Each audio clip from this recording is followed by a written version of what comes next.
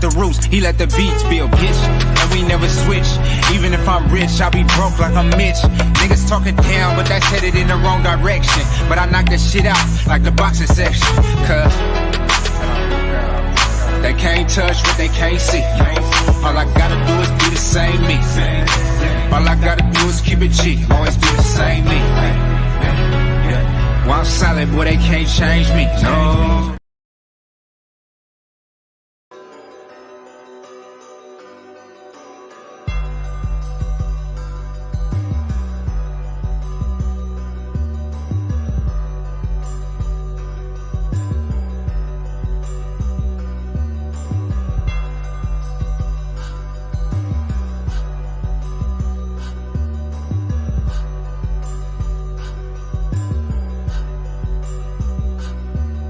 We live from the boxing section, you dusty ass niggas. What's going on? We live from the boxing section, man. What's going on? Man, great weekend of boxing. You know what I'm saying? Few things though. Number one, I'm gonna say this, man. Every time a Samson fighter has a close fight, they always get a decision.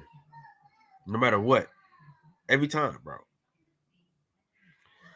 Rashidi Ellis did not lose that fight, bro. Okay?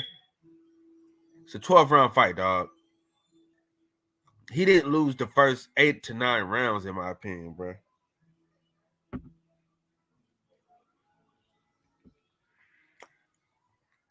You know what I'm saying? And I'm disgusted that they took that win from him. You know what I mean?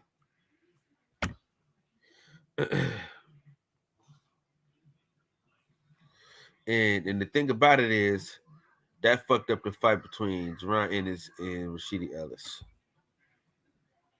You know what I'm saying? That kind of put that shit on hold, man. That shit always fucking happens, man.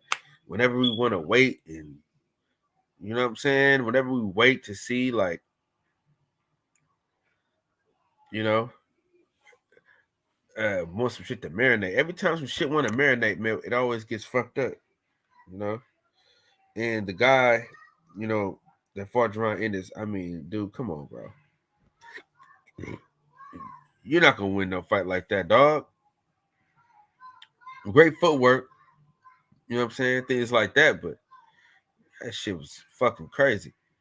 I wish Jaron Ennis could have cut the ring off a little bit more on him and shit like that, but, you know, when a motherfucker don't want to get knocked out, he ain't getting knocked out. You know? Nigga gonna get away from you. And he got away. That motherfucker was running. You know, he didn't even want to engage at all. You know what I'm saying? But yeah, Demetrius Andrade did pretty good. First time at 168, showed a little power, skills. I would like for him to finish a little stronger though, but you know, it is what it is. You know, Gervonta Davis gonna do what Tank do, so dude said he couldn't see or something like that, bro. So they stopped the fight, but overall though, man, it was good, man. It was good. No, not too many complaints. Of course, you had niggas being niggas. Niggas showed their ass at the goddamn fight, getting ready to fight and shit. But we always fighting up absolutely fucking nothing. You know what I'm saying? Yeah, man. I want to see Demetrius Andrade get in there with Charlo or David Morrell. Put his ass in the fire. Put him in the fire. Either he gonna sink or swim. You know what I'm saying? Learn to burn. You know what I mean? But, you know,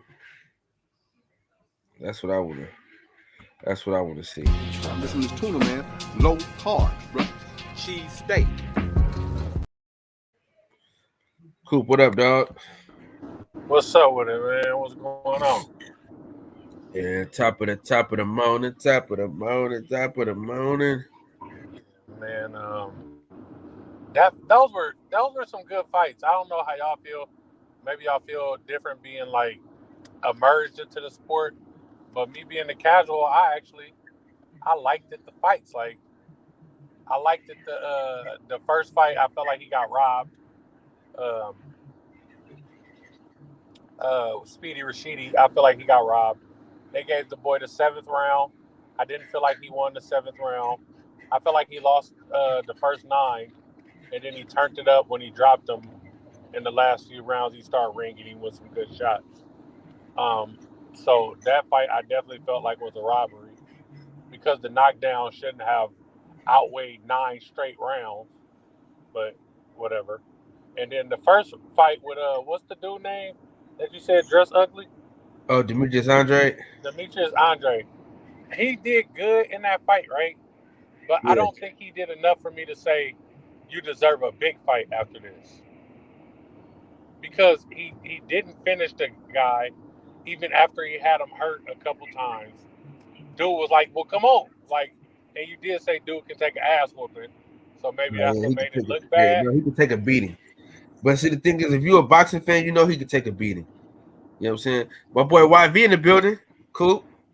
Oh, shout out YB. YB came through with the pizza that night, man. It was real chill. That might be the new spot, though, Cool. Might be. Unless somebody fucking airdrop a picture to my phone again. That was weird as fuck. Yeah, that was weird, this motherfucker. That was weird as fuck. I don't know. You know, yeah. I think it was Devon ass, though. Oh, no, Devon don't do shit like that. Especially no weird ass Grand Theft Auto black nigga looking picture. Like, that shit was weird.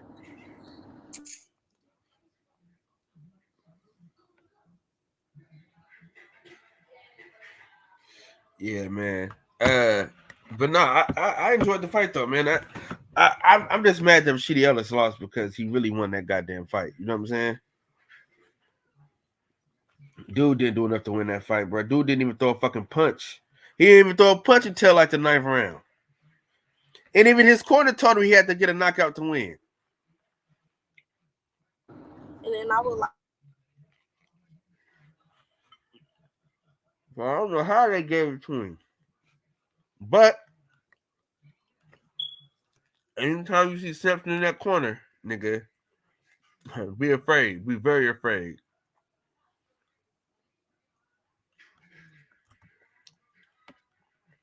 Because they was going to have it a fucking draw anyway. It was going to be a draw. Without the knockdowns, it was going to be a draw. So, shit crazy.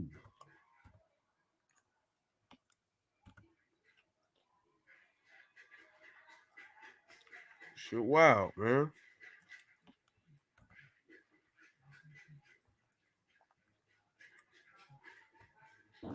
But we got to address the elephant in the room. Your boy Jaron Ennis. Yeah. That's it. 22. DJ, what's up? How you feel about that co-main event or whatever they want to call it? Hey, hold on, DJ. Hold on. Slow down, cowboy. I don't see you. Don't do it, Kyle. Don't do it. Kyle, don't do it. It's gonna freeze my phone. Oh, okay. All right. Yeah, like the browser that I'm using, it'll lock it up. Wait, so I can't do no drops today? Huh? I can't do no drops today then. I mean, you can. It'll put me on like a crazy delay. Like I won't even see it. I'll just see where it'll mute my mic. I was like, okay, I just gotta be patient at this point. Damn, so you can't, bro. I got a new drop. I think I said, did I send it to the group? Or Yeah, once I get another laptop, because my other laptop is totally fucked, and my wife won't let me use her. She got the fancy one. She changed it. She got a new one, put a new password on it, all that type of shit. So damn, she said it's all good though. But to answer your question, Coop, like I say this right.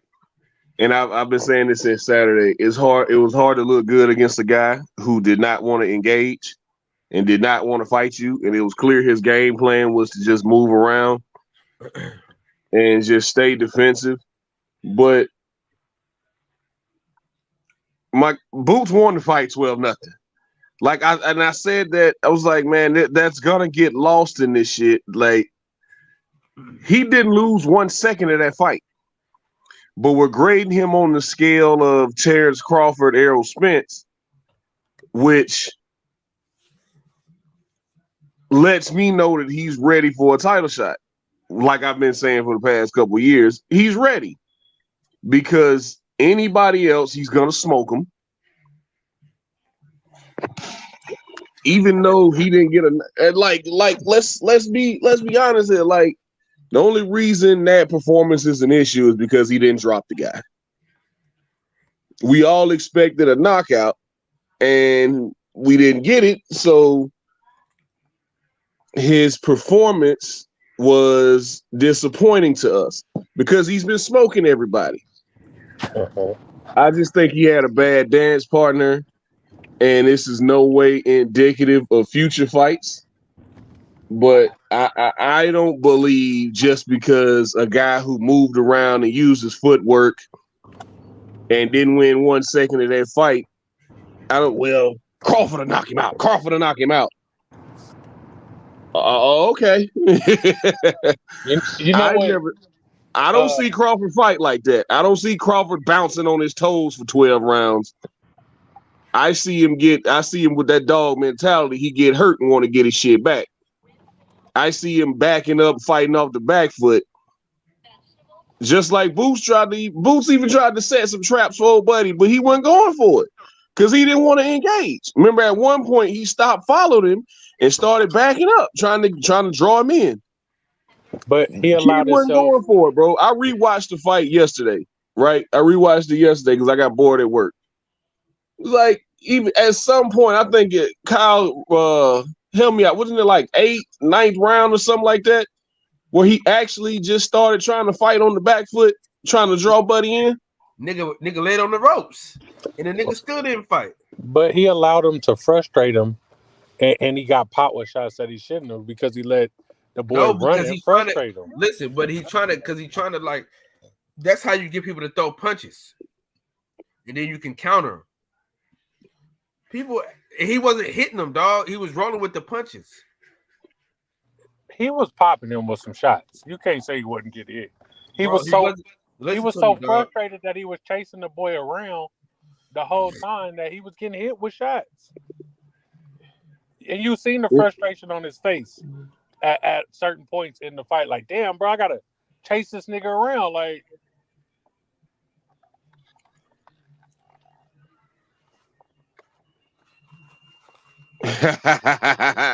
no, AKP. Saturday was a slow night. It was a slow night, and last night was a slow night. I watched that whole Lions and Packers game, which was glorious. I love to see Aaron Rodgers get his ass kicked. Congratulations on your victory too, by the way. I mean, yeah, man, we do, man. We got the, yeah. You know, hold that L on your way to Temple. But yeah, man, just back to the fight, man. It's just. He was frustrated because, damn, man, like, I go through a lot trying to get these fights, and I'm trying to get some work, but this guy don't want to fight, man. It was clear to me, Coop, I don't know about you, but it was clear to me from second, third round on. It's like, he's not gonna fight Boots. He ain't here to survive. No, it definitely was clear. Blood was on his back foot, running around that ring, like literally running. Like, he was in survival mode the whole fight. You know, and the detractors will say, well, Boots need to cut off the ring. He didn't cut off the ring. Bro, at some point, you know, it has to be a fight at some point. If I'm spending 10, 11 rounds, like, well, not even 10, 11, but like if I'm spending, you know, 8 or 9 rounds, literally chasing you, and even trying to draw you into a fight, bro. Yes, I'm frustrated because shit, now I put this bad tape out here, and he may or may not have fallen in love with his knockouts. He may or may not have fallen in love with his power because he really should just stop trying to set shots up, man. Because like this dude's not gonna fight me. All he wants to do is move, which is why I said he needs to hit up Karen and have him come to camp with them. I think that would be amazing. But is that not a bad thing when you frustrated as a boxer? You see what happened when they get frustrated against like great boxers and shit. They get beat down. Yeah. But he's showing everybody's not gonna fight like that. Everybody ain't gonna fight like that. Actually, Virgil very is few gonna people in stand the right division. in front of Boots. Yeah, very he few ain't people gonna in be the up division on fight his like that. toes. He's gonna stand right in front of him. Stanionis is gonna stand right in front of him. Ugas is gonna stand right in front of him. Errol Spence is gonna stand right in front of him.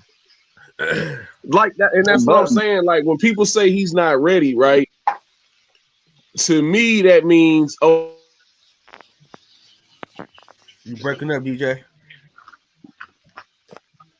Q Wesley said he can't hear. He might have to go out and come back in. Yeah. Hold on, let me kick him out, and then let me kick him out and then have him come back in. Yeah, there you go. Made Cole, what's up, bro? What's happening with a big dog? Man, you working today? You off today? I'm off today. We off on Mondays. Bars closed Mondays. Attaboy.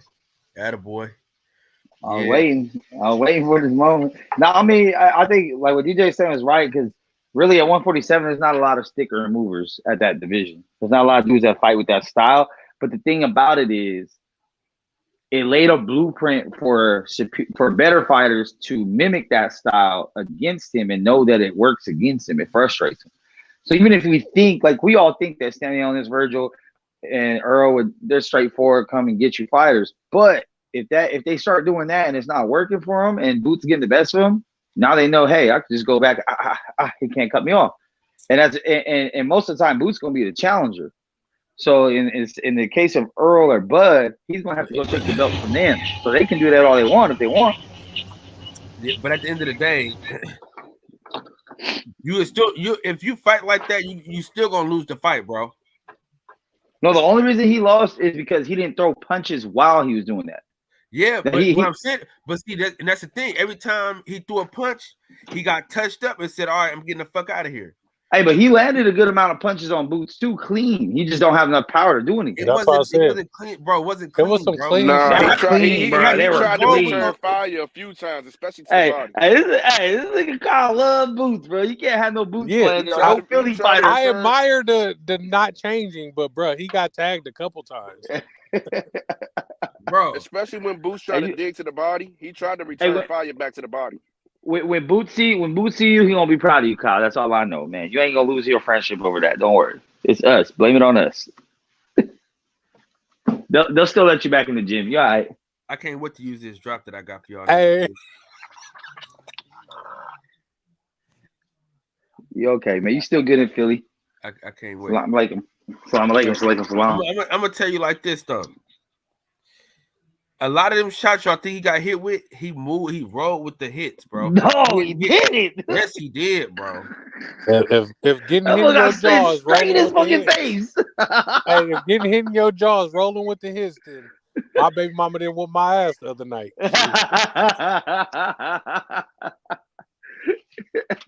Hey, you was just rolling with them shit, Scoop. Man. What's the weather like? What's the weather like? I say, right? Yeah. I've seen Boots get hit square in the face several times. Yeah. And he didn't flinch. He got good chin. Maybe, just maybe, he has an iron chin. Maybe he just have one of them triple G chins. Maybe, just maybe, that might be it. Well, what happens when you run into a nigga with them iron fists like Spence? Well, we haven't seen that yet. We haven't seen him get hit or tagged by somebody that got any power. But we have seen him fight somebody that was elusive. And we see how he look against that. Yeah, he won all 12 rounds. What are you, like he won every round. Like, bro, this is the problem that I'm having with y'all, bro. He did not look see, good. and see, that's the thing. He didn't get the knockout. It didn't look. It wasn't pleasing to watch. But he won the fight. It wasn't even close. The fight was never in doubt. If he fights someone that's elusive, that can return fire, that can counterpunch, fight off that back foot, what happens? So who was like that at 147? Who's like that? Who else was like that at 147? Who's like that? I need that answer. Who else is gonna fight like that at 147? I mean, I'm not saying they're like that, but Bud and Spence have the ability to do that. Yeah, Ugas can do it. Also, Thurman can do it. I don't know if Bird can. I mean, I don't know if Ugas can do it. Ugas can do it. Didn't watch the Sean Porter fight. He surely can. Hey, Shelton, I fell asleep waiting on that and also Thurman does time. Shelton, I fell asleep waiting on Tank Davis, bro. Hey, yeah, Thurman can do it too. He turned Sean. I know, brother. Keep talking, man. And you shut the fuck up. Huh? I've also seen Thurman exit exchanges with his fucking hands down and get set on his ass. Knocked out. Thurman gets stopped. Wait. I think Keith Thurman get knocked the fuck out. But you know Karen goes a distance. Gets knocked out. Hold on, Kyle. At the same time. Kyle, Boost is who? Boost is what? He's still the boogeyman. What do you mean? Still. No more. Yeah, Virgin didn't want that. Virgin didn't want that word. He is. He just got some work to do, man. Hey, people. That's all. People. No. They telling me he gonna take over the division. He's knocking out Spence. He's knocking out. Dude, no. And I've been telling you. Not that guy. I've been telling you guys. Saturday night. Not him. And I've you been mean the guy who just won a fight 12-0 and had another grown man run from him for 36 minutes? His 12-0. His 12-0 wasn't like Boo Boo's 12-0 Boo Boo won 12-0. It was a whole different fight. You know what I say, DJ? You know what's coming next, DJ, you know what's coming next, don't you? You know what I'm finna say, don't you? Man, we had this conversation yesterday. Put his ass in there. Put his motherfucking ass in there. Give him the shot, man. Who? Against either one. Put him in there against either one. And Shelton, I said if he get in there with those two guys, he gonna get knocked smooth the fuck out. If he gets in there with those two guys, it's a duck. No, it's not. Hold on. Keep that energy. Keep that energy. Keep that energy. I think you're lying. Okay. I think you are a lie. And listen, you got your fucking I like that Dick Gregory. That shit was great, dog. He said, "Will you shut the fuck up?" Listen. Hey, y'all been moving the goalposts, bro. I need y'all to slow down. I need y'all to slow down and shut the fuck up, though, because y'all motherfuckers are crazy. Now, let's be honest about this. All this shit here, y'all act like the nigga lost a round. Number two, y'all niggas act like Bud and Spence. Damn, I gotta throw myself out. Fucking with y'all, I gotta throw myself out. You know what? Though. You know what? This is my show. I do what the hell I want on my show. I knew it. I'm gonna get myself in there. So let me tell you something. Let me say this. Errol Spence and Terrence Crawford don't have 100% knockout rates. They don't. They also fight a higher level of competition. We talking about the level of competition. They fight a higher level of competition too. Put him in there. That's all you got to do to shut me the fuck up. Put his ass in there. So my question to y'all is, what did y'all see from him besides not being able to cut the ring off? What else did y'all see? What did y'all see that was like lunging shots, lunging with hooks and spinning around like a top, off balance, wasn't using his jab, wasn't controlling the distance. He didn't do any of that. No footwork, no clinch, no inside biting, nothing. He did. Yeah, that inside game is shit, dog. Like absolute shit. Which tells me that he's got work to do. He needs speedy. He showed good stamina. He showed good stamina. And he showed that his strength can carry. No. I would say, you know, the next step for Boots is like Keith Thurman or Ugas, you know, because those are 50-50 fights. Maybe Ugas because he's trash. So. And, no, but again, no. Steph is right. Steph is right. He can't go backward, bro. He's an interim champ now. He can't go backward. Hang on. You gotta go forward. Right. But those are like the top echelon guys now that Porter's retired. So he can go get that work. But again, Kyle, like there's no solidified gatekeeper. I mean, whatever with that. Like again, these are the top guys. He has not fought top guys, but he's got a lot of work to go, man. He got work to do. He can't fight a Rashidi. He can't fight a Villa because that's going backwards. He can't do that. He got to go forward. Yeah, man. And Rashidi's just okay. Oh my goodness, just that's okay. Where he's at, and because there's no solidified gatekeeper right now, there really isn't a person that says, "Okay, he beat that guy. He's ready for these guys." So I've been telling you, 147 is not deep no more. 147 is a weak division. Everyone's old, faded out. There's only about 3 dudes in the upcoming class. Like, it's not as deep as it used to be like 5 years ago when we used to talk about 147. It ain't that no more. Okay, hey, who sucks? Hang on. I didn't have to stop. Let me ask all of you guys this. What about Butayev? It's a good fight. It's a good fight, but wait, that's Max, an easy win. Wait, Max, who sucks at 147? Or like, what's so bad about 147? Look, it's the 2 dudes at the top we always talk about. It's them, and then it's everyone else. Like that's it. That's everyone else. But it's only what we got. We got Boots with his Speedy got exposed. Boots kind of lightweight, halfway got exposed. Then you got Virgil Ortiz, who knows who's going to fight. Butiev, Stanley on it. Y'all niggas act like he got wobbled. Y'all niggas, what are y'all talking about, bro? It was a clean sweep. He got exposed with a style that he has difficulty with. That's it. I'm not saying he's trash. He just has difficulty with a loose fighter. He's still at the top. He's still a good fighter. But you got to have better footwork. You got to be able to cut off the ring. You can't be lunging with hooks and spinning around like a top. You got to control distance. You have to do these things when you fight in the top. Hey, Shelton, say shit I told you. And they're going to hurt you. Say shit I've been saying, bro.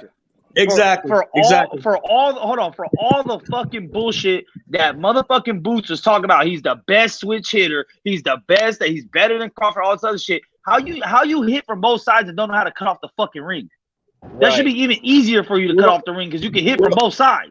He didn't look like no boogeyman. He did not look like no boogeyman at all. And this motherfucker just beat this dude, and we still don't know this motherfucker's name.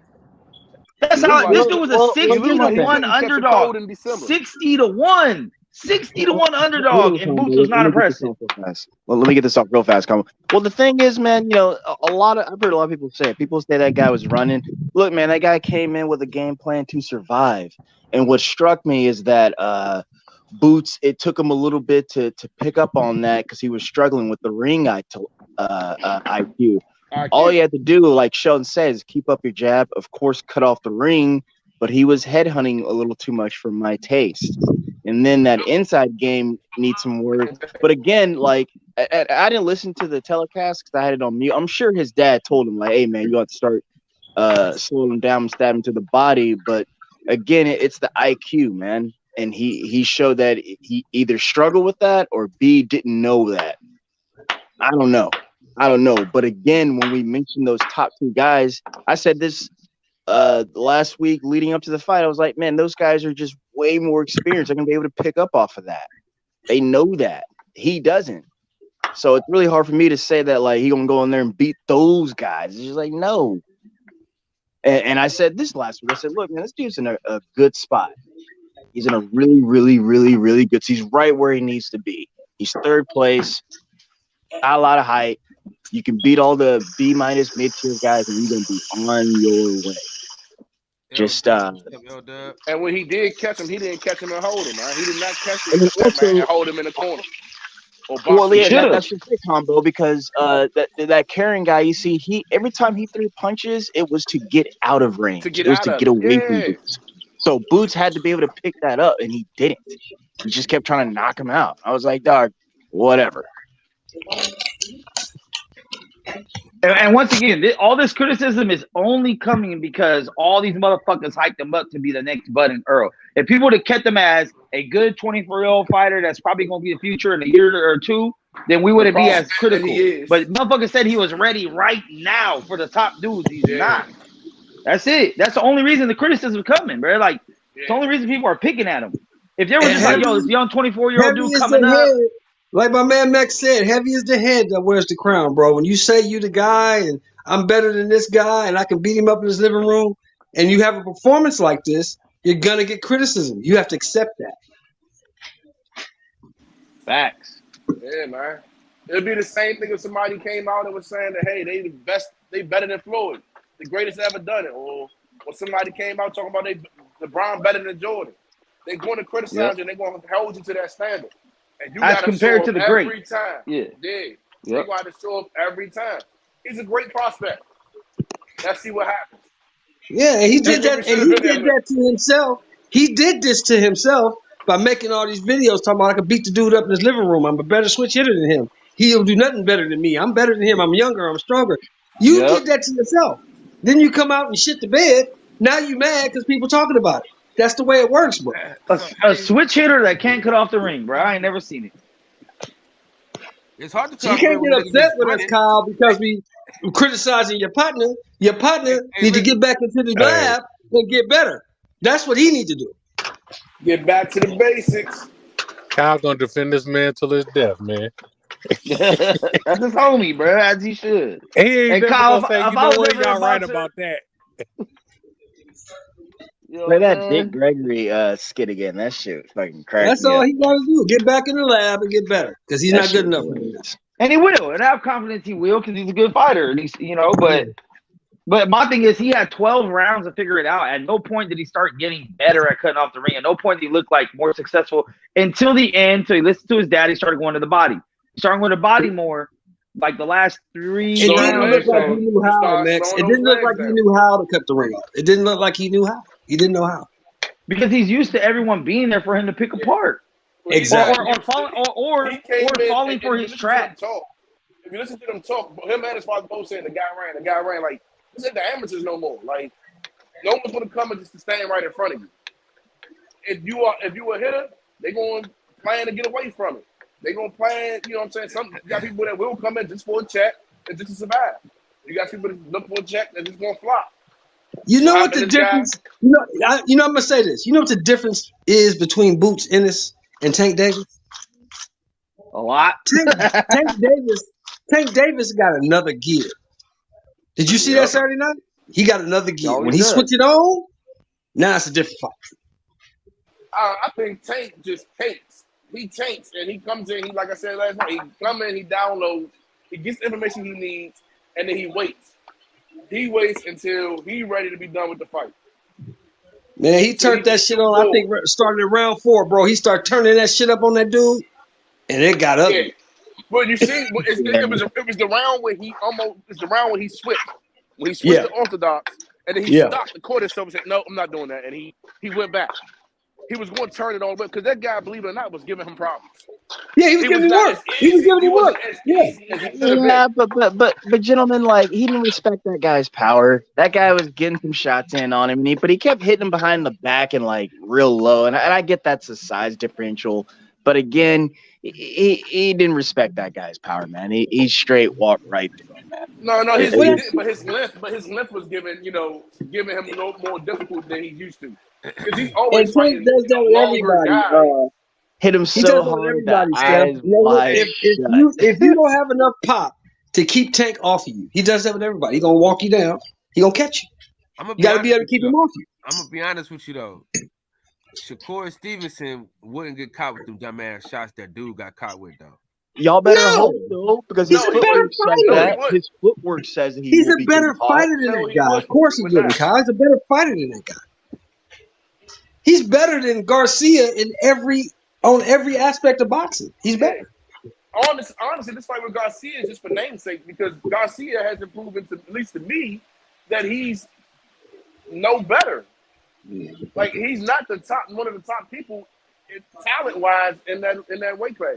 Hey, I gotta say something. No, let me say this: if Sampson is in your corner and it's a decision. Oh, you might as well throw your hands up because you won. Oh, boy, yeah. Oh, come on, man. No, don't make no excuses for Rashidi, man. Rashidi let that dude walk him down, tire him out. Rashidi got gas, won that fight, and he got his ass whooped. He didn't win that fight. He still won that fight, bro. But the last couple of he didn't even know how to hold. Rashidi didn't even know how to hold, man. What was that, last 2 rounds or something like that? Last round or 2? That's what kind of swung it. But I was thinking at least a draw. Well, I saw the official scorecards today, fellas, and 2 of the judges gave him 4 rounds. 2 of those judges gave him 4 rounds. And with them 2 knockdowns, that's all he needed. Yeah, 3. Hey, listen. It was gonna be a draw without the knockdowns, though. That's the craziest shit to me. Without the knockdowns, it's still gonna be a draw. Yeah. That's crazy. Not if you only won 4 rounds. 2 judges. Listen. Look, 2 judges scored that shit 114, 113, and 1 judge scored that shit 114, 114. One judge had it a draw. The other ones had to do winning by 1 round because of the knockdown. Exactly. That's not that bad. I can go with that. You know, the 1 round. Bro, he won the first 9 rounds clear. It wasn't even close. It doesn't. But see, that's why, Kyle. What you need to do is you need to take a vacation, take a trip to Vegas. That test costs $750 and become a judge because that's the way them judges saw it. Hey, I think the judges need to be watching that shit on TV, though. It's hard to see through the ropes from your one angle on what's going on sometimes. You know what I'm saying? You should be seeing what we watching on TV, the best angle. Now, being honest with y'all, they do watch it on TV. What are you talking about? They do it back. Being honest with y'all, I wouldn't have been mad if it was a draw. But it wasn't. Yeah, I would like that. I'm gonna tell you the truth, though, OG Sheldon. This is a proven fact, though. If Samson is in your corner, you see that gold boxing chain. Oh my gosh. Run for the hills. Ask Michael Fox. Hey, look, that shit didn't help Ugas against Porter. Didn't help against Spence either. Didn't help against David Morrell either. I think it's time to realize what I've been saying. Speedy Rashidi is not on that level, bro. He'll probably be the gatekeeper at 147. Look, Max, we ain't gonna say that, but we will say this, Max. That 2.5 years off and a 50-second fight in between didn't help him none. Yeah, he looked definitely not. But that's a good argument for. That's why you got to keep fighting up. No, exactly. Hey, and stop taking these easy fights. Like play that Dick Gregory. Cal, play the Dick Gregory. Wow. I knew he was in trouble when he got hit with that left, and that boy eyes did like that. Looked like how when Triple G hit Curtis Stevens. His eyes got big as hell. I knew he was in trouble, and then he didn't know how to hold. Like, I mean, he don't know how to clinch. Yeah, you gotta learn. You gotta learn. Clinching is a part of boxing. He don't know how to clinch. Hey, let's big part. Hey, that referee didn't even let him clinch though. That referee cut that shit off quick. He tapped the nigga fast as hell. Every time he grabbed him. Hell no, you ain't clinching this nigga, dog. But hold on. That ref tried to help Speedy because he gave him like a 30-second count that first time, bro. So can somebody break that Speedy fight down for me? I missed that one. He lost. Speedy got beat up. Speedy was outboxing him. He was looking good, but he got too comfortable, came in and paid the price. Got tired. Yeah, Speedy got beat up. You know what that fight reminded me of? Y'all remember Josecito Lopez versus Mickey Bay? A little bit, yeah. Yeah, both. That was Mickey Bay. Mickey Bay was winning the fight hands down. No, that was John Molina. Yeah, John Molina Jr. He was winning the fight hands down. And went near the tip and got. He tried to show off. He said he looked at somebody in the crowd and got shown up. I watched that fight. But you know what though? It was on ESPN. Yeah, everyone is like, got their arms up and saying it's robbery and whatnot. I'm just like, look, man, Speedy is okay to me. What struck me was that he didn't break that dude's spirit. That dude kept coming and was throwing hanging. I was like, God, like. Do you guys remember we were talking Saturday earlier, and I told you got to be careful. Well, you got a guy that a record of 25-1 with 24 knockouts. Gotta watch that guy. But again, though, Shelton, like, he didn't break the dude's spirit. So like that let me know the dude can fight the time. Nobody has been able to. Nobody he's fought has been able to. Because I went back and watched the fight that he lost, and he beat the holy Hebrew shit out of that dude. I don't know how they gave that dude that fight. So nobody's been able to break his spirit. The guy's a tough guy. He's a big guy. He's a tough guy. You got to beat him. He's not going to quit. Man, as soon as the commentator said he need a knockout, to win. As soon as they said that, bam, here come that left. But what's crazy with Speedy Ellis is Speedy is okay. He's just okay. He had his hands down. You know what I'm saying? Yeah. Like, well, who fought is that? That's line up against Conor Ben. Man, that's how I knew Andy Garcia dude was gonna get knocked out. That boy fought the whole fight with his right hand on his hip. Right. Yeah, What's up, Nardar? He had his hands down, Kyle. Who fucking fought is that? Yeah, I know. I'm saying. No, I'm saying. I know it. I got you. What I'm saying. I say that's what pissed me off about him. Like, okay. Because it was like, damn, you had to fight in your head. Like, no, he didn't have. He still didn't have to fight though. Did y'all go? But he had a better chance. He had a better chance to winning. Hey, listen. If he wouldn't have did that. No, listen. Even without the knockdowns, it was gonna be a draw. That's what I thought. No, we just saw this though. We just saw this like 3 months ago. You remember that shit, Max? We just saw this shit when they put that kid in there with El Rayo on a 2-week notice. Remember that? Yeah, he knocked his ass out. Damn, this dude is 14-1 with 13 knockouts. Speedy would have got knocked out if it wasn't for that long ass count, bro. That ref started at 5 after he told dude go back to the corner. That shit was on like 12 already. He was like 5, 6. He gave him all the time in the world, bro. And the motherfucker got a certain amount of wins.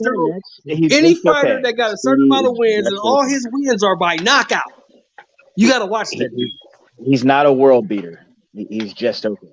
He can mix it up with some of these guys, but he's not going to beat all these guys. Actually, he might not even be a gatekeeper. He might not even be on that level yet. I think he's just okay. By time in his career, he'll be a good gatekeeper. So off of one.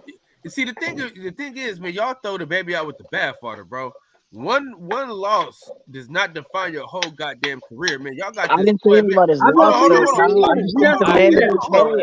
We're not saying that, Kyle. You jumping to conclusions, and also you keep talking, man, and you shut the fuck up, huh?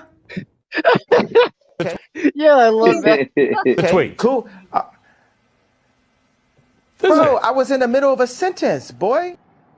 That's good. You did it. Okay. Let me finish. God damn. Oh my gosh. I got another one for y'all niggas too. Y'all shut the fuck up. All right, Kyle, we don't come on your show to hear you. Oh my gosh. Yeah, he said he'll fight that motherfucker again. So Speedy, get in there with that motherfucker again. Get it back in there. Do it. Run it back. Yeah, I'm gonna tell you this though. You bet not lose focus in this fight. Well, yeah, because you gave he lost gas. No doubt. Like I said, he's okay. He's not that. He's all right, man. Who y'all talking about? I'm talking about Ellis. Speedy don't got enough power, man. He can't keep nobody up off of him. He's just okay. And he's a small welterweight. And he's small. Yeah, motherfuckers walking through that little pity pat ass shit. Hey, that Speedy fight was a preview of Tank and Devin. Facts. Hell no. Tank gonna win a lot of rounds. Win a lot of rounds. Play that Dick Gregory. Play the Dick Gregory again. Hey, Max, while I agree with you. Yeah. Hey, Max, I ain't gonna lie. Tank is gonna knock Shakur and Devin out, though. I'll give you that. Yep, he gonna lose some rounds too. Sure. So that's how he gonna knock him out. I seen his whole strategy last night because I've been kind of critical of Tank because I got an in-shape Tank over everybody at 135. But his last few fights, I'm like, damn, bro, you're not boxing. You just looking for the knockout. But the other night I seen exactly what he doing. What he doing is he letting people get comfortable with their offense. So that when he decides to start laying leather on your ass, nigga, you wide open. And he know ain't nobody finna stand up to that shit. And that's the same thing he's gonna do with Devin Shakur. Nardi. Yeah. No. Hold on. You talking about two of the smartest fighters in boxing. I don't care how smart you are, you gotta win the fight, bro. Hold on, let a nigga finish. Go ahead. I'm talking about the two of the smartest fighters in boxing, and you think for 1 second that they're gonna let him? They're gonna just run into that dumb shit. They're not, bro. Tank know how to box, bro. They listen. I think Shakur has a better chance. They don't even get listen after that shit that happened with what's the nigga name, man? Nakathila. Rolling. Yeah, Nakathila, and the shit that happened with Dev versus what the fuck is that nigga name? Linares, right? They realized right there. Oh yeah, okay. Let me get back to what the fuck I do best, nigga, and that's be defensively responsible. I'm not changing my pick, nigga. Tank ain't Kambosos. Kyle, this is the part that you are missing, brother. You talking about Kambosos? You talking about Linares and motherfucking and Nakathila like they Tank, bro. Them is two totally different class of fighters. I think what you're not realizing about Tank know how to catch and shoot better than both of them niggas, bro. Like they might got certain things on him, like the jab and they foot. See the gap in the footwork ain't even really there like that. The gap in the speed not even there like that, bro. They got certain things over him. I'll give it to him, but they not gonna go 12 rounds without getting caught with some punches, bro. Because at some point in a fight, you have to win the fight, bro. You have to win the fight. You can't just be trying to peck some wood with a jab all fight and think you finna win, bro. And you're not gonna be able to get away with that with Tank Davis because he's an exceptional athlete, bro. And I think people, it's a misconception out there that Devin and Shakur is better athletes than him, and they are not. They are not, bro. There's not a gap in hand speed. He is a better. He know how to catch shots, catch and shoot better than both of them. And you know we still need to see Tank fight up in competition too, because he hasn't fought up in competition in a very long time. That's true. Let me say this real quick. We also need to see him fight a black fighter. I'm just saying. Right. I'd like to see him. I'd like to see him fight Kambosos. Hold on, time out. Who did David Shakur fight that was black? Don't say the police officer. Nardi. Don't say that boy. Nardi, just to piggyback off what you're saying. Gamboa done. Gamboa in jail right now. Gamboa's black. Yeah, for sure. Rolly's black, so it's all good. No, Rolly is not black, bro. Man, look at Rolly, dog. He's black. But see, even if he was considered black, bro, he's not flexible and athletic and agile like what Kyle is saying. He needs to see some Tank against somebody like that. We haven't seen Shakur in against nobody like that. We're gonna see him against Ryan. Right. Even though Shakur fought motherfucking what's my boy name? The Marine. What's my boy name? I forget his name. Jamel Herring. Herring is so much of a lesser athlete than him. That wasn't a good measuring stick, bro. Right, but Bernard, he was so tough. But Herring was so tough, it brought out a whole nother thing. Like he had to show some dough. He didn't have enough power though. If you notice, Shakur wasn't running around the ring either, because after that Nakathila fight, he wanted to show everybody he could stay in the pocket. So he stayed in the pocket against Herring and Valdez. So the thing is, in the amateurs, right, the military, they have an automatic spot. But the thing is, they're all active service members, so they don't get to train year round and all that shit because they're in the military. So when they go to these tournaments, guys like Shakur and like Devin and Ryan have trained all year and fight all year. They basically beat the shit out of these military guys who are there to work out and stay in shape and understand the science. But Mel was like Jamel Herring was just kind of an overachiever, and he liked people. He won a couple tournaments. Like he got an Olympic team. He's like a workhorse and a nice guy and all that kind of stuff. But yeah, he's not on the level when it comes to the amount of training, the amount of talent. I wouldn't say that. He's just much older. He's much older to do. Nah, he's not on that level, bro. Some shit. No, even he was that this is out of his mouth about his own experience, right? Even when he was their age, he wasn't as athletic as them. Jamel Herring is a perfect example of what I've been saying. Not all champions are built the same. Just because you have a belt don't mean you this guy. Jamel Herring was a B-level fighter that got a belt. Well, he just said he was an overachiever. I think that summed it up perfectly. Kind of like Sean Porter a little bit. Yeah, but Nardi, Nardi, you said Sean Porter was an athlete. Sean Porter, like Sean Porter. Yeah, What you say, Sean Steph? Porter was just stuck in there. I was saying you said some things that made me think from earlier with Tank, how you looked at him and he exposed some things too. Yeah, man, that little dude is freaking nice, man. He's smooth. Did you see that? Did you see how he was mixing up his guard? He was going from high to low, Philly shell. It's just there's just levels, right? And like Sean Porter was the level that was beating up on the military guys, right? And he was an amateur. He was also an amateur guy, right? That's what I'm saying. Like, he also came through the amateurs. See, this is the thing, Steph, that I see. What I see with Tank, he can fight on the front foot to back foot. He can turn you. He can counter. He can catch and shoot. His jab ain't all that though. That's what I. He can cut off the ring. He can cut off the ring. All that. He's a better fighter than Shakur and. Him do it at the next level. He's a better fighter. That's not also, what you just said is also the issue, right? So he had all those amateur fights. If you notice, those guys tend to not Tank. All those amateur fights, they tend to not have they tend to not be 12-round fighters. And so you see Tank take a whole bunch of rounds off and then try to turn it up. He's like good for 4 or 5 rounds, and he also has like a Tank issue, right? That's like you'll see that in like low you just see that in like guys with long amateur careers. They're just used to fighting fewer rounds. So Smoke, this is what I want to ask you, right? Because this is what I was trying to figure out, and all of y'all can address this. So when I realized what I was seeing with Tank far as him letting people get comfortable with their offense so that when he turned up the heat, he able to catch them, vulnerable, right? But I was trying to figure out, is he really doing that, or is he saving himself for the second half of the fight because his Tank is just not, even if he's in shape, bro, it don't seem like he could fight like that for 12 rounds, Yeah, Usyk is like that, Loma's like that. And Rigo's like that, like all those dudes that had him long at like 200, 300 fights. They just, they have a gear. If you can fuck with that gear, then you got a shot at it. But the Tank got a gear, and he also got a shot, and whatever. Yeah, he got a good punch variation too because better views like that. Like B-Ball's a little bit of an anomaly because he can go. Yeah, I honestly think Ryan. Go ahead, whoever that is.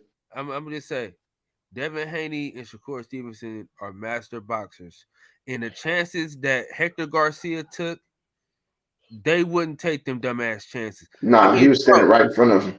The man, but he had his hands down. Yeah, I know. So he felt Tank power and was like, "All right, fuck it, I'm gonna keep. That didn't hurt me, so I'm gonna keep taking these shots." I'm looking at that nigga like he like at first because the fight was hella slow at first, bro. And I didn't think I thought bro was gonna keep that same fight style. And then he just switched to like, oh, I'm finna just fight the nigga now. I'm like, what is he doing? I said, all right, well shit, I guess we're going home early now. My dad to be honest, from what I've seen, bro, I feel like it was a real similarity in how he approached that fight and how Ugas approached the Spence fight. It's kind of like, okay, yeah, I know you're a top tier class fighter, but I'm not going away from what I do. Type shit, like, you know what I'm saying? This is how I fight, nigga. I don't care what you're doing. This is how I'm gonna win the fight. Instead of, you know what I'm saying, picking and choosing how you fighting to be a top tier fighter type shit. That's what got Ugas fucking eye broke, and that's what had him thinking he was back in wherever he from instead of in the ring. You know what I'm saying? You don't do that, and I can't give you that. That's what Shakur and Devin. They not gonna do that. Because they got different styles they can fight in. But it's kind of like what Gervonta said about the Terrence Crawford, Errol Spence. I mean, the guy from Nebraska and the guy from Texas fight. He said, Terrence is gonna move around. He's gonna do a bunch of stuff. But when Errol start putting his hands on him, everything is gonna change. And it's the same thing with Tank. Right, and just the way I would say it, Nardi, is that talking about Garcia and Tank over the weekend. See, at first, for the first couple of rounds for me, Garcia wasn't doing nothing. He wasn't committing to anything. He was just standing there. And like I was watching the fight with my brother, and he was like, "Oh, it's close." Giving around like he didn't do anything. He just standing there. But eventually, as Tank, pressed the fight, his style comes out because he wanted to return fire eventually.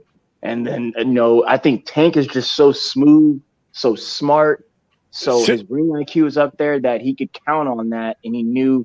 First off, again, he didn't respect the power, man. Kept stepping to him, kept pressing him. Tank never altered his style. Like their game plan from beginning to end, they never went to the corner and said, "Let's change and do this, change and do that." Tank is extremely patient, and that's what a lot of people are not noticing.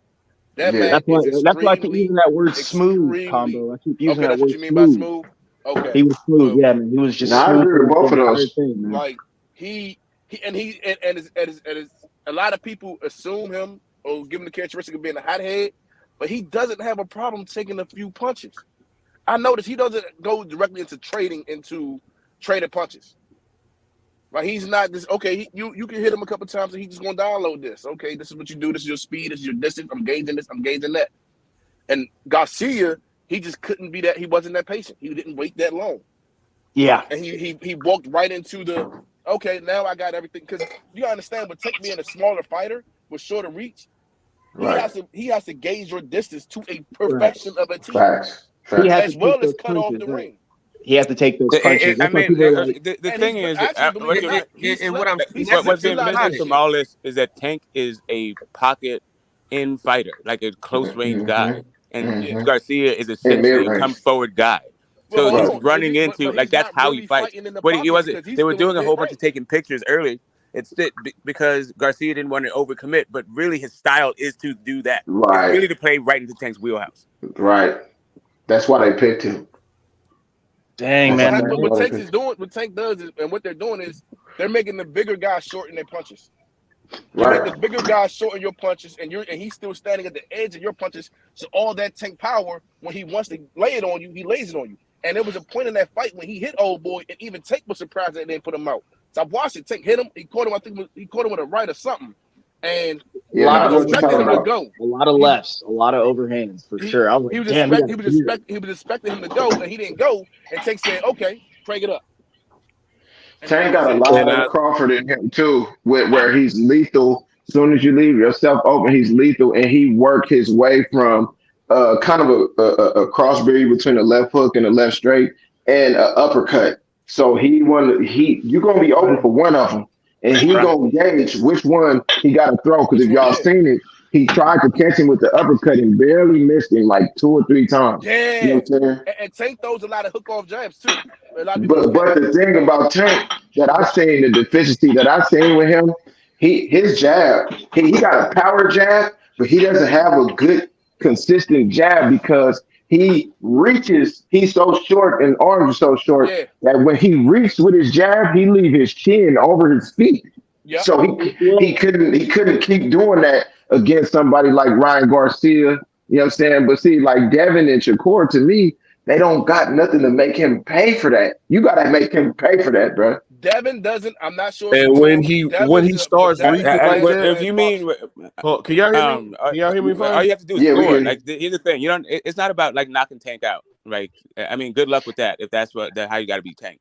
But I don't think Devin or Shakur has to make him pay like that, because really there's just man, and it's kind of what I keep trying to explain to you guys, right? So Tank is very effective from one distance. If you're not at that distance, then that's not what's happening. That's like if you don't want to get burned, don't go to the fire. So if you have a guy like Isaac Cruz, right, this dude is running to the fire. If you have a guy like Hector Garcia, he's coming to you. They're not trying to get away from you, right? They're not trying to maintain a distance. You got a guy like Leo Santa Cruz wants to stand there and bang with you, or a guy like Mario Barrios. All of these guys that are no lateral movement, just sit there and gonna try to bang it out with Tank, will find themselves fucked up. Now, if Tank can close the distance and do all that stuff against guys, then great. But he has to do it. I haven't seen him in there with a guy like either Devin or Shakur. So that's the issue, right? So for Devin, it's because like Devin is always in shape. He's going to fight every minute of every round. Yeah, so Devin's going to box. Devin's going to show him. What is that going to look like when Tank decides to turn up? How is Devin? Can Devin maintain that distance? Once he's close, like can he discourage Tank? Or can he clinch him up? Can he roll with some shots? Can he just not get clipped on the times when he finds himself on the inside?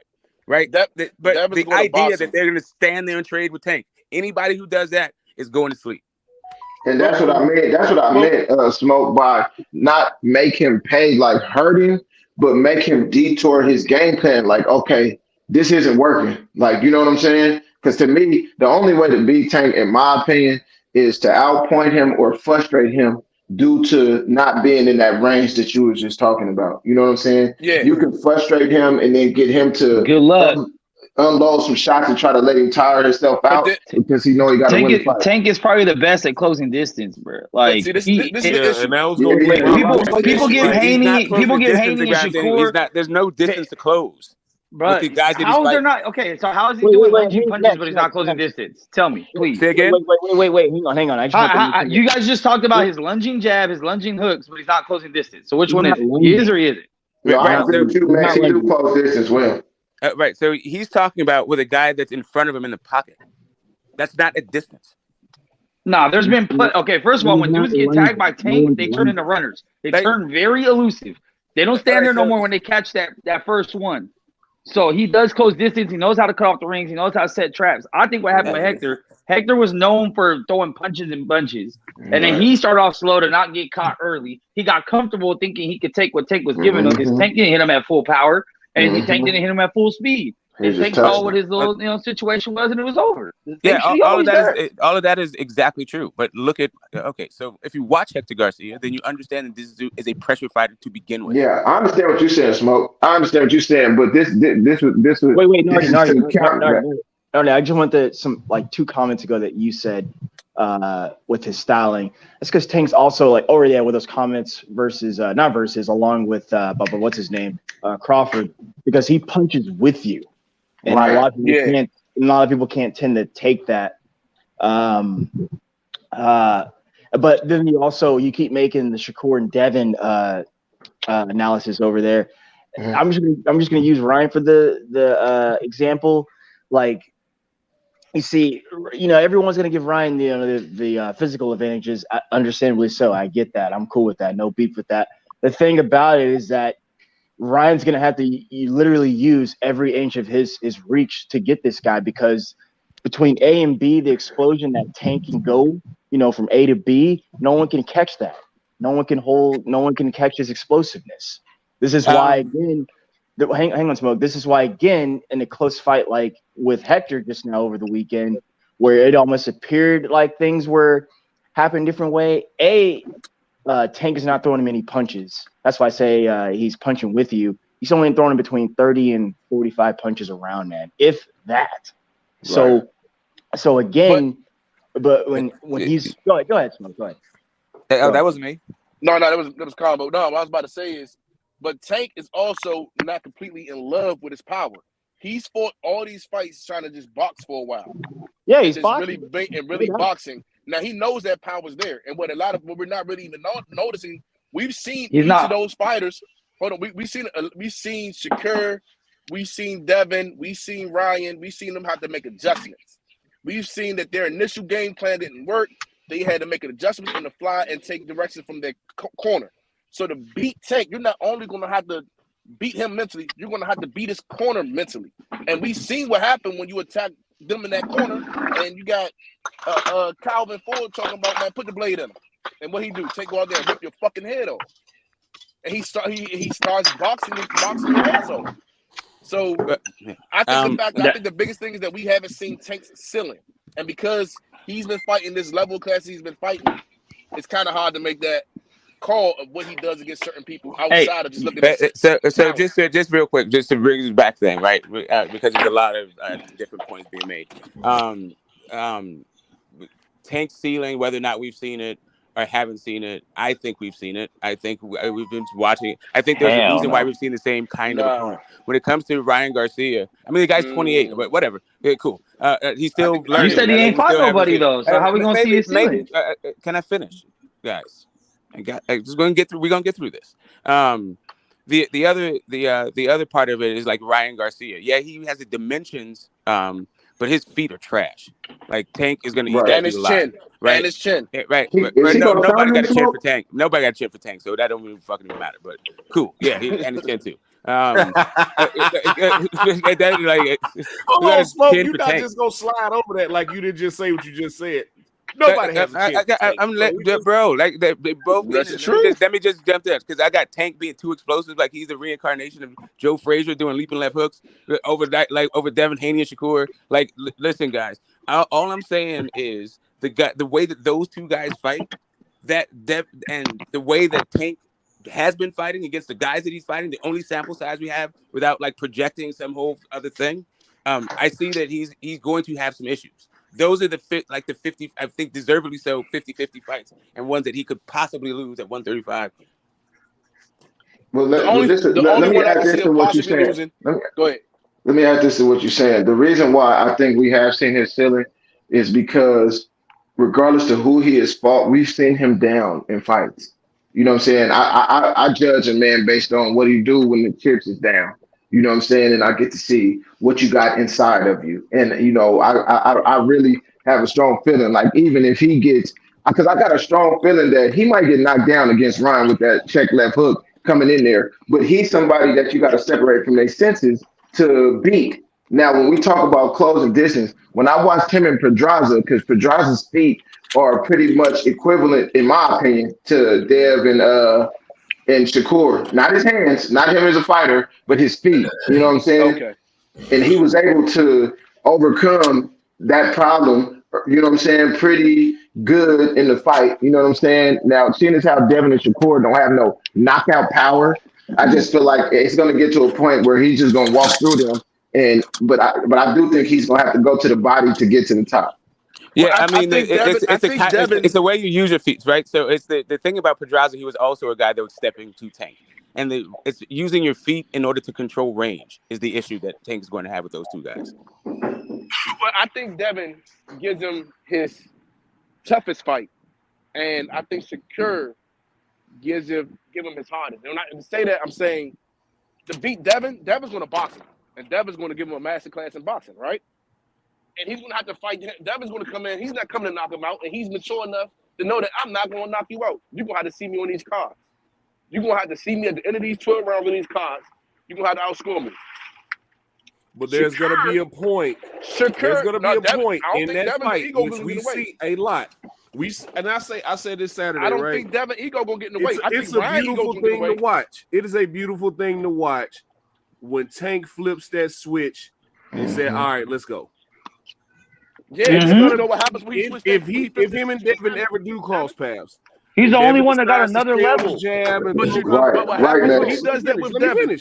Let me finish. If it's gonna be a beautiful thing to see, when he decides that when he figures out Devin's timing, because he's gonna be able to time Devin. When he figures out Devin's timing, and when he starts stepping to him, it's gonna be interesting to see how Devin reacts to that. Because Devin hadn't really gone through a lot of adversity, right? He had the shit with Linares. It is what it is. He was dominating that fight. But for the most part, he's been able to dictate the pace of the fight. It's going to be very interesting to see when he can't dictate the pace of the fight anymore. I just hear a bunch of wishful thinking. Devin Haney is not a rhythm fighter. Like what? Like he's not like timing. Like he's not like that. Okay, yeah, good luck. That's what I'm saying. Tank is going to be a hell of a night if he's going to be. Tank has no respect for Devin. Figuring out Devin's timing. Like okay. Tank gonna walk him down. When he figures out your timing and doesn't respect your power, he's gonna fuck you up. Yeah, I got you. I got you. I mean, I got you. I'm just saying that Devin Haney is not a rhythm fighter. That's not a. Devin knows how to get out of there, man. Yeah, he's not low ego. Where he does the same shit, rinse, wash, repeat. Actually, Devin's kind of weak with exiting clinches and inside fighting. He always leaves his chin up. He's gotten caught multiple times. He even got caught against JoJo Diaz, who just don't have enough power to finish him. Right. If he leaves that chin open, like. But Devin has gotten better with clinching, a lot better. You seen it in his last damn fight.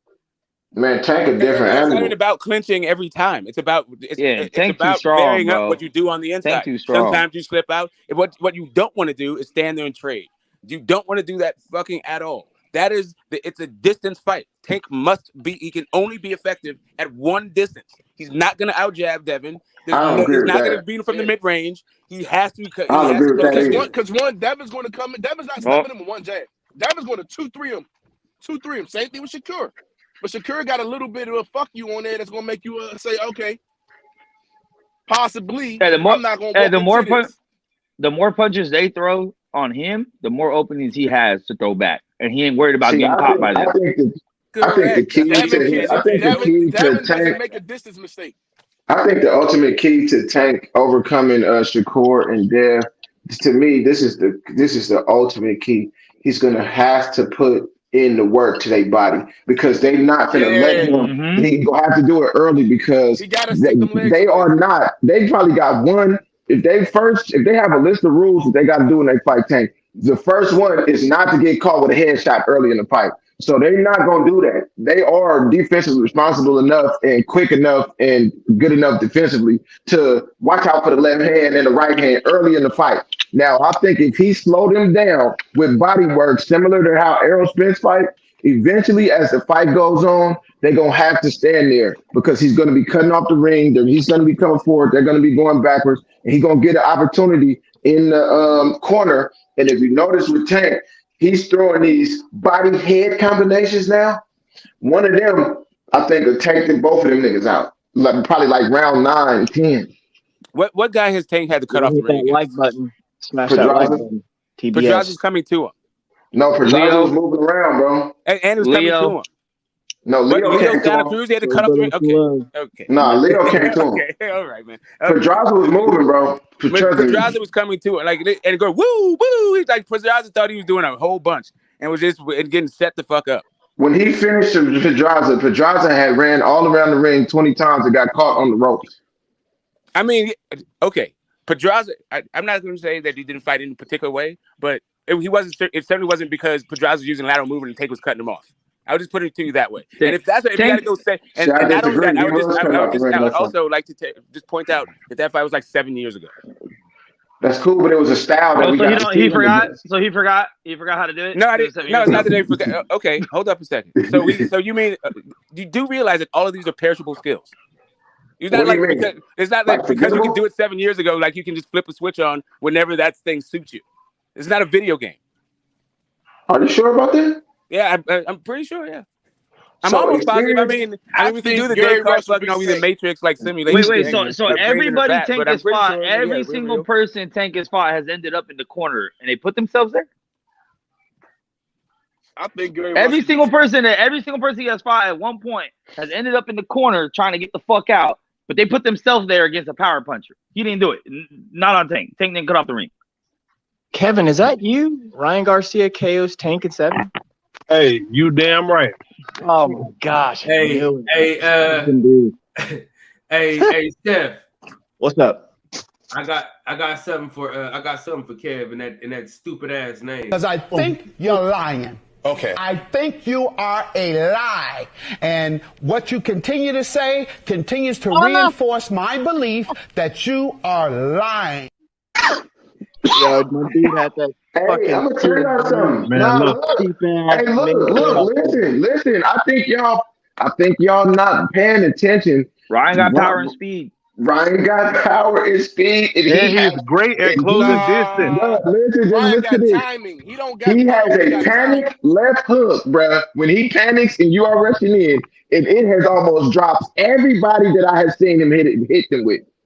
Everybody except for two people. Everybody except for two people. He's fast, but not that damn fast. Unless they got a 10 for sale for Ryan. Look, Ryan might have the fastest hands in boxing, maybe close to Gary Russell Jr. And in what about that? Okay, Nardi, hear me out. This is what I wanted to say a little bit earlier, and then I got sidetracked a little bit because I was about to give that example. Mm-hmm. That's all good and gravy, man. And I got no beef with that because I've seen that. That's what I know. What you talking about? I'm talking about Ryan Garcia and Tank. Okay. No beef with that. I've seen his hands. That's good. I also think that's the level of competition that he's facing. Not saying he can't take out anyone else. Mm-hmm. What really interests me in this stylistic matchup is that I think Tank going from A to B on his back foot will be faster than what this guy's going to try to do. And when he starts giving Ryan defensive issues, is when he's moving, showing him different looks like he did in this last fight. Not getting Pernell Whitaker low, but just getting backward on, getting busy on his back foot. and Ryan's gonna get frustrated, and he's gonna start reaching every bit of that reach that he's got over Gervonta. And Gervonta's gonna be Rolly part 2.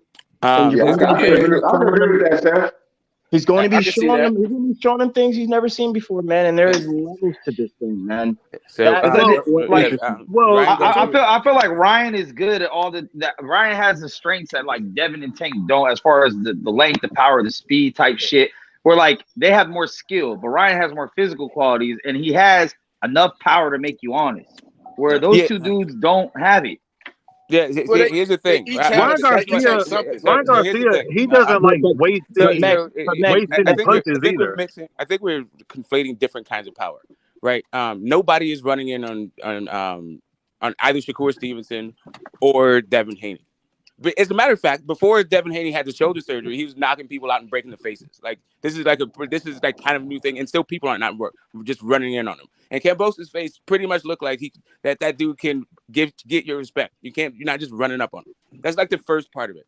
But the second, that's what I said. They don't have knockout power. They have watch out. What's missing from this whole thing, I think, is just like Ryan has a ton of power, right? But if you saw in the Emmanuel To-Go fight, if Emmanuel To-Go could punch like Tank Davis, then this fight would have never happened.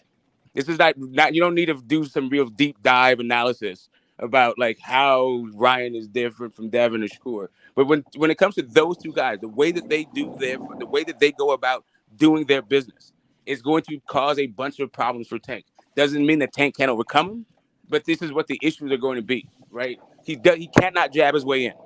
So he's going to for the closing of the distance is going to have to be them overcommitting. Well, I think he's going to work behind that high guard. He's going to work behind that high guard and dig to that body. That's what I'm saying. Both of those guys that look too good with their feet to turn from a high guard to just get standing there from a high guard. Like, what are they going to be doing? Deers in the headlight? I don't think Ryan has enough power to make Tank respect him. I think Ryan is good at timing. He does. Bro, stop it, Combo. Man. I know we all hate Ryan, but goddamn, bro, Ryan Garcia be knocking motherfuckers out. Cold. Counters out cold, nigga, like cold. Hang on, Combo. He's not walking in, and I'm gonna use what down and putting you down.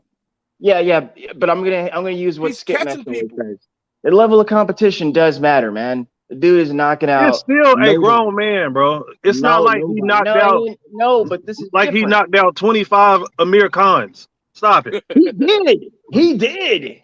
Man, stop it, bro. He did. Who else the fuck did he knock out? Don't know Mexican got power. It's still grown men, bro. Grown men. My dick is grown. Come on. The fuck? Whoa. No, but like I said, there's a difference between knockout power and watch out power. I agree with Smoke. Like kind of like Floyd shit. Like they have enough power to make people think twice when you come in, mixed with the skill and the speed and the timing. But Ryan Garcia got that put you to sleep power if he catches you, but he just leaves himself open a lot when he throws it. His chin's wide up, which like you're expecting, like even if he does catch Tank gonna catch him back. So between the two of them, we know who got the better chin, the better power. I think it's gonna be an entertaining fight. I think Ryan is much better at timing, and because he's punching down, it's coming at you that way. See, I don't think you Ryan, can't say that because I don't believe it to his power, man. I'm sorry, I just haven't bought it to his power yet. Because look at the Fortuna fight. The left hook is nice, but it requires you to be there, and I don't think Tank is going to be there for that shit. Look at the Javier Fortuna fight, right? Javier Fortuna is so much shorter than Ryan, so that whole like punching down don't really mean much. Fonset, especially if you're but Tank shorter than that. See, when Tank squats, when Tank bends at the waist, ain't nobody catching him. He's at your fucking knees. Like when he does that shit, like it's hard. It's hard to catch him when he goes low, man. Like because he's already so small. So then when he bundles up, it's like he's a little bowling ball. It's hard to really get a good one on him. And I keep saying this, trying to give him the opportunity but I do think that Tank is trappable. I do think Tank is trappable, which I see like Haney and Shakur can work on that for a minute. But I also think he's very smart and adjust, and he sets really good traps himself. So either way, all these dudes need to fucking fight each other. But is it going to happen at 130? I mean 135. Coaches Calvin Ford, and that's the difference in that. I think it's at 135. Well, if Tank and Haney fight, is it at 135 for all the belts, or is Haney moving up after Loma? He's probably moving up after Loma. Oh my bad, I thought you Is were my talking about the Ryan and Tank is fight. my guess. But Ryan's got a good trainer too. He's got Joe Goosen, man. So I think Bill outcoaches Calvin, and that's the difference in that fight. And Hell no. I think so, dude. I don't. You gotta remember who they are. Look Calvin who they can't was even under. get Tank to even like listen to him It's little not. bit. Like, It's not. No, Calvin knows how to work with It's not Tank. just See, y'all Calvin. Even misconcepting. Kenny Y'all Bates. misconcepting coaching. See, as a coach, a good coach makes you a better player. A great coach makes you a better person. Calvin makes him a better person, and how he does that is he allows him to be him. When Tank doesn't want to pay attention and shit, he lets him because he knows that's part of his locking in. If you watch the fight on this past weekend, when Tank started looking around in the crowd, within the next few rounds, the dude was knocked out. When Tank started looking around in the crowd against Rolly, within the next few rounds, he was knocked out, bro. Because I thought that too, but then I seen him do it again this fight, and I'm like, damn, why is Calvin allowing him? Because Calvin was like, man, it got to the point where Calvin was like, who you looking for, bro? He was like, Leonard Ellerby. He like, I don't know. Leonard might be here. He might be in the second row. You know what I'm saying? But it was that style of coaching that I'm like, wow, this dude is a genius. He really knows this guy, because anybody else would be like, man, nigga, pay attention. Like, come on, what are you doing? You know what I'm saying? He is saying that. He's just not being as aggressive. This is literally what he's saying. He's saying, can you please pay attention? It's that Phil Jackson shit, man. Hey, he knows but he knows literally, what to work with. It's similar to what he did when Floyd Mayweather was on the side of them against Barrios. He was like, and then they asked him after the fight, they said, bro, why are you letting Floyd come to the side? He said, man, Floyd is a fucking champion. What are y'all talking about? He was like, man, I coach Tank different, bro. Like, Tank is different, but I'm just saying, I think Tank checks out. And I think, your coaching is, and I'm not saying he might need to though, Smoke. I think he becomes hyper alert. Okay. Well, Coach Calvin doesn't. I guess you guys are Jedi mind tricking Coach Calvin also. Like, Coach Calvin doesn't think so. He's telling the dude to pay attention. But we can think what he did. If the results are there, I think not because of what you're saying. The results are there because Tank maybe be checking out because he knows he has his guy. That's cool. That might be it. But I think he knows he has his guy when the fights are signed, kind of. But that's a different thing for another day. How come when Mayweather did that shit, it was legendary. When Mayweather's talking to the announcing crew, when Mayweather's talking about put money on the Patriots, when Mayweather's doing this shit in the ring, ain't nobody accusing him of checking out and not being involved. Right, because Roger playing with his food. Because Roger wasn't in the corner saying, "Can you pay attention to me?" Because he paid attention to what Roger had to say. Roger was like, real cool. He's like, stick to the game plan. You're fucking him up. Blah blah blah. You know, Roger's that kind of guy. Hyping up his opponents too. He's done a great job of hyping up his opponents to make you think that they're actually competitive. I also keep telling you, gentlemen, look, man, like that's who he came up under, man. Everything I see Tank doing right now, I'm kind of reminded of Floyd. I start fucking laughing. That shit's funny to do. I think Gary Russell stops Tank. Oh. Yeah, that's hilarious. Oh, you're on crack. You're on crack. That's that DC shit. Hey, where's that Dick Gregory? Where's that Dick Gregory? Hit him with the Dick Gregory. Is he? Come on, y'all. Don't be hating. Did you guys see Gary Russell's face thing though? His little video to the world. What did he say, Smoke? Oh, he said, he was just critiquing the fight. He was there with his brothers. Make sure you get it right, Smoke. I can't listen. I can't quote the man directly. All I can tell you is my general impression is that you should watch it. It's just fucking funny. He said what he's been saying, that if you think, part of what he said was, if you think that this boy can stand with me, y'all got him fucked up. Yeah. What he's seeing Tank doing in that ring, what he's seeing Tank do, he can't fuck with him. The Tank that he's seeing in that ring can't fuck with him. And I'm by the church cursing. That's how serious it is. And who are you talking about? Jerry Russell Jr. Gary. What? Oh yeah. Oh, you haven't seen it? Oh, you haven't seen it? Okay, I'll make a clip. I'll make a clip. I'll show it for you. He called it all out. He was saying that he was flat-footed. He said that Tank can't stand with him, and he's been calling him out for the last. He's been calling him out consistently for the last few months anyway. Tank out. He's at the fight, DC area. The Russell family pull up. Gary Russell is the king of calling dudes out and never fighting them. No, but that's not his fault. That's not his fault. He the king of that shit. That would be a very entertaining fight. A very entertaining fight. I don't care how much it costs. Combo. Hell yeah, that would be a very entertaining fight. Tank ain't gonna get no credit for that. When Tank knocks out Gary, it's gonna be, Gary's a little dude that came up 2 weight classes. He hasn't fought for over a year. His shoulders hurt. They're gonna be all the fucking excuses, bro. That's what Hector Garcia did. You know what they're gonna say? Hector Garcia is from 126. Really, Tank is from 126. You know wait, wait. So this guy came to Tank's fight just at player hate? No, that's what he do. No. Well, it was in his hometown. No, it was the first 5 rounds. He was just talking about the first 5 rounds. And, it was like he's like, that's his city, yo. That's his city, though. That's his city. Yeah, like one DC and Baltimore are not the same. Let's get that straight. Oh, that so DMV shit. He's a DC guy. Yeah, he's a DC guy, and they were in DC. Yeah. 2, bro, that's what he do. He player hate for a living. He was giving out points. Yeah, he's the biggest hater in boxing. Yeah, that nigga. Nah. He wants to fight Tank. That is what he's supposed to do. Gary Russell is the king of wanting to fight dudes and not fighting nobody. They have been talking about this fight for a long time. I think they were talking about this fight when Gary Russell fought JoJo Diaz. That's not even a good fight. That's not a good fight. He wanted to take before JoJo. That's not a good fight. I don't know what y'all talking about. Shit. Hey, listen. So, Tank told him these are not 126-pound hands. That's what I'm saying. I gotta say this about Gervonta Davis, though, bro. But it's a better opponent than everybody's fought.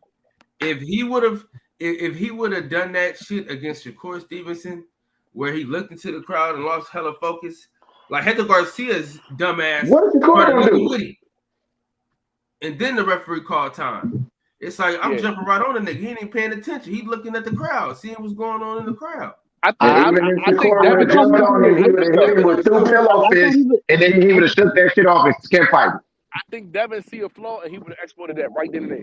Wait, hang on. I thought when all that commotion happened, I thought I remember seeing Tank on the ropes, and Hector was at least 6-7 feet away from him. Yeah, he was hella far. They both made a gentleman's agreement. That happened when Tyson Fury fought Seferin Fury too. Like a fight broke out. They like looked at each other, looked at the crowd, looked at each other, and then like kind of backed up and watched the fight. No. Tank already had. He already took notice and started making a distance.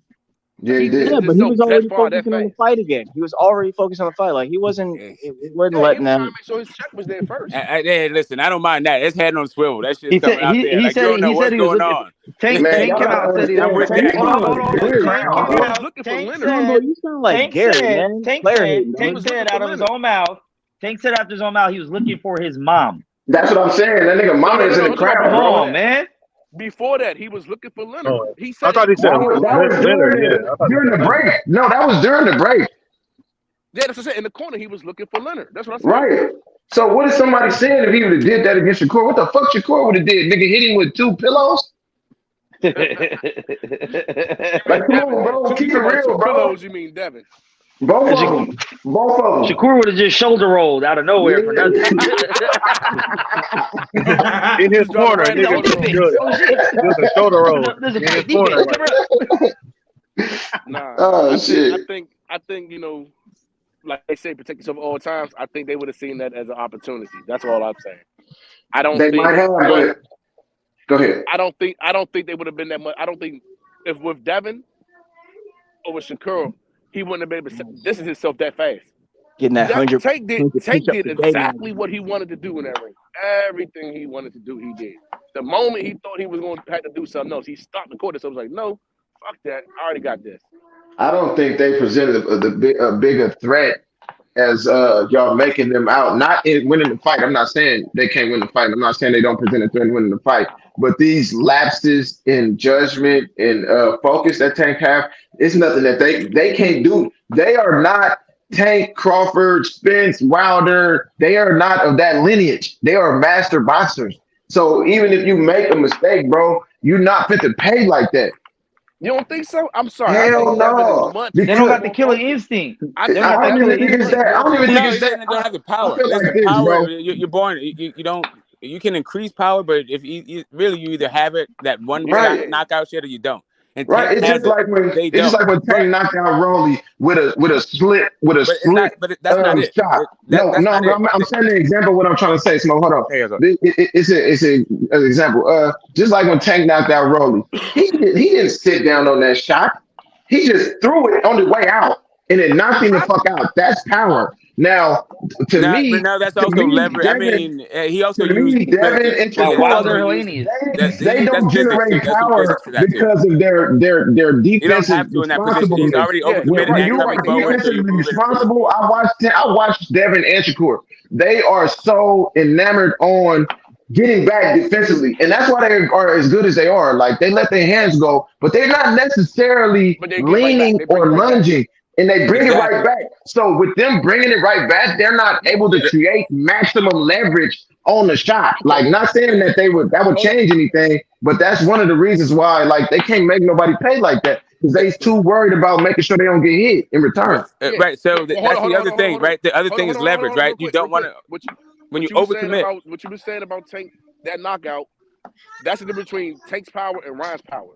Ryan had to set on his power, knockouts. That's not it. That's not an example of power when the guy's coming forward and you hit him with something that you check. You're using his power. You're using momentum against him. Ryan knockout isn't like Tank power, not Tank. Yeah, I'm saying like Tank's power. The Leo Santos is a better example of Tank's power than Rolly, because Rolly was already coming forward and he used his momentum against him. He didn't have to use a lot of power. All you got to do is punch it in. Because because you're using them. Like, it's like when argue with me. I want you to go ahead. What I'm saying is that the way he put him out was a Ryan type of knockout. That's an example how Ryan sets up his knockouts and he gets it. It's those flash punches, right? Tank, he has enough power that he can wear you down or just put you the fuck down. When he got tired, he literally knocked the lights out of the dude. That's the difference in power. That's why I say Ryan doesn't have that. I don't know that people are saying that Ryan has the same kind of power as Tank. People are saying that Ryan's like some type of knockout artist, and he's not. Ryan knockout artist, but not having Tank power. Ryan Garcia lands on somebody clean, with Tank with they power get like knocked Tank. the fuck out, bro. Like here's the thing. Ryan is a top 3 power puncher at 135. Anytime that Ryan Garcia lands on somebody clean, they get knocked the fuck out. All right, so there's the top three. To me, the top 3 powers, the top 3 powers that are just like out of this world power that I'm seeing in boxing is Deontay Wilder, Better Beef, and Tank. Everybody else is cool. Monster, an honorable mention to Monster, but those are like kind of little guys. Maybe not. Dude, you have to put Ryan Garcia. I agree with that. Hey, Smoke, I agree with that because Monster, in a way, he has a unique ability to create maximum power on short shots. And I think that's what Cool Boy Steph's gonna find out when they fight. But Tank, he just so powerful, man. I think it's his core or something because when he hit, you know what made me really believe Tank has dynamite in both hands? Did y'all in the Mario Barrios fight when Tank threw the lead right hook and he knocked Barrios across the fucking ring, bro? Yeah. Like, what the fuck? Like, bro, he didn't just hit him and like, oh, I fell over a little bit. Man, he flew across the ring. And it was his offhand, bro. So, I think it's something in poverty and Skittles because Marshawn Lynch was strong as shit too eating them Skittles. It's something in poverty and Skittles. It's just inside of you. Like, he's fucking strong. Your mean streak. Like, some people really want to hurt people. Like, that's why a lot of people pick Bud over Spence. Asshole. But that's why and I got Spence over. I mean, I got the guys from Texas over the guy from Nebraska. But the guy from Nebraska mean streak is why a lot of people feel like he's gonna win because they feel like he's just gonna unleash these fists of fury. But they don't understand that Arrow has a mean streak too. Yeah, he's just calculated. Like Terrence, EJ's an asshole. That guy from Texas is a sociopath from South Texas. Yeah. Like, you gonna hit him with all he got. He gonna laugh like, oh, that was fun. I'm about to say, Kyle, you letting that slide now? What's up, YB? Yeah, Mr. Morris showed me life. Yeah, listen to the OG. I didn't say their name, bro. Niggas supposed to be timed out right now. Hey, because Big DJ Will with it, baby. It's a New Year's resolution, man. Nah, you getting timed out, bro. Right now. I got some new drops that I'm trying to use, so I'm just waiting y'all to say some shit for me to use the drops. YB. He's in the bush. I told you the shit. Gary Russell going to get the title at 130. You already know, DJ. What up, baby? Gary Russell is a gray beard himself. He's out there talking his talk, but you know he been talking. You know, Gary Russell likes to spit that hot stuff all the time, and especially if it's his town. Like you're gonna go there. He was the whole Gary Russell Jr. The whole Gary Russell clan. So what the hell was going on with Meek Mill almost went to sleep with his stupid ass. Yeah, what was that about, bro? And fucking what's his name? Steven Jackson. What was that about? Did they argued over They what? was Like, arguing over boxing. He took what Gary Russell was saying as like some hater shit, and Gary, you know what I'm saying? Gary was well, Gary. Gary, that's because you always hating on somebody. Shit, he might not even been hating, but nigga, you always hating. So Nah, they don't know him for the bread, you know, from a bowl of water. But it was just he didn't like what he was saying because he felt like, and this is a problem. People keep trying to lump in DC with Baltimore. Oh, you just got your own town. No, it's not. Even when they that is DMV. No, it's not. Baltimore is Baltimore. Baltimore is not part of the DMV. So hold on, Maryland, Washington D.C., and Virginia is not the DMV.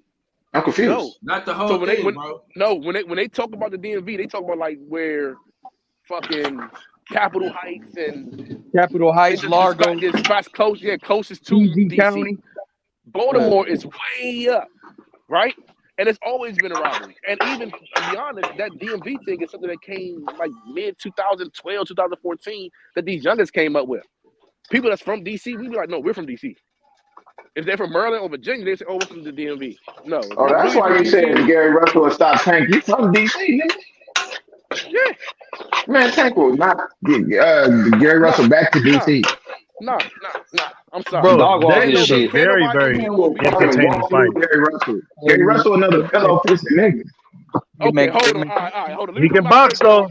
He can box. I thought you were kidding. I totally thought you were kidding. You was like, stop Tank. Okay. Yeah, bro. Like what? Hold on. What? Tank will get shit. Gary Russell will stop Tank, and I'm finding out he from DC, bro. Gary Russell stop Tank. I never said that. Combo. You said what? Gary Russell. Yeah, he just got hit with a combo, some shit like that. I need to hear him say this. Combo. Who washing dishes, my nigga? Hold on, nigga. Yeah, who washing dishes? Hold on. Combo. Did you just say Tank Davis will get knocked out by Gary Russell? No, he gets stopped. Man, and what? The ref stops. Because I think you're lying. Okay. I think you are a lie. And what you continue to say continues to reinforce my belief that you are lying. Tank gonna clock the check out, and Gary gonna check his ass out. I would ask America, do not attach any association of this to me whatsoever. I have nothing to do with such idiocy, such blasphemy, such ridiculous nonsense. This is so disrespectful. It really, really is. Yeah, Combo. I don't know what the fuck you Russell can't stop Max Io, but he can stop Tank. Okay, yeah. Yeah, Combo. He had one arm. What do you mean? He had one arm. I felt like he won that fight too with one arm, but that doesn't mean stop the Tank. Yeah, I thought he won that too. Combo. He had one arm. No, he lost that fight. Y'all just like him. Man, hell no. You was a hater. Yeah, he lost that fight. You was a hater. No, he did not. No, you is biased for DC, bro. That fight wasn't even close. Yeah, he didn't get beat up. He didn't get beat up. He got outworked, but he lost that fight, man. Yeah, he did lose that fight. That's what I'm saying. Y'all tripping, bro. Y'all ran into the same punch 15 times in a row, bro. I don't want to hear that. And he would land that punch every minute and a half, bro. Dude was on his head, bro. Like, come on. You keep talking, man. And you shut the fuck up. Huh? Man, Gary Russell was turning that nigga like all night, bro. Hell no. Yeah, so I understand, but you can't say what punch he landed. The punches that were landed by Gary Russell Jr., not that other guy. No, Max was landing right hands and left to the body. I seen the whole fight, bro. He does the same thing. You need to leave that dope alone. He need to leave that dope alone. That fight wasn't even close, bro. Gary Russell Jr. had whipped his head. The nigga missed hella punches. And so did Gary Russell, bro. No, he did not. No, he didn't. Stop that No, shit. he He didn't. hit him with that left. Y'all thought Gary beat Masayo? Yeah, I Mark thought he did. Masayo had kept running into the same punch over and over again. He kept running to the same punch. How consistently was he hitting him with this punch? Please tell me. Yeah, more consistently than McSale was hitting him. Really, like it's effective aggression, not just coming forward and getting hit and firing the guy around the ring. He was losing. Before he lost his other arm, he was losing. It depends on where the fight happens. Also, like it's, I'm not mad at the whole thing. Bro, you need to go back and watch the fight, bro. Bro, you need to go back and watch. Y'all need to go watch it. Y'all need to cut the body shit out. Whether or not you think he won or lost a McSale fight, like Tank has never been dropped. But how is he gonna get stopped by Gary Russell Jr.? Because I don't see it coming. He's from Baltimore and he's from DC. He said because. Exactly. In the mumbo That's what I thought your reasoning was, Combo. Yeah, that is just a little hometown love. He drops him. I don't think he. But I'm a hater though. He stops him. No, listen. I say he stops him because he gets him frustrated and the ref stops the fight. I think he like. I don't. How? Wait. Because listen, because streaking him as well. He's too fast. And He's too fast. He's not gonna let Combo, just stop. Let it go, brother. Combo, you hungry, bro? Go get it. You keep talking, man, and you shut the fuck up, huh? Let it go, Combo. I have heard the wildest notions expressed on this panel. Well, Kyle, he never cease to entertain with this stuff, man. Kyle, they're supposed to be on timeout after some shit like that, bro. I'm so sick of these people. You know, oh. When Gary Russell get done, he's going to cruiserweight. He's going to take it all up there too. Man, what you gonna do? He's going to cruiserweight. You shut the fuck up, bro. You over there on that dope? He's trolling. Good, bro. Hey, look, he trolling, and for his trolling, and look for his trolling, I got this drop for him. Man, sit your dumb ass down. But honestly, I do think he beats him. I think he beats all of those guys. Wait, how? Shut the fuck up, you little prick. Just outboxes him. It would be entertaining. Hey, Kyle, that's the one. That's the one. That's the one. So Loma picked him apart, but he could outbox who? Nah, Loma, he was ranked too. That was his man. I'm not. This man.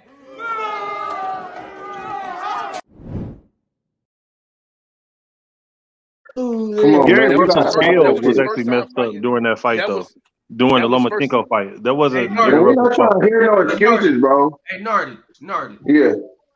This nigga got this is you know what Combo got? What? CTE.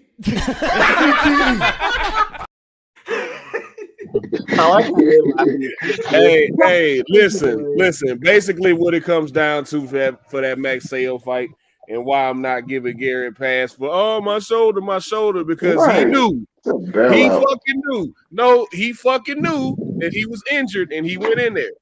So I didn't give that same excuse to Lomachenko when Lomachenko got his ass whooped by Teofimo. I didn't give that same excuse to Manny Pacquiao. Did you get in the Lomachenko fight or Pacquiao fight? Did you get the sense that that they were actually injured in the fight? Like when you're watching the fight, I'm just saying when you're watching the fight, did you think, hey, you know what, that dude's arm looks injured? No. Okay. Yeah, well, Gary, you knew that shit was done. Yeah, and he also knew that. He also knew that when he made that walk. Yeah, but he said he been injured. Is going to raise himself in the fight at some point. He don't know when, but he's a true and still fighter. have whooped his ass. I'm compromised. I'm not going into a fucking fist fight. Right. No, that just shows the difference in the type of people. Well, I mean, if you feel responsible for the way I come from, hold on. You ain't never go to work with you know you injured, and then you go in there and get your ass whooped. Well, I'm using that very loosely. If you go in there and lose a fight because you're injured, you can't use the injury as an excuse to the reason why you lost. You lost that fight. Here's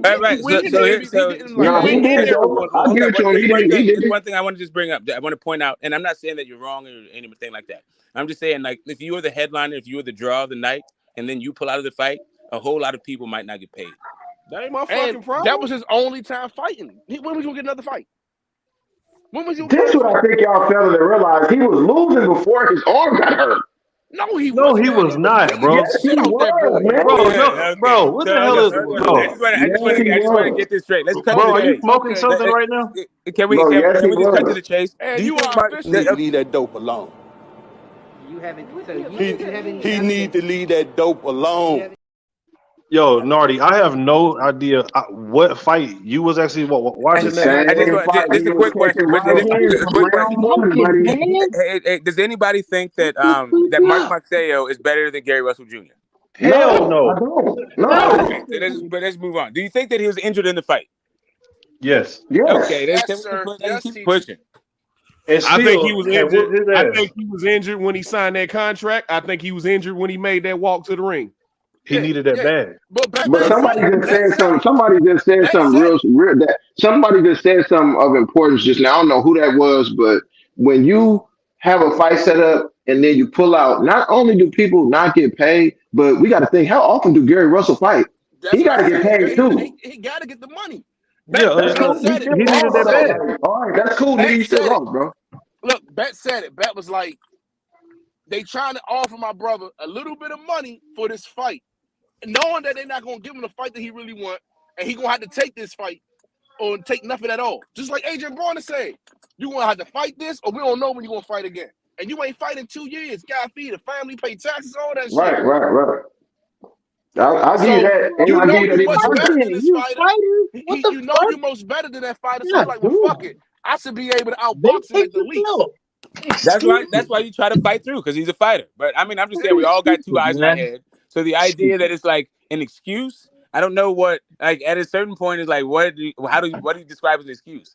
Well, my opinion is Gary Russell is a little bit overrated. I'm not saying he can't fight. He can fight, but he get most of his most of his props from what he did as an amateur, bro. Like he was an excellent amateur, but in the pros, bro, he don't get me wrong, he could fight, but he kind of got the outpoint you amateur style. Like that's not working in the pros against everybody. You gotta remember, he had the injury for a while, so he wasn't ready. He never really threw it the way he wanted to throw it. He been stopped putting that umph behind that motherfucker. Because it's time to go. It's time to go. I mean, listen. We all, for me, I think Gary Russell Jr. should just focus on being a trainer, right? Me too. That's just me. But if you're gonna be there, like at the Tank fight, point it out, saying, yeah, that's me, and that's what I'm saying. I thought Nonito should retire before the World Boxing Super Series. The dude became champion twice and the oldest bantamweight champion in history. So I get this wrong. Me specifically, I get this wrong, but I think we all do, right? But just from my own druthers, like from what I said, from what I'm seeing, it seems like his brothers need some help. He's not really that active. He doesn't seem like he has the powers that be behind him. He's been complaining for years about like how he's been screwed by the system. I don't know. It just seems like they father passing Smoke to add to what you said. Can fight though. Like, come on, bro. But no. But I do. So Gary fan on that. I do feel tired. You cut out. Cut it down. It sucks because it's a generation that we missed out on. I think it's like I won't be mad if he retired. Yeah, he may still got some white boy. I will hit you. Yeah, he still got he probably still got something in the tank. But I feel like at this point it might be better left there in the tank. I don't really have a problem with Gary Russell. I just have a problem with this. I have a problem with this notion that he's that much better than everybody. Like where he's that much smaller. Combo's the only person because really he's one of the most talented and skilled and trained like fighters on the planet. The dude just wasn't active. So? He just wasn't active, right? But like if you were to just look at like a pound for poundness and just do skills, then Gary Russell should be up there. He can fight every kind of style, every kind of direction. Smoke. Let me ask you this: so when you seen the Lomachenko fight, was that fight close to you? Yeah, that the fight was close. I thought he dropped him. Was the razor close, or did Loma separate himself? Yeah, definitely Loma separated himself. Loma was, I do feel like Gary Russell got robbed of a knockdown in that fight. Gary Russell was brain during that fight, bro. Man, a lot of people be drinking, bro. Devin Haney and he was had just thought drained. that he wasn't Harold on was weight. drained. Listen, I'm not even mad. Niggas be Even Loma drained, was bro. drained. Like Loma was already a lightweight. Right. Loma was a lightweight before he fought Gary Russell Jr. My thing is this: don't make excuses, bro. Like No, you I lost, mean, man. yeah, I hear that. I hear what you're saying Like you because he lost. did You sound got like in a the whole ring, bunch of you stuff. lost, bro. It's That was okay. a long Like time ago. this, Man, that's the thing about nowadays boxing that kind of fucked me up, bro. Like they think it's not okay to lose. Like my favorite fighters fucking lost multiple times, bro. Like all of them down there, bro. And like people like Manny Pacquiao and Canelo got losses and still pay-per-view like generate a lot of money. Who cares, bro? It's about what you do after that. My thing with Gary Russell is, yeah, you can fight, but stop acting like you just this supreme. That's why you always bringing up the amateurs, bro. Because since you've been a pro, you have not put yourself. You have not put yourself in the light to where I'm like, oh, Gary Russell should be on the pound for pound list. No, bro. No, Like, again, I was just talking about skills. Not again when you start talking about who you did it against and how active, like all this other stuff. That I mean, the reason why people talk about him is if you're a fan of the actual craft and the proficiency at your craft of boxing, then you have to appreciate guys like Tank Davis and guys like Gary Russell Jr. don't get the recognition on pound for pound list that I feel like they deserve. Right, but you can say you may say Tank is more deserving or Gary Russell Jr. is more deserving, but when I just look at the skills, right, of it all, that's what I mean. But really, that like Tank, I mean, sorry, not Tank, but Gary Russell Jr. hasn't mentioned Lomachenko since like before the lockdown. Like he got off that shit. He was on it for a long time, but he's also on Leo Santa Cruz shit for a while. And I hear you on the like he seemed to be bitter, but I think he let it go when he said after he said that if Lomachenko was black, then nobody would be talking about him. He let it go after that. Yeah. So YB, I got a question. YB, why do you have the guy from Nebraska in this compromised look on his face as your header? Because he's a great father, man, a great champion. Yeah, man. He's a great guy, man. So I just shout out to the guy from him. And you know how you know he's a boss? Because he got that Hugo Boss outfit on. Even though he got his own merch. Facts. I'm a boss. So that's why our bosses talk to bosses. So shout out to Bud Crawford, man. That guy from Omaha. Fuck. Gary Russell beats his ass too. Hey, YB. Man, combo boy. Combo pack. Hey, YB. Yo. Combo love him some Gary Russell Jr. I see. DC or nothing. Shout out to Gary Russell, man. Shout out to I want that though because if there was a fighter that was from OKC, nigga, look, I'm all in. I did some years in DC. I got love. Man, listen, I'm from the Bay Area, but I feel like Tank will beat Devin Haney ass, bro. How do you not respect the man to put his family on his back? See, his father, his that don't got nothing to do with it. Hold on. Not the biography of Gary Russell Jr. Okay, DC. All right. No, what I'm saying is, you see what happened with Calvin Ford and Floyd. Big G wasn't going for that shit. He wouldn't let him in the corner talking to his kids, giving them no direction. That's the difference, and that's why his career went the way it went. They stood as men. Now we gonna do shit our way. He lost him. Before he lost. You could have I'm just saying. Nah, man, they got a whole clan. There's a big difference between Gary Russell Jr. and Floyd. There's a lot of differences, but shout out to fighting families though. They got to, it's a rough and tough business, and yeah, like now. Hey, thanks, Smoke. Thanks, Smoke. I appreciate that. Me and my family fight all the fucking time. Thank you, Doug. Oh yeah, so you just got to get coached up. That's all. We got you, man. I'm the big brother. I am the coach. All my little brothers got hands. Oh yeah, but yeah, uncles, dads, grandpas, great grandpas. Yeah, it's all good. Hey, we come from a world of abuse. We got generations for you. You remember the day that you came home and found out your little brother could fight, Max? You said what? You ever had one of those days? Like I remember the day I came home and my little brother wasn't just my little brother no more. Like he really could fight. I called him up on the corner store and I tried to make him roll out. And I had just came home from like juvie or some shit. That's what some shit. I came home from juvie. So I snatched him up and he caught me with something sharp. I was like, oh shit. No, that didn't happen until we were adults. Oh nah. So, because then when my littlest brother's my biggest one now, so he got one hitters. He like 350, 320. So, and athletic. But I mean, my other brother, we all, it is what it is. I mean, but that's just how we settle the shit in our house. Like anytime we got in an argument, my dad just be like, "Hey, you know where to go. Grab the gloves, go back out back. You just put the gloves on, chunk them, then come back in."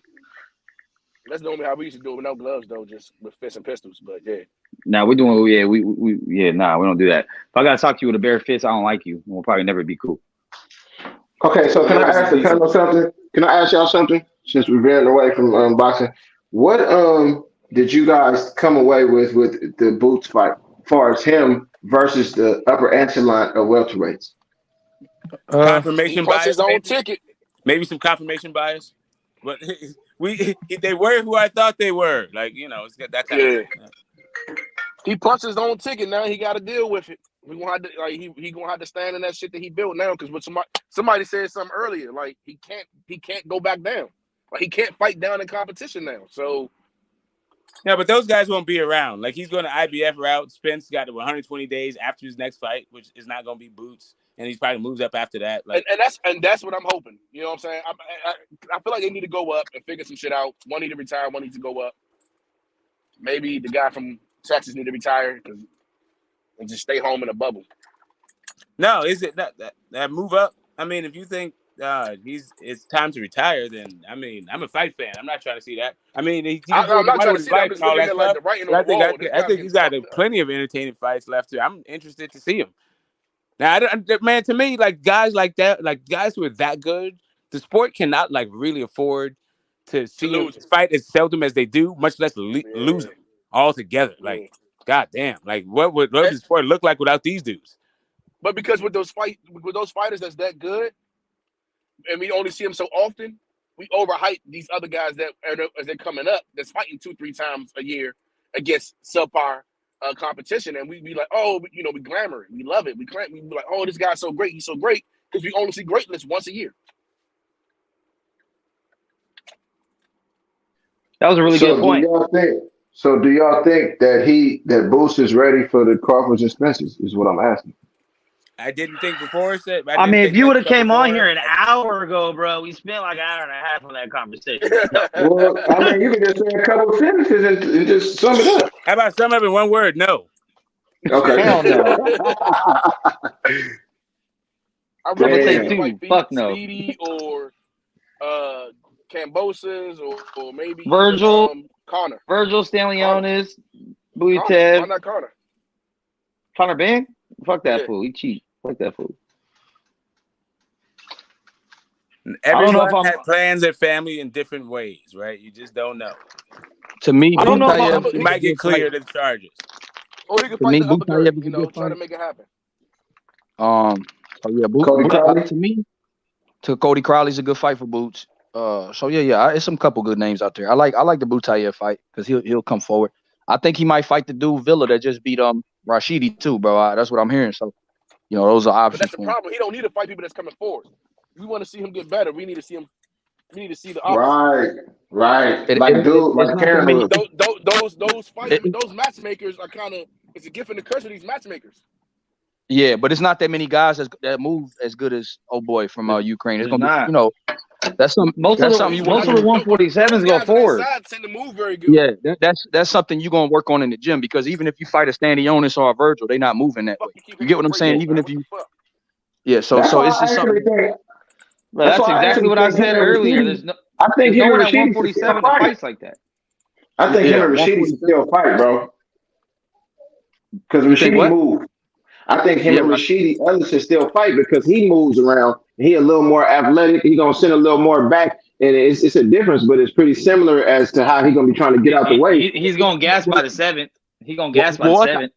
Well, what the IBF was setting up was a mini tournament because that was the IBF eliminator, and Boots just won the IBF interim belt. So because the guy from Texas is probably gonna fight his WBC Mando, that would leave Boots and the winner of Rashidi versus Villa as a potential, just stay busy fight for that interim title, and or whatever was going to happen. So now that Rashidi lost, it's going to be him versus Villa. But Rashidi does move. Rashidi does move, but the way the situation worked out, it's probably going to be Boots versus Villa if he can't get nobody else. You get what I'm saying? Because Virgil and Stanlionis are going to be busy. They're not fighting until April at the earliest now. You know, maybe Butayev is a good little fight. But yeah, I mean, you know, shit, Villa got momentum after that fight. So even though I thought Rashidi should have won on points, 1 or 2 points, but shit, that's not how I went. I can't speak on that. So, you know, Villa's name is a little hotter now. Shit, you know, Boots, you know, he's high in the IBF. He just won an eliminator. So, and Boots is the IBF interim champ. So shit, that's probably the way they're gonna run it. I don't want that shit. I don't want that shit. So what's next for the guy from I Omaha? was about to pull up and holler at this little girl, this broad, but I don't know. I don't know. All right, so all right, I gotta ask it because YB got at me a couple of hours ago, and he was explaining to me that the Tank was a beast, and I was like, why are you telling me something I already know? So now I have a question for YB. Who are your top 5 lightweights in order? You said who you said I got at you? I didn't get at you. I was really getting you said what's up, Smoke? Tank is a beast. Oh, okay. Oh no! I said Tank is a bad man. No, I was really talking bad man. There we go, bad man. Yes, there we go. I understand. I got that. I'm talking to so now I'm interested in your top 5 lightweights in order. Devin Haney, Tank Davis, Shakur Stevenson. Even though he's never fought there, that's just how much highly I think of the guy. And what's your criteria? Okay, now what's your criteria based on before you go to 4 and 5? Talent and ability, and also like Devin Haney just got all the belts. Like you have to. For me, I give Devin Haney the respect as being an undisputed champion. Then I got Lomachenko at 4. Then I have either Ryan or Frank Martin at 5 right now. Do you think Ryan still should be at 135? Well, yeah, that's what I'm saying. See, because Ryan is been fighting at 35, 30, 36, 39, and this Tank fight is going to be at 136, not really a 135-pound fight. I would say Ryan's not a 35-pounder, so I would put Frank Martin at 5. And then Keyshawn honorable mention because he's that guy. Keyshawn is that guy. He just has to keep moving up in the ranks. But on talent, nobody messing with Keyshawn either. Keyshawn is special. So, yeah, those guys are special. I think don't think that like me. That's not a bad list. That's my list exactly. It is? Yep. Well, I got a couple things flipped around, but and guys like Pitbull and them guys are round out the top 10, of course, but the Zapatas, the William Zapatas, all them dudes round out the top 10. But I think that just on talent, like Frank Martin, he showed me something with Michelle Rivera. That shit was special. That was a special performance. To basically shut the dude out. Like he shut him out. This dude has a good jab, is a big dude. Frank athleticism showed me something. The ability to take away his jab showed me something too. So he was cerebral in there. It wasn't just walk you down, beat you up type shit that people think Derrick James teaches. Like he was very cerebral, very calculated in his ability to take away the jab, to take away what Michelle Rivera does well. And Michelle Rivera, to his credit, didn't do the things that you're supposed to do against Southpaw. He was not walking to his left, trying to take away, that Southpaw advantage as well. He was not trying to take away that angle. He was standing right in front of a Southpaw, which is something you don't do. But yeah, Frank is very talented. And shit, Tank is very talented. I think that Tank and Devin are crazy. And Shakur, nobody really wants to fight Shakur at 35. People keep talking to him, but not a lot of guys are jumping to fight him. And that's because, and he put himself in that position because, when you miss weight, you can't press that button and make guys fight you right away. You can't just jump up in the rankings immediately and force a title shot. Put yourself in title position in your first fight at that weight class because he lost his belts on the scale. So those are different type of situations. But I'm curious to see who gives Shakur his first test at 35. I'm curious to see. Did you guys hear anything about Pitbull flipping it and calling Shakur out? No, I didn't. Yeah, so he's supposed to have changed his mind. Yeah, well, I read something. I think it was true. It said that he wants to fight him now. Okay, I like that. That'd be a good little test, man. Fight. That is a sanctioned fight. Just want to put that back out there. Of course, because Pitbull is ranked high in the WBC, and that's something. But that's a cross promotion fight, so good luck. Yeah, right. You see, with that, you can't reach me with that no more. We can make these fights happen, man. They happen all the time. So whatever with all that. Yeah. No, they happen all the time with up and coming fighters, not with their top level stars or top 10 fighters. They don't happen all the time. Deontay Wilder and Tyson Fury. Not with PBC top rank. Deontay Wilder and Tyson Fury fought. Again, no. But I'm saying that's one. No, what else you got? Again. If these guys want to fight, they can fight. Cruz wants to fight him, and obviously Shakur wants to fight him. They can fight. They can make the fight. You can't sit here and tell me that it can't happen. It can. Man, we still waiting on those other two guys to fight. So one dude walked away. What the fuck?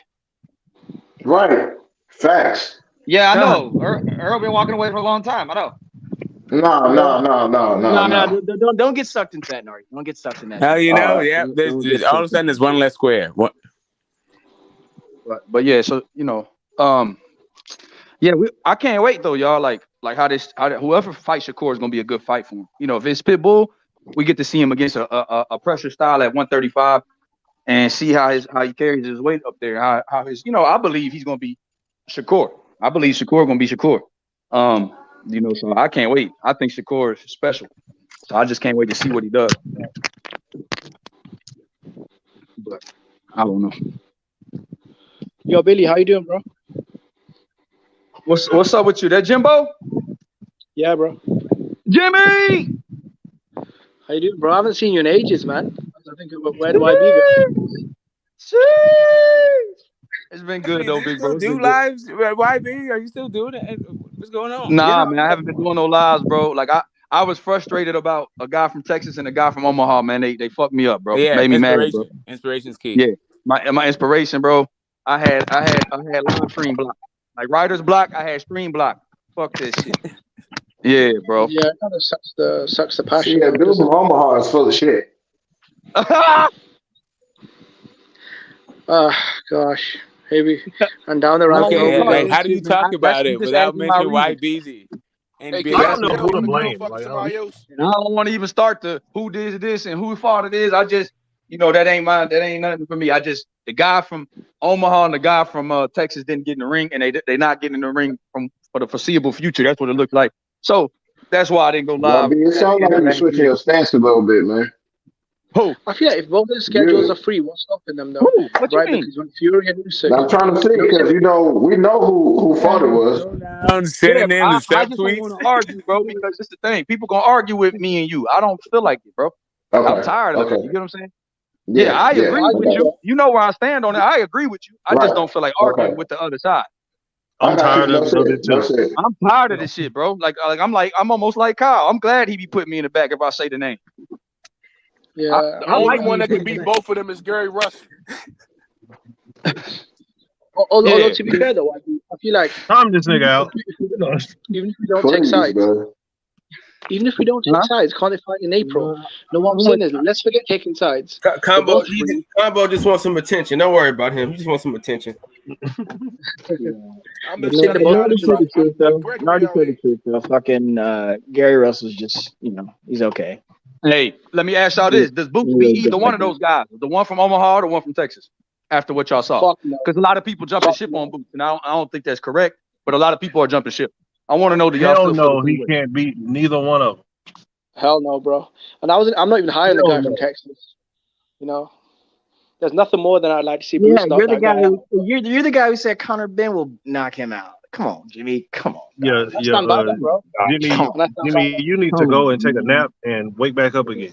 That was some fuck shit. That was fuck. This ain't no Karen, bro. I'm telling you, bro. And shout out to Boots. He actually, gave me more credibility after his last performance. So I appreciate that.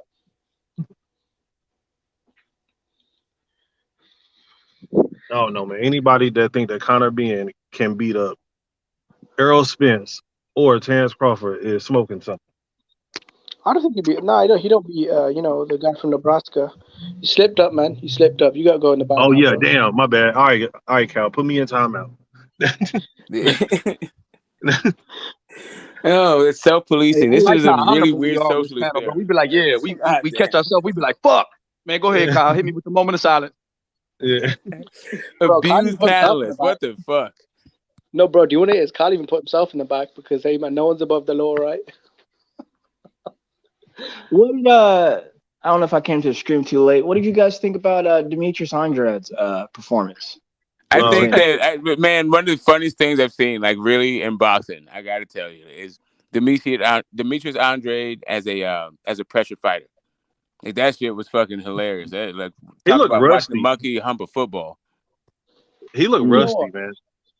Can I be honest? I feel like YB knows that I was one of the great defenders of Demetrius Andrade and his talent, but I just feel like, walking away from the Zach Parker fight where you had an interim title on the table and an opportunity to become mandatory for Canelo, and hey, even if Canelo dropped the belt, guess what? You're a 3-division champion. You're still in a way better position than fighting Nicholson on the undercard for what? Maybe 100,000 more? I mean, come on, bro. Like, at some point, you got to do something with your life. Like, I was out here defending him when he, dropped his belt against Johnny Beck because I was like, nah, the Parker fight, because that's a bigger opportunity, He'll become interim champion and put himself in an excellent position, Now he's just back to square one, where he was exactly 5 years ago. But Jimmy, I asked you about his performance. I don't really care about all that Zach Parker bull. I mean, I don't know, bro. Boo beating up another bum, bro. I mean, he's been doing it for 5 years, so. I mean, but it wasn't very good. I'm saying, like, he didn't, like, as a person who's, sets up shots and, like, picks the right shot, breaks you down. Like, if he's going to be a pressure fighter, you usually have to think about, like, his shot selection in a completely different way. I don't think he understands it at all. He should just stay on his back foot, get on the thing, or get with a guy who's a lot more, like, offensively minded so he understands how to, like, throw combinations on the front foot. You know what, Smoke, though? Like, that's fair. But, I've heard a lot in years past that, like, people thought that was a little bit boring for him. So in my honest opinion, I thought he was trying to get aggressive, which he was from the get-go. He jumped right to that dude in his face, never really left. I think he took off one round. I do think the 13 months, there's a little rust there. But, overall, I thought his performance was good. That dude had like that dude had nothing for him, and he was still even cautious at moments in that fight. Like Demetrius Andrade on the front foot is like damn near inconceivable, right? But we saw it, so now I can judge it. But I also still saw that guy make Andrade retreat off of not even throwing punches, off of like a head feint or foot feint, and he's like out of there. Like okay. Oh, I thought you were like a pressure fighter. There's two Davids that Andre don't want to see. There's two Davids, and he better stay away from them two Davids. I'm gonna just be real with you. Who, Lemieux and who? David Moreno. He's a Lemieux. You better stay away from Osari. No, it's been 5 years. It's been 5 years, and he's still calling out Charlo. I mean, what do we say? 7 years. It sounds like someone else would know calling out someone else would know. Yeah. I don't know, bro. All right, well let's get off. 2018. I don't want to hate on him. So I got taken 9, right? I look like a prophet. Good call, Smoke. Yeah. Good for real. Great call. Yeah, that was a good call by Smoke. I mean, I thought it was a good fight. Oh, Jimmy! Hey, Jimmy! Hey, Jimmy! How old are you, bro? I'm in my mid-20s. Why? How old are you? Oh, I'm 36, about to be 37. Now, there was a rumor that you was a child, and if you was a kid, then I wasn't going to talk to you about certain things. But if you in your 20s, and that, all right.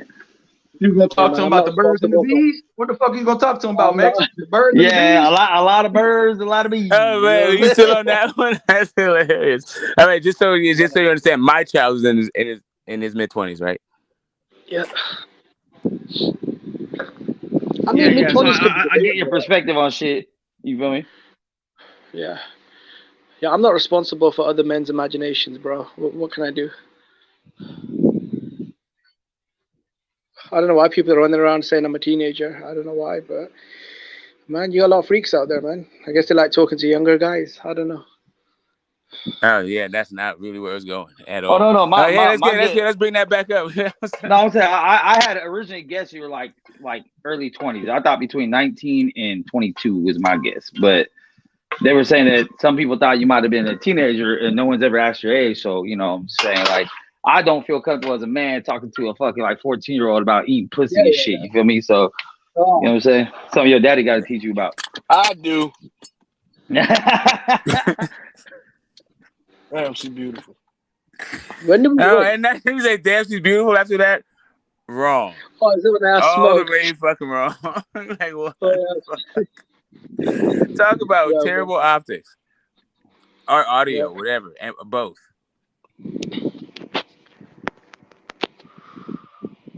It ain't never too early to eat pussy. So listen, my female friend just asked me. Yeah, you mean early in the morning. You mean 24 hours a day, like not like age.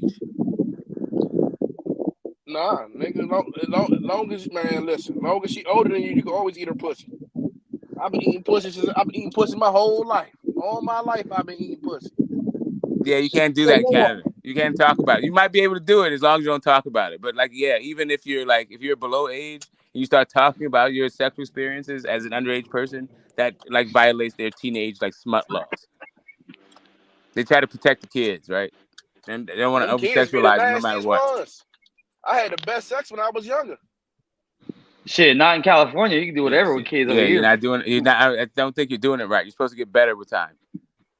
No, man. The most nastiest shit I ever ran a train. Just fucking yeah. It's like when bitches hit mid-20s, they get morals with the pussy. No, you and your friends can't have fun with me. No, don't come in my face. Get your finger out of there. I don't know, bro. I feel like you've been watching a lot of porn. No. I feel like you're skating around the terms of service, really. Trying to tell you. But listen, my friend, she just asked me, can a guy tell when a female is fucking somebody else?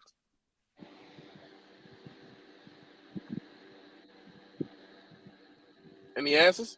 Can the guy? What's the question? What's the question? She said, "Can a nigga tell when a bitch fucking somebody else?" Of course. Quote, unquote. Of course. Yeah, I mean there are ways you can physically inspect her, right? I feel like the energy is different.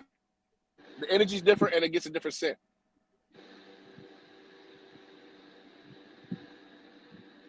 You know, if you suspect that, I'd advise your friend to kind of leave that situation because if you suspect she's a whore. No, it's a female asking that. Oh, wait. A female asking if another female. Okay, so like a lesbian. No, a female is asking if a guy can a dude feel sloppy seconds? Tell her yes. I want to say so. I would tell her, don't start acting like weird. Don't start like turning over your phone or, you know, just little shit like that. That's not what he's saying. He's not asking for telltale clues of cheating. He's talking about once you fucking get in there, like, you know, once penetration happens, can you tell that someone was just recently penetrated? That's what he's asking. She didn't make it clear. She was just asking. No, she just said, can you tell? My first answer was, if you just fuck me all the time, whenever you fuck these other guys, they will never know the difference because it's the same. And then my second answer was, you can tell because the energy changes. No, actually, it's a physical thing. We got the energy or whatever this fucking thing is. Yes, you can tell just from the actual anatomy. Nah, I mean, I don't really know. Look, let's say, okay, you fuck a girl, you have a shower. I mean, I don't really. So what do you mean by that? He's asking about a woman. He's asking if a woman, if one guy fucks, and you have, you know, sex within, like I said, I mean, there is a statute, you know, there's a. No, she asking like if she fucking two dudes, can do one tell that she depends on how close it was. She wanted to do two. There's different how close it was to do two. That's what I keep saying to you. I think it's the energy, man. Energy, sure. All pussies are tight to me. I got you. You can do an energy thing also, but if you're not giving a damn about her energy, you may not know that, right? But I'm just telling you, like, that's only if you're in tune to her. But if I'm just saying, if you're attuned to just in the anatomy, then yes, you can also tell with just the anatomy. Okay. Yeah.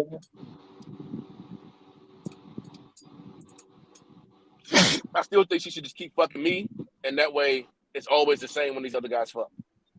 I gotta be honest, bro. Like, I know you, but was it you that was talking about eating pussy? Like, you can't be eating pussy if your bitch is being shared around, bro. That's a bit nasty.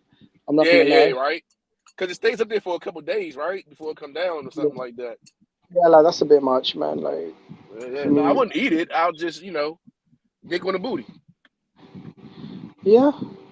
Like I got one chick who all I do is eat, man. I love to eat, so all I got is one chick that, that's when I call her, she know what time it is.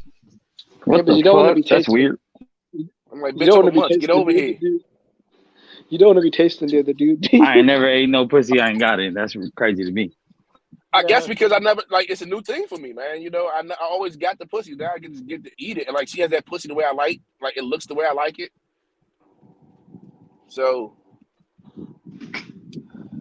well, speaking of eating, I'm gonna go eat some actual breakfast, and then I'll have back on if y'all still going. Breakfast? What the fucking time is it over there eating breakfast? Well, it's 1:30, but I'm breaking my fast, man. I'll be doing this intermediate fasting shit, trying to shed these pounds. So I'm active. Smoke crack. I'd rather not. Think so. It works. Hey, man. I know that's a DC thing, but I'm cool. Nah, you already smoke weed, man. You might as well. They still cracking. Is that the same thing in your mind? Cracking weed? Yeah.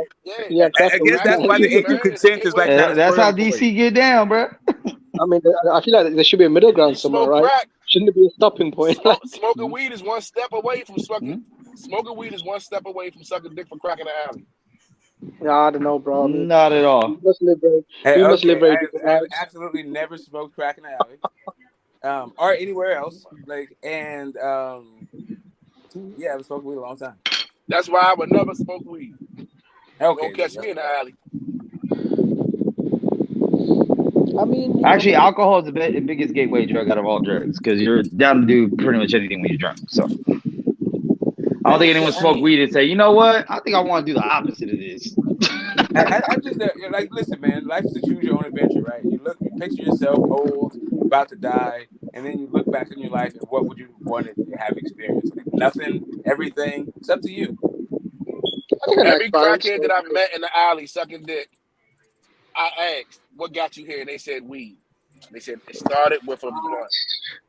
Oh, and if you want to spend your life, perusing alleys, trying to find out, life's most persistent questions. Yeah, but you got cheap blowjobs, right? It still is anecdotal, man. Now you spend your whole life doing that shit. But okay. I mean, I respect Combo's hustle, man. You gotta get a blowjob on the budget, right? So you gotta be economical. There you go. Flexible, I'm just saying, if you're gonna do it, you might as well take photos of the alley beforehand and make it like a coffee table book or something. I don't just hang out in the alley. That shit really. That weird shit kind of turns me on. Getting your dick sucked in the alley by a fucking nasty whore. Just knowing how low you are, how low you fallen. I don't know, man. That shit turns me on. This is the thing. All of these girls are nasty whores. What do you expect? Oh yeah, the crack whores. Yeah, definitely. You give them a 3-5 and an Arizona iced tea, and you can fuck for a week.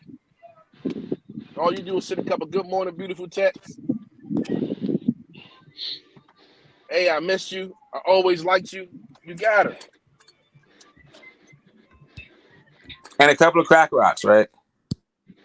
Yeah, that helps. If I go to Cali.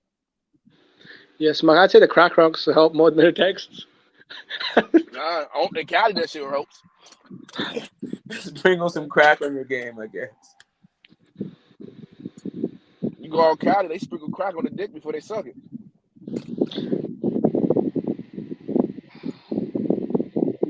I mean, I'd want to wait at least 5 minutes to let her air out a little before, set my dick up there. At least 5 minutes.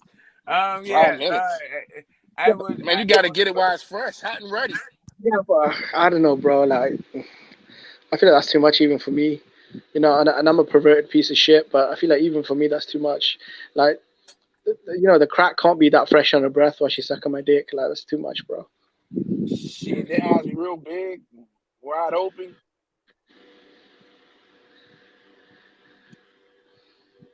I just don't let them exhale on my dick. It sounds like the UK people, it sounds like you're kissing hoes, crack hoes.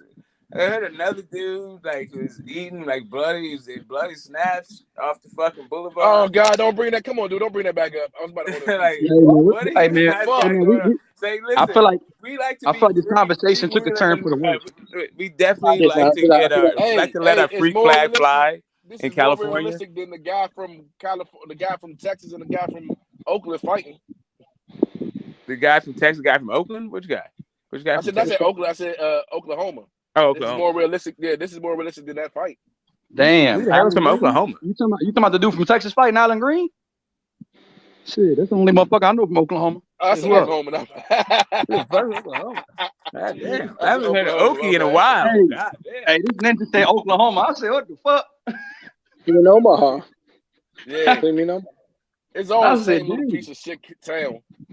Oh, damn. He said, damn. Hey, bro, he DC all the way. God damn. He said, piece of shit, damn.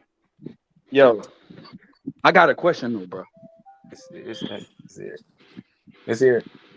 Go ahead. So this is my thing now. The people, so like, if you have one fight where you don't look super impressive, but you win all the rounds, does that mean you got exposed? Because I hear people saying that. Do y'all think? What is our definition of exposed? I think now because everyone's hyped up. Everyone's hyped up. So now it's like, oh, you're exposed because we didn't really know you were what you were. We just assumed this is what you was. So now we see what you are outside of people actually taking their way and going up. Like when Riviere lost, no one was like, oh, he was exposed. He lost the way he's supposed to lose. He fought the competition he's supposed to fight up, and things happen. So, there's a point last year, not too long ago, a couple months ago, where I was being told routinely that Boots Ennis was a better switch hitter than Bud, could beat Bud and Arrow. He was the best welterweight. And in the terms of like in terms of the YTBC conference, he's going to go up and beat Charlo, go up and beat Fundora. But in terms of those kinds of conversations, I think those conversations have been exposed about him, but not necessarily him being exposed. I think he's still like probably the third best welterweight. He just there's some things that he needs to work on.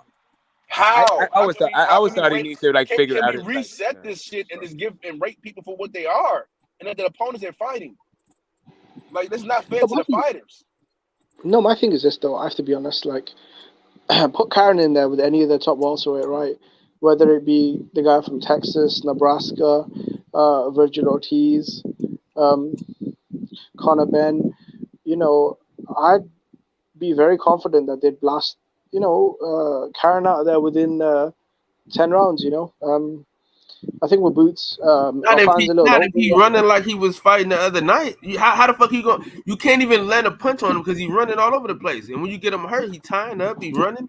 I don't like us using that word running. Floyd did that shit too. I don't like us using that running word, bro. We got to be able to cut off the ring. It's simple as that. You got to. And not only that, he also stood his ground running, bro, because he thought he was going to be out there. Slick fighters are running. I hate that shit. I hate that shit. Nigga, it's a difference between listen, bro. Let's keep it real. It's a difference between a slick fighter and a motherfucker that didn't come to fight, bro. Like, let's be honest. The nigga did not come to fight at all, bro. That's on Boots to make him fight, though, bro. That's on Boots to make that motherfucker fight, bro. Like Boots gotta be able to make that motherfucker fight. And traded with Boots at times. In the 12th round. So I don't want to hear that, bro. But I don't think Boots got exposed. Hell no, I don't agree with that shit. I think when he was spinning, when he was getting spun and the clinching and stuff. I mean, look, it was a bit of an ugly fight, to be fair. I mean, me personally, I'm not that harsh on him because I didn't rate him as Roy Jones 2.0 or a future Hall of Famer or like a lot of fans were incredibly overhyped. I thought, look, he won the fight. Was it a shutout? I mean, it's debatable. Some people did give Karen a round or two, so I'm not sure if I'd have it a shutout. What round did you give? Me, I don't think he won a round, but some people thought there were a couple of rounds. No, we ain't saying what other people think. We saying what you thought. I mean, I didn't sit down and score the fight, to be honest, bro. So I can't say. I've seen a few rounds that could have been swing. Do I remember which ones? No, but yeah, I mean, I did see a few rounds that could have went either way. Look, you won the fight dominantly. I mean, that's a positive thing. You went 12 rounds, which, I mean, in some ways could be positive, right? I mean, you showed he had a gas tank.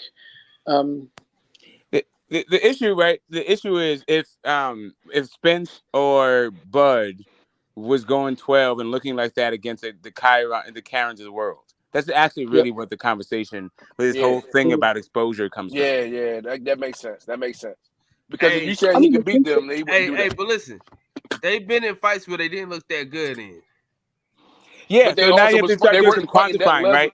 That's why you have to start doing some quantifying. Like you have to, if you go back to when they were his age and all this other stuff, then you can start putting it into his proper lens. But the issue is the way that they're projecting him, like before, right? In 2022, Bozy Anderson started like bumping his gums a whole bunch, and the guy is impressive to the eye. So we got a whole bunch of like new fans behind him, and he got a whole different kind of push. And the stuff that they were saying now is just that kind of like that PR, like that kind of hype. Like that kind of like it seems like now unreasonable for like where he actually is in his development.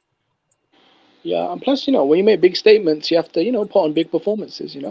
The way Bozy and Boots they were talking, like you think Roy Jones is about to step out of a time machine, especially the fans as well.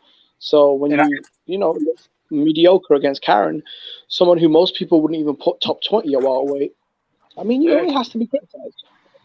I think man, Boots. If I go to the dealership and a guy sells me on a Nissan talking about it's better than a Benz, then I get it off the lot and that bitch start doing some Nissan shit, I'm gonna be pissed off. That's the problem we have right now. We keep selling this shit before we know what it is, man. Let the guy develop, man. Let him develop. So for me, I look at it like this too. I think Boots put unnecessary pressure on himself by him and Tank saying they're gonna see who got the best knockout and all this stuff. You know what I'm saying? So I think it was just, the talking about Errol Spence all week, talking about, the champions all week and talking about everybody else. Talking about, him and Rashidi having that call outs and you get what I mean? I think that's unnecessary pressure. Yeah. I think that's unnecessary pressure, but as far as him getting exposed, no. I think he won every round. Now there's the things that he got to work on. Absolutely, no fighter's perfect. But I just look at it a little bit different. You know what I mean? I ain't gonna jump ship because of a one fight where that he won every round. I just didn't like him getting frustrated. He looked very frustrated, in my opinion. That's the only pause for cause with me. Our cause for pause was him getting frustrated. I didn't like that. I didn't like that. I still don't like the adjustments he makes in fight. We don't know much until the next fight. In his next fight, right. Now if they're smart, the next fight they run it back with another opponent like this. Not the same style. He gets in there and he perfects cutting off that ring. Hey, the last time he cut the ring off on somebody that was moving like dude, they got a headbutt and the fight was over. You remember that shit? I'm about Van Heerden. But Van Heerden don't have the same feet as this dude. Yeah, you know Van Heerden is not a mover at all. Van Heerden don't have the feet. That was more of just a southpaw issue. Yeah, southpaw issue, bumping heads. But as far as this one, this dude actually had footwork, and I don't like when a dude has extreme, feints. I felt like in the technicalities, Boots was getting froze by the feints and froze by certain things, and I feel like the activity level, that's what waned to me. And the jab, even Boots said himself he should have pressed on the gas more, which I agree with. Those are things that I saw. Now, getting exposed, no, those are things you can clean up easy. You know what I mean? So I don't see much of anything, but people that weren't buying the hype are they're using that as a way to say, oh man, I told you that motherfucker ain't. Oh, I told you. So you got to be ready for that when you talk as much as he was talking. So that just comes with it. When you put those expectations on yourself and you don't get the knockout and all those things come, that's what comes. But do I think personally he got exposed? Absolutely not. He need to go watch some film of Mike Tyson and see how to come in behind that jab. Hey, YB, did you think that he could beat Bud or Spence going into the fight? Yeah, he did. I don't like saying their names, but I told Mill, YSM the homie. I told him that guy from Texas, just the style matchup. I felt like that's a bad style matchup at his stage. It's a better matchup than the other guy. Yeah, I don't think so. And I think the only guy that could have got him prepared for those two guys retired, because his style his style was comparable to Boot's style. I think both guys Sean would have been a good fight. Yeah, but I don't getting out the way ruined his chances to develop. I think that pressure. I think pressure is for a guy that's really flashy, for a guy that doesn't do everything fundamentally sound all the time and lives off athleticism. A guy that's fundamentally sound that works off the jab that goes to the body. you know, when you giving up a speed advantage, the number one thing is the body work and the ability and the hunt you down mentality and the ability to cut the ring off. And that's something that the guy from Texas has, which I think is a bad style matchup for Boots at this stage. Now, the real question, I don't think nothing is worse for him than somebody that can move at this point. The real question is, can Boots beat Keith Thurman? I think the guy from Omaha is that's what I'm saying. I don't know if he could beat either one of them before. You get what I'm saying? That's the thing. Before he got in that ring. But do I think that he can't beat those guys just from what I seen last night? I mean, on Saturday? I'm not gonna go definitively say that. But I don't think that they're great. I don't think that the guy from Texas is a great style matchup. Well, as far as the question with Keith Thurman, it depends on Keith Thurman still can crack. If he can still crack, it might be enough to keep him from coming in. And he can move as well, bro. Think about it. Keith Thurman's got really He was good able legs. to move, but his legs was didn't look so good. Keith Thurman can still move, but I think Boots gets the keep. I think Boots gets the keep. I don't know, man. That inactivity of Keith, man, it just, you know, when you fight 2 fights in like 5 years, bro, it's tough. You know. Boots has been, and listen, but same thing. Look, Boots ain't been getting the fights like he's supposed to either. Yeah, I mean, my thing is this, though. Why is Boots only fighting once a year, bro? This guy's a prospect, though. He should be fighting at least twice a year, if not more. Dumbass Ethiopian. Well, shit, he moved into past prospect stage, though, Jim. It's different now when you get the interim. When you get the interim title, bro, it's tough. Now you starting to fight on the champion schedule. You know where? But do you know? Man, that sucks though, man. Like I don't want to. They're trying to put you on big undercards on shit like that. You get what I'm saying? Like he would have fought. He would have fought twice this year if the guy from Texas and the guy from Omaha fought. That he was supposed to be on the undercard. He's supposed to be on this card. So I don't even want to speak on that. Hey, I'm gonna tell you this though. I'm gonna tell you this though. Me and my dad was like, shit. If he'd have fought somebody else, the same dude that fought Boots, he said if he'd have fought somebody else, well, he'd have beat him because of that footwork. Yeah, he would have. Who's that? Boots or Karen? Karen got some hell of a footwork though. Nah, you know, white boy know how to move. You know what I'm saying? But they over there, they do have good footwork over there. Yeah, that's what I was gonna say. A lot of them, because Noma got good footwork. Fucking Usyk got good footwork. So yeah, Victor Post. So stay the fuck away from the European fighters, basically. Yeah, Klitschko's had good footwork. I mean, them Ukrainians got good footwork, champ. It's just but at the same time, you know, that's when y'all say y'all don't watch film, that's different. You know, you shouldn't talk like that yet. You know what I'm saying? That's something. I'm glad it was a humbling experience for Boots though, because you know I don't watch film. I don't really care. I'm trying to have the best knockout, and that's good. But boxing can humble you real quick, and that's just what happened. You know, a lot of fans turned on him overnight, and that'll make you hungry.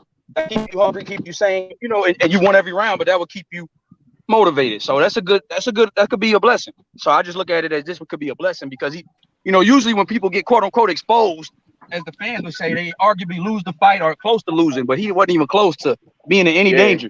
So he was just so much of a great hype, you know. Right. So, he was so hyped up that he almost got to wrap his ass beat.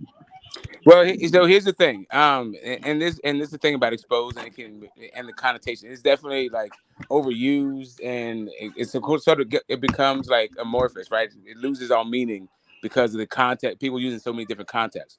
But one of the ways that I think might be justified outside of people's like, you know, just hyping up their new guy, before going into this fight, you didn't know if, he could cut off the ring, and now you see that's something that he absolutely needs to work on. But why didn't his corner make the adjustments immediately? That's another question, right? That's another thing. So when you start talking about exposed, that's what you start to see, these holes in the game.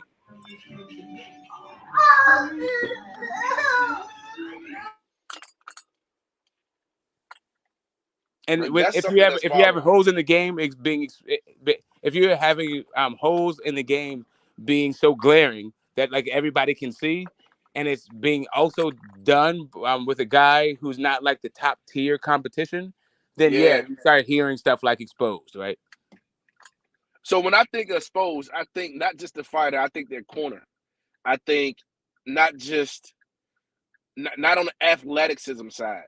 Because some people listen, it's always gonna be somebody that's more athletic than you, right? Someone that's physically stronger, physically faster. But when I think of exposed, I think that your IQ, you yourself didn't tell you to adjust. Your coach didn't redirect you and tell you to adjust. That you didn't have the actual tools to make it happen.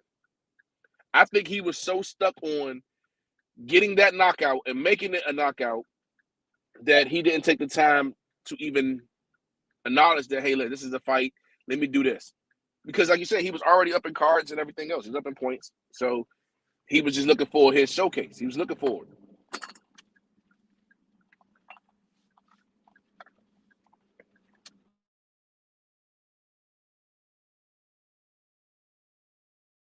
And I guess it's style. I guess it's styles. And well, yeah. I do think Bud is not the same. So, Jesus, I do think the WBO welterweight champion is not the same fighter that he was. In those lower weight classes, you don't think he is as elusive? He'll be back to finish his statement. Hey, but remember, styles fights, man. Yeah.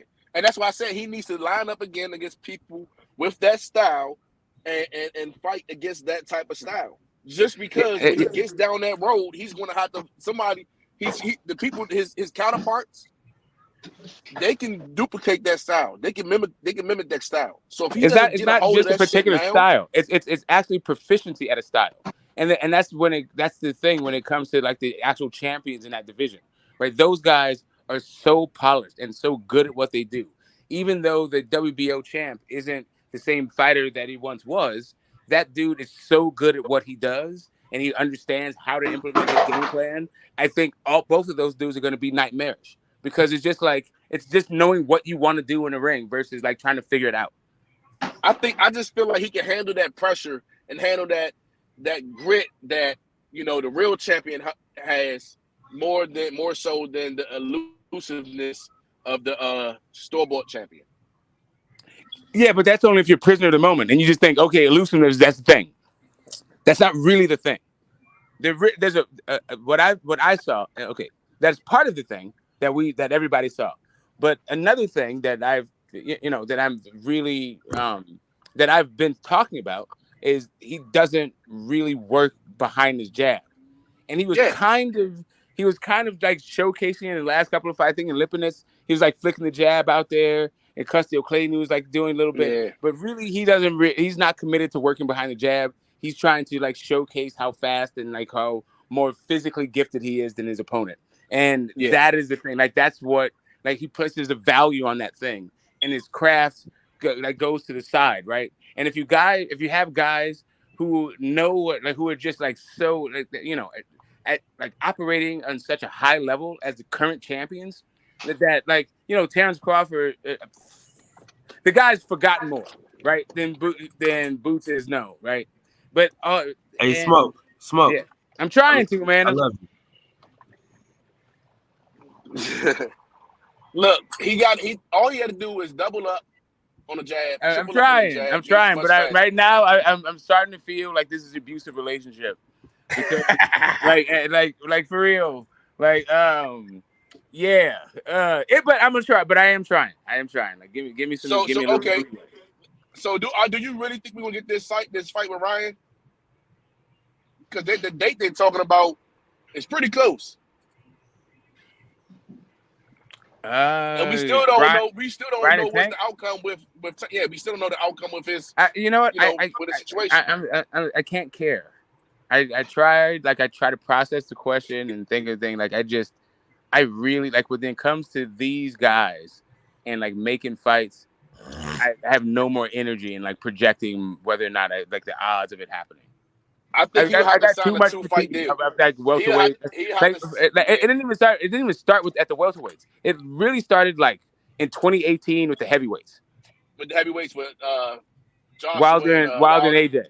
Wilder and AJ. Yeah. Like that whole thing. Like I'm done with like, are they going to fight? Will they or won't they? Will they? Won't they? Is fucking boring as shit to me now. Well, if he signs that contract, with Golden Boy, I can see that fight happening. But Oscar ain't gonna give away his bottom dollar hoe. Oscar wasn't trying to Oscar was trying to pump that. Listen, Oscar was trying to use the Tank Ryan fight to get another payday for Ryan versus some other overmatched dude with a name. Yeah.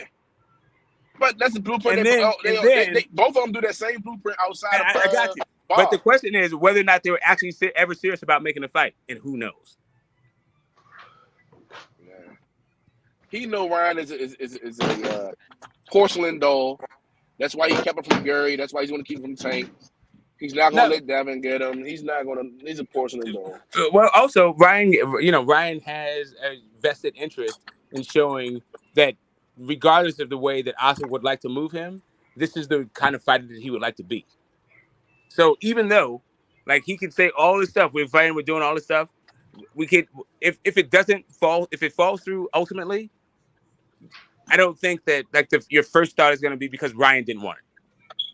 Yeah, because he's so egotistical and he talks with so much conviction, but that doesn't mean shit. That doesn't mean a damn thing. I have a lot of optimism. I have a lot of optimism because the execs appear to be online with the whole fight happening. But even they, even though they say that, they're kind of reassuring in the way that they speak, they don't really have a lot of details. It's not really concrete. So, like, if you can't make this thing like concrete and the execs are involved, then it still gives me reason for pause and, like, I don't know. I just got some fatigue with it. Yeah. No, I understand. There's been too many of not the fights that we want to see not happening. That we just get tired. Pump fakes. Too many pump fakes. Remember pump fakes. Fury AJ was supposed to happen for Undisputed? Wilder AJ Undisputed? Yeah. Hey, have you seen you ever watched that show Euphoria? Yeah, I saw the little white boy boxes, man. I didn't know that. Mm-hmm. He looks sharp in his videos, but that's Court's videos. He's an actor, but he looks really sharp. And I'm excited to see what this kid Austin dude would do. Like, if we're gonna talk boxing, look boxing, we gotta look further down the road, man. Because right now, none of this shit's gonna happen. Yeah, I've gotten to the point where now I don't even fucking care about none of this shit. But I'm gonna say this though, bro. Like, people get so caught up in one performance, bro, that it just irks my fucking soul, man. And my thing is, I can see if he got like hurt or like the dude just outboxed him, I could see it, but that shit didn't happen. Talking about it, say name. John Ennis, nigga. I'm just puzzled that But I really thought the dude, like, the Ukraine niggas, I thought he was gonna fight a little bit though. They normally tougher. They normally, sit in the pocket. But listen, it's a boxing. Floyd fought like that a few times. The difference is that Floyd frustrated them, set him up, and let his hands go. See, Floyd was fast enough to let his hands go when he fought. No, but see, people always say running and shit. It's a difference between like running and box and like being a slick boxer. Like the nigga, he wasn't even he didn't even punch. No. He just had to stop, bro. He just has a style. It's about like actually having a perfected style. And Boots is still figuring out what he is, and he's trying to figure out what he is in the ring. Like, he doesn't actually in his mind. Like, and this might get abstract. And I would maybe try to make an example if one comes to mind. But this is when Gary says professional amateur. That's what he's talking about. It's a couple of things. Like, I can give a little bit of examples. Like in Tio's last fight, right? He just was out there like trying to figure it out. Like, there was no game plan from the corner. There was no active instruction. He didn't know what to do in this situation in order to turn the tide. He doesn't know how to make the correct adjustment in order to make it easier, to make the fight easier for him. That kind of stuff. He's still trying to figure it out against guys who are not on the level of the people that they're projecting him to have success against. And that's really the issue. It's about his actual development as a fighter, not even a stylistic thing. I think his style, though. I think his styles mesh better with the other fighters that we're talking about. It very well may be, but there's not at their level yet. Even if that's the case.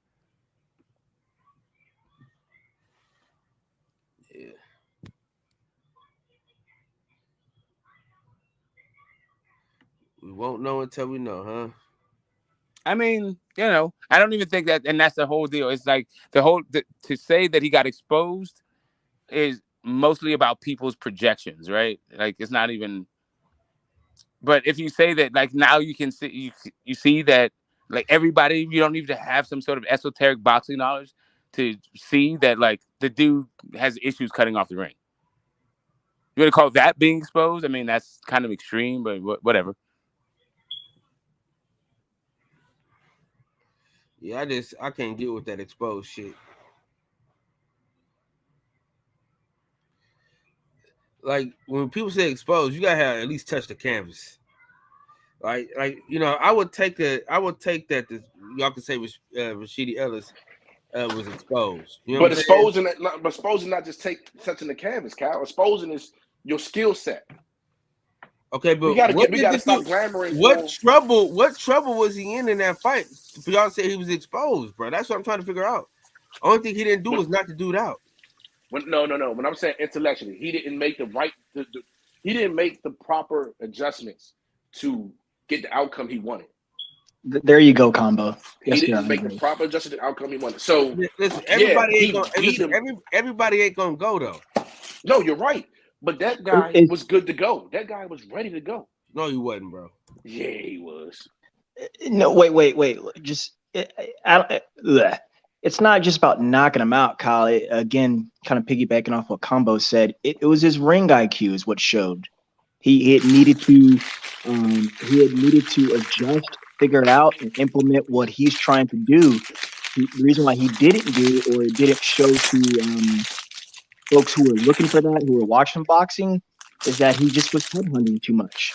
Rather than just break your guy down systematically, how you normally would with a mover and mobile person. Now, I'm not head over heels about it. I don't think he was like, putting the finger, he's exposed. No. What I see is that the dude still needs work on seeing many different styles. Is he ready for the top guys? Yes. But eventually that will trickle down to his means. And this is why I always say, let's be patient. Let's be patient. Time is the real prophet when it comes to Jaron and his boots.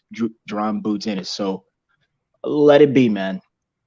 As far as I go. Definitely. Time is on his side. Like time is his friend. And time is against some people and like on the sides of others, right? And time is on Boots' side. I felt the same way about people saying Earl was exposed with the Mikey Garcia fight. It just doesn't make sense. No, I mean Mikey Garcia is like Mikey Garcia might get in the Hall of Fame. Like listen, Karen is I don't even think he'll be a champion. Like and that's what I mean when it's just about levels.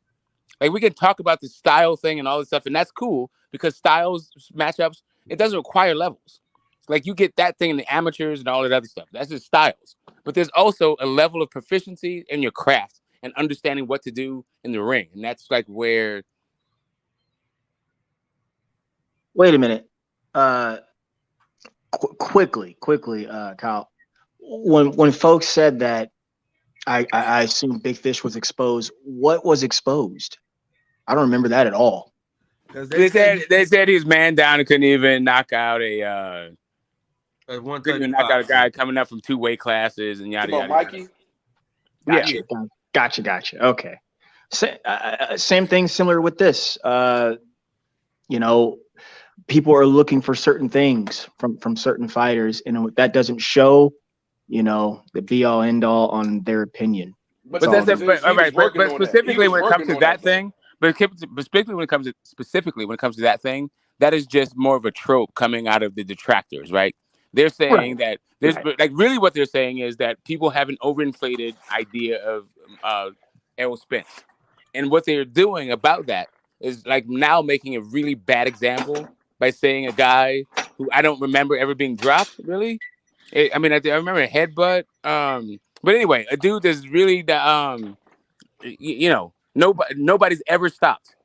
But now the metric of the hype that the detractors feel like he's getting equals that he has to stop a guy who's never been stopped ever. Right? So that kind of like unrealistic expectation in order to justify some kind of model that the detractors feel like his supporters have built is like just bullshit, right? That's just like internet bullshit that we get with trolls. And like this faction kind of like this camp against this other camp. And that's like Mikey Garcia is an excellent example of that thing, of this like kind of phenomenon. Like this guy is probably going to get in the Hall of Fame. And if Errol Spence was who you said it was, you should have knocked him out. Yeah, but Errol Spence wasn't trying to knock him out. I still go with that one. Even if he was trying to knock him out, like, bro, no, even if was or wasn't, doesn't mean that you're going to knock out a guy who's never been knocked out. So the idea that you'd even place that expectation on it, it says more about you than it says about like the guys in the ring. I agree. Yeah, but this dude ain't never been stopped before, though. Yeah, and you know what? L-Dub said, I said this all last week. L-Dub said that guy was going to come to fight. I mean, I know, like, you know, it turned out differently, but he was going to come with something different is what I'm saying. And he did. But there's also levels to it. That's what I'm saying. You could say the same thing. The only problem is I'm talking about Mikey Garcia. We're talking about Karen. That's the issue. Yes. Mikey Garcia is every bit as a professional. I mean, dude knows how to fight. Dude knows how not to get knocked out. I wouldn't be surprised if Mikey Garcia got in the Hall of Fame. I would be surprised if Karen became a champion. Right. But you know, all the fighters are saying that that the guy he fought against, like all the boxers, active fighters, they're like, no, he's a tough guy. It wasn't going to be an easy match. Yeah. Again, I said that last week, courtesy of L-Dub. He said the guy was going to come, and that's all I hope for. I really just hope. I just want to see someone fight the guy. Talking about Boots. Well, he decided to fight the guy in spurts. To be honest, yes. Like there were moments where he came to fight, but like, did he really come to win? Like, what was a winning effort over like 7 rounds? But at this point, Boots should know that people are going to not come to fight you the way that you want to fight.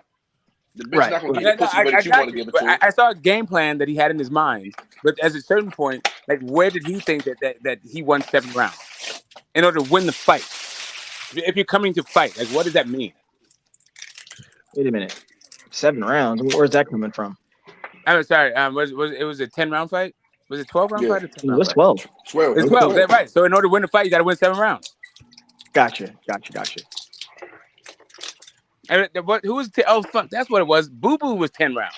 God. Yeah, Boo Boo was 10 rounds. Like, yes. Boo Boo was 10 rounds. The 2 times champion was 10, and that guy would say, okay.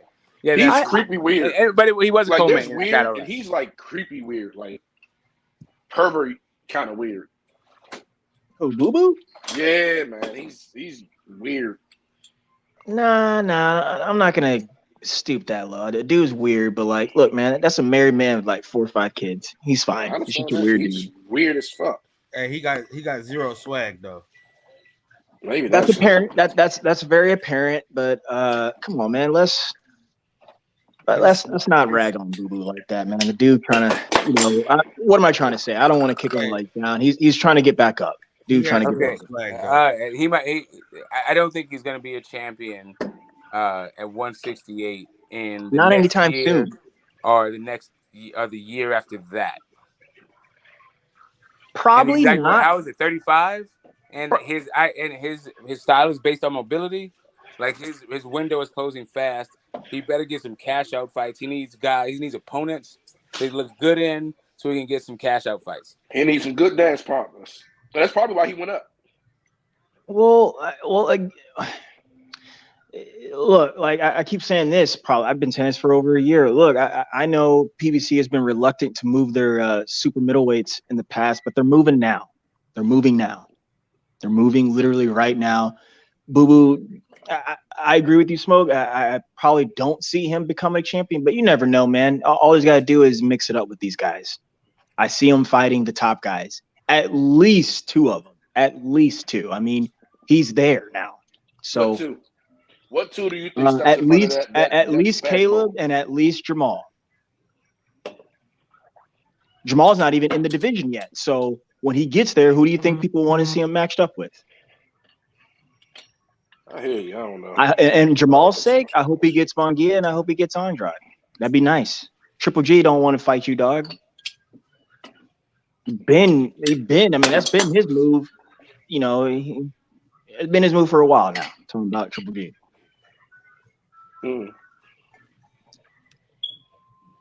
Coming into this year, so last year I came into the year with peace. This year I'm coming into the year. You know what, man? I don't care at all the hype behind these people. I really don't. I just want to see my personal favorites and some people who are pleasing to my eyes fight twice a year and mix it up with some people who can actually fight with you. That's my hope. As far as the background noise, I give no shits. I don't care because all that is, first off, like that's us. That's us speculating based off the facts that we get from the boxing community and possibly the fighters themselves. But definitely, you know, who cares? It's all the talking will be done in the ring for me this year. That's why Tank at the press conference, real fast. Tank at the press conference, motherfuckers kept bringing up Ryan, and the dude straight up said, "All right, man, there's no much talking. I'm getting to work. I'm getting the training. I'm gonna let his dumb ass do all the talking and saying this, that, and the other. I'm gonna go in there. I'm just gonna be working. And when come night, fight night, when the lights come on, we'll see who can back it up." He literally, like, they kept trying to just pressure him. What do you think he said? You know, I don't give a fuck what he said. I'm gonna just fight. Y'all just like they do that. That's funny how we do that in our sport. Like someone on their biggest night, they want to worry about that. They want to worry about what someone else said about them on their biggest night. Man, get the fuck out. What sucks is he doesn't do that. Like Tank don't be saying, "Oh, I want," you know, when Ryan wins or somebody wins, he don't go and try to take their shine. And it sucks because he had his homecoming fight. And normally his promoter takes his shine. Now it's another guy trying to take his shine off his win. Let the man have the glory of his goddamn gonna win. Who tried to take the shine off of him? Ryan and Oscar. They just started with the Twitter and the spelling. Like, get the fuck. Oh no! Hold on! No! Hold up! Now, and this might be just my own energy should have been my own personal experience. Hold up, but I was sort of initiated to like the behind the scenes of boxing by like a guy, and you know, admittedly he's an like extreme personality, but like his idea was like as soon as he knew he had an opponent or somebody wanted to fight, it became all out warfare on that dude.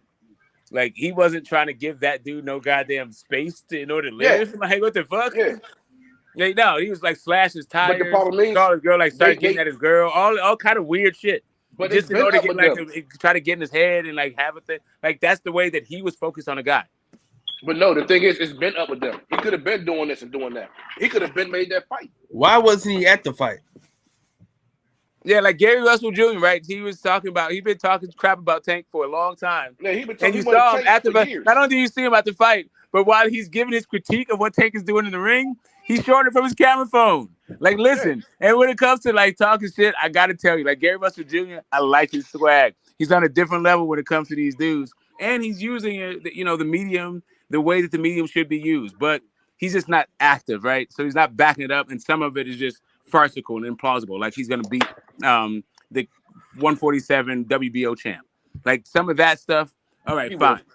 But when it comes to like holding down your own turf and talking your crap and whatever, standing in the square, I really like Gary Russell Jr. Hey, I would buy that fight. I would be there, even if it's not here. It couldn't be here. That fight couldn't be held in DC. It's not safe. I mean, all right. So it's not enough security or police. You think Gary? Yeah, that's an interesting crowd mixture. That's interesting. But does it sell that high anywhere else? See, that's the problem. Now you might have to go Barclays because New York isn't that far off. It's a big fight. It's a big fight. What is that? It's a co-promotion. They're both self-promoted now. Man, that's a hell of a fight. What if it happens in Virginia? Does Virginia have anywhere? Probably. Yeah, they got some stadiums and stuff out there, but Virginia, yeah. Nobody want to play around in Virginia. That's a Commonwealth. You don't really want to fuck around out there. Right? And I mean, it's like close enough that the fan bases would go and probably be on their best behavior, right? I would think Philly, but Philly's still like home territory for Baltimore. Philly and Baltimore are like they're brothers. Yeah, but he's out of Baltimore, guy. He's a DC guy. That's Tank. Yeah, I'm saying, but Gary Russell Jr. is not about to like capitulate to the like greatness of Tank. He's gonna keep playing this whole thing. Like, if you gotta like Gary Russell Jr. plays hard to get. Yeah, well, I'm saying it's gonna have to be East Coast fight. So I'm just trying to think where it was city, and I'm thinking, I was thinking Atlantic City, but no, it had to be New York. It has to be neutral ground. But the thing is, the New York actually.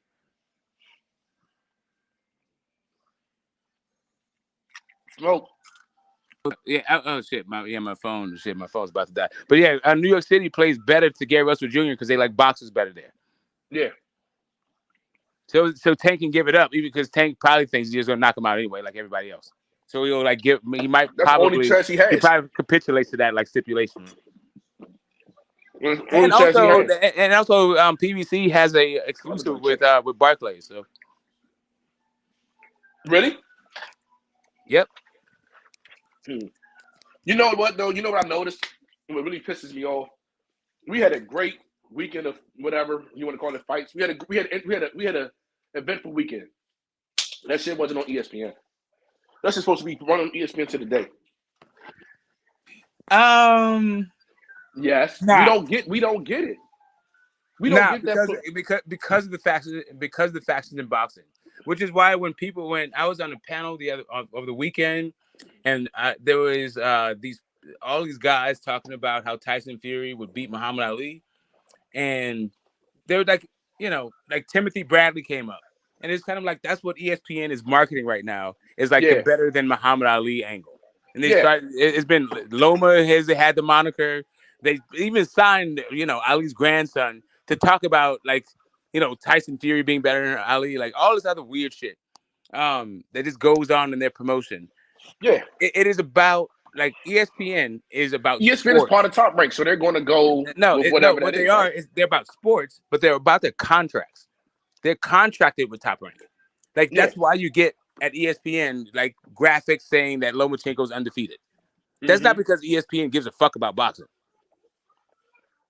They're invested into that. They invested into Top Rank, which is invested correct into because Top Rank gave them that copy and they just put that shit on the airways. They don't give a shit. They're not proofreading that shit. They're not like taking to the blogs and seeing what's fucking going on in the rankings. That's not what ESPN is doing. But Top Rank is just using that shit as a platform and they're promoting their bullshit. But the thing is, ESPN and Fox are both owned by Disney. No. That's not. ESPN is Fox does not. Disney does not own Fox. It's ESPN. Wrong phone. We put the wrong password in. No, Fox got sold. They used to be used to be Fox Broadcasting. They got sold to Sinclair, and then they got sold to somebody else. After that, like Fox Sports is different from Fox's other thing, like Fox Searchlight, FX1 and all that, or like Fox News or all that shit. But Fox is like has a whole series of things. Fox Sports got sold in the pandemic to one group, and then they got sold to another one. I want to say it's Bally's. I think Sinclair sold to Bally's. But anyway, Fox. But to my that I'm aware, they've been sold at least twice during the lockdown, since the lockdown. Right? So like their thing, but I don't think Disney owns Fox at this point. Okay. I'm not gonna argue with you with it. Fox Sports, sorry, Fox Sports specifically. I just know at one point they were part of the company. Well, Fox Sports is part of the whole thing. And this is another thing about just the structural challenges boxing has right now, and the pandemic sort of exacerbated is the way that people like consume content has gone away from broadcast television to like streaming services. And so, it was ABC. They own ABC still. Yeah, they own ABC, but ABC has a show boxing as fucking Wild World of Sports. No. I'm just trying to make sure I'm on tripping. Yeah. Definitely. That's the local. That's their They don't have network Fox that networks no more. broadcasts it. They don't have Fox networks no more. They don't have Fox and FX and none of that shit no more. No, so Fox has a bunch of different. They have a bunch of different properties, and Fox Sports is different. So like, there's a Fox News Group, there's a Fox Searchlight Entertainment, there's Fox Studios, there's a whole bunch of shit that Fox has, but they sold Fox Sports. All right, And I'm then, looking and up Fox right Sports now. Fox They got Sports ABC, had FS1, Freeform. FS2, FS3, like all of that shit was it's under on Fox FX Sports, right? and Stars and all that. Yeah. Yeah, right. Yeah, but Stars, I think I brought up like Viacom. I'm not even like the No, whole not Stars. parent company and like Stars. affiliates and all that other shit. It's a different thing. But and also they don't even show boxing, so it's you get my wheel back a little bit. But I got to you. stick to boxing, to stick to boxing, like all we got, like the ESPN, like the way that ESPN like goes about their thing is not. Their interest is not in the health and the growth of the sport. It's about they have a contract with Top Rank. That's their interest in the sport of boxing. Yeah. I agree. And then like Stephen A. Smith like talking shit or Max Kellerman. Is Max Kellerman even there anymore? I think so. I haven't seen Max on boxing in a while, but whatever. Yeah, he's still doing it. No, yeah, right. Because Devin Haney and Devin Haney and Cambosis. Yeah, I remember. Yeah. Right, okay, here we go. Yeah. So yeah, that's basically like their commitment to boxing is a vanity project for Stephen A. and them trying to like get their like trying to exercise their what is it, their credibility with Max Kellerman, because Max Kellerman is actually a Hall of Famer. You have to buy some eggs. You said Max Kellerman is actually a what? Hall of Famer. I said I gotta buy some eggs. What? You got it in the International Boxing Hall of Fame. Like he's a like broadcast. Hey Kyle, put your mic on mute. So like Max Kellerman is like one of their legitimizing things. It shows that they're just like about the sport. But Max Kellerman, you also know, is a fucking company man for ESPN. So yeah, he is a hop too. And he used to go to the fights. He used to be out there in the streets like that. But he got married, had children, and started to dial that shit in. Even when he was on HBO, like he don't give a fuck. Yeah, he's not out in the streets like that. He hasn't been out there like that for years. I miss HBO boxing. Floyd killed boxing. Who killed boxing? Floyd. Oh my God. Okay. Wow. He destroyed. He made it so you can't take a loss. Okay, but guys that take losses on pay-per-view. No. Okay, who's the cash cow about? So right now, if you were to say there's one name, or if there's one guy who has the best shot of being the face of boxing, who would you say that is? Tyson Fury. You think Tyson Fury is the face of boxing? You think Tyson Fury can command and has the same sort of market value as Canelo Alvarez, who's not even a heavyweight? I forgot about Canelo.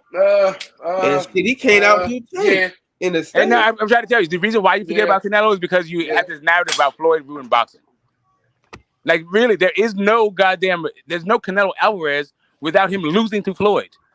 You're right. I'm not debating. It's not about zeros. It's not about O's. Because even after the B-ball loss, people are just saying, "Hey, that rematch the guy, and he's still the cash cow." He made more money actually, like after a loss, than anybody I can think of in the sport. Floyd ruined boxing. Fighters, they fighting to go undefeated, so they cherry picking all their fights. He gave us his blueprint of build a fighter up, build the opponent up, make people believe in it, make them battle fight, and you keep your own. That is not a Floyd blueprint, but that's the thing about Floyd. That I feel like because Floyd, Roy didn't do that. I feel like Roy fought whoever the fuck you put in front of him. No, so here's the thing. But Floyd fought like a bunch of Hall of Famers, some all-time greats. So this idea that he was just cherry picking his way through the field, like no, in their primes, not on their way out, in their primes, when they're at their height of their powers, coming up for smaller weight classes. What? Outside of Oscar, who did he fight? Okay, so you realize Canelo Alvarez was a unified champion at 154 pounds, and Floyd is not even 154 pounds. Floyd came up from 130 pounds. I wasn't done. I was not done. Go ahead. Floyd came up from 130 pounds, from super featherweight, to fight a junior middleweight who's also been a light heavyweight champion, fought that guy when he was a unified champion at light middleweight, right? At junior middleweight. So that's one guy, right? So that's just one. Juan Marquez. Hold on. Canelo cherry picked his way up to those titles, picked the right opponent, and fought the right guy. Okay. So who did you think? So who did you think that he should have fought before he fought Floyd Mayweather for you not to say that? I don't know. Yeah, because of nobody. Because Austin Trout was like an excellent guy for him to fight. Right? This whole idea about Canelo is Canelo even today, after that fight. It would be one thing if it's like Jeff Left Hook Lacey, right? We're not talking about guys who got like overhyped and managed right, got into a big fight, we never heard from them again. We're talking about a guy in like really the first division he was a champion in. They also went up to like 4 other divisions. They became champions. They became champions against like a couple of maybe Hall of Fame. He's also a guy who was put on the right path and had good. I got you. I got it. But that is true for most everyone in like at least in the 21st century. Like this is not like these guys are like some anomalies in the thing. There are some guys. There's a generational gap. Even though Canelo is technically part of like the Oscar and Floyd generation, technically he is. Really, he's part of this generation. He's part of the generation after those guys are gone, and this generation is his generation. And those guys, Oscar and Floyd, for the most part, they fought everybody. Yeah. So this generation, Oscar, they don't have that same kind of thing. More so Oscar than Floyd. Well, Oscar, he fought him when he fought him. I think you made this argument the other day. Once you lose and you show, a flaw, it's easier for you to get beat again. But you have to be that good. It doesn't mean that you can once you show a flaw that somebody at a lower level can exploit that flaw. He's good, but it doesn't go wrong. That's what I'm saying. Like when you start talking about all-time greats, but he wasn't fighting that competitive. Right. All I'm saying. Right. So when you call him competitive, right? Like, and when I say there's levels to it, like when you talk about a guy saying like what Kyle was talking about, saying that Boots got exposed with Karen versus Spitz got exposed against Mikey Garcia. These are 2 totally different levels of fighters. Right. So like Floyd, Oscar, they fought totally different levels of fighters. Then they fought. But see, listen. It's like when they was catching the old guys on their way down. Floyd started catching some of those guys on their way down, man. He wasn't catching those guys in their prime, and it's not his fault. It's not his fault. Listen, he can't judge what time his parents fucked. It's not even about on their way down or on their way up because it's not because it belies another thing. Floyd was also old as shit. It's not like Floyd was in his prime. Floyd came from 130, and people are like missing this thing. Like it's as if when you say this thing, it's as if Floyd was 25. Floyd was 35 himself. I'm talking about Floyd as Pretty Boy Floyd. Yes, Floyd is Pretty Boy Floyd. Okay, hold up a second. Floyd is Pretty Boy Floyd. Hold up a second. Chico Corrales was not on his way out. Castillo was not on his way out. Arturo Gatti was not on his way out. Hold on, I'm not done. Zab Judah was not on his way out. He was Pretty Boy Floyd all the way until he fought Oscar. After he fought Oscar, that's when he became money. Zab, I give him up to Zab. And that's because you don't know about Chico Corrales then. No, I know about him. Then you can't. Then why'd you start at Zab then? Because that's his last black fighter. What? Because that's the last black fighter. Okay, what do you think Chico Corrales is? No, he fought Zab after that. I understand, but you said that's when you start giving him credit. I said no. I stopped at that. Oh, you stopped giving him credit there. Okay, I got you. I said started. I thought you said you started giving him credit. Okay, got you. No. You stopped. Okay. But he fought Mosley after that. Mosley was old. Okay, that's what I'm saying. It's just the black meter. Mosley was old. Okay, I got you. Okay, right. I got you. Now you're doing the black meter. On the black meter, yes. On the black meter, yes. But like Ricky Hatton was not on his way out. Ricky Hatton wasn't Ricky Hatton no more, dude. Ricky Hatton was undefeated. He literally came off it like he was knocking every fucking thing out, and Ricky Hatton was talking. That doesn't mean he didn't slow down. Like he was. Ricky Hatton was in his prime. Okay, hold up a second. You know, when you watch these fighters, you can see Ricky Hatton was not slowing that, bro. He wasn't like 30. He was. What is he like 27? What do you mean slowing down? Nah, like, what are you talking about? Dude. He was in his 30s. Ricky Hatton didn't even fight until his 30s, did he? Like really, Floyd Mayweather ruined that guy. What really like fucked up Ricky Hatton was he just ate a lot on outside, so he had to cut up the weight to fight. But also the other thing is he wasn't that good. He was like kind of overhyped from England, right? That was the other part. But I'm just saying that the guy he wasn't like outside of his prime kind of shit, and he wasn't coming off of losses and all that. He beat the fuck out of Curtis. Ricky Hatton hater, bro. Listen, if you're all gonna view him as through the black lens, then okay, fine. No. He pulled a Canelo. I'm not fighting anymore. You must be talking about Floyd, Convo. Mm-hmm. What you saying about Floyd? Floyd cherry picked his way through? He cherry picked through people. Well, see, because listen, after that, Ricky Hatton only beat. So if you're gonna listen to, if you're gonna look at it through the black lens, then what you're saying is he should have fought Devin Alexander and maybe like Keith Thurman, depending on like what you're. See, but this is what I'm saying.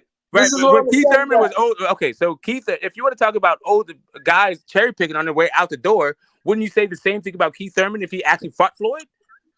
No.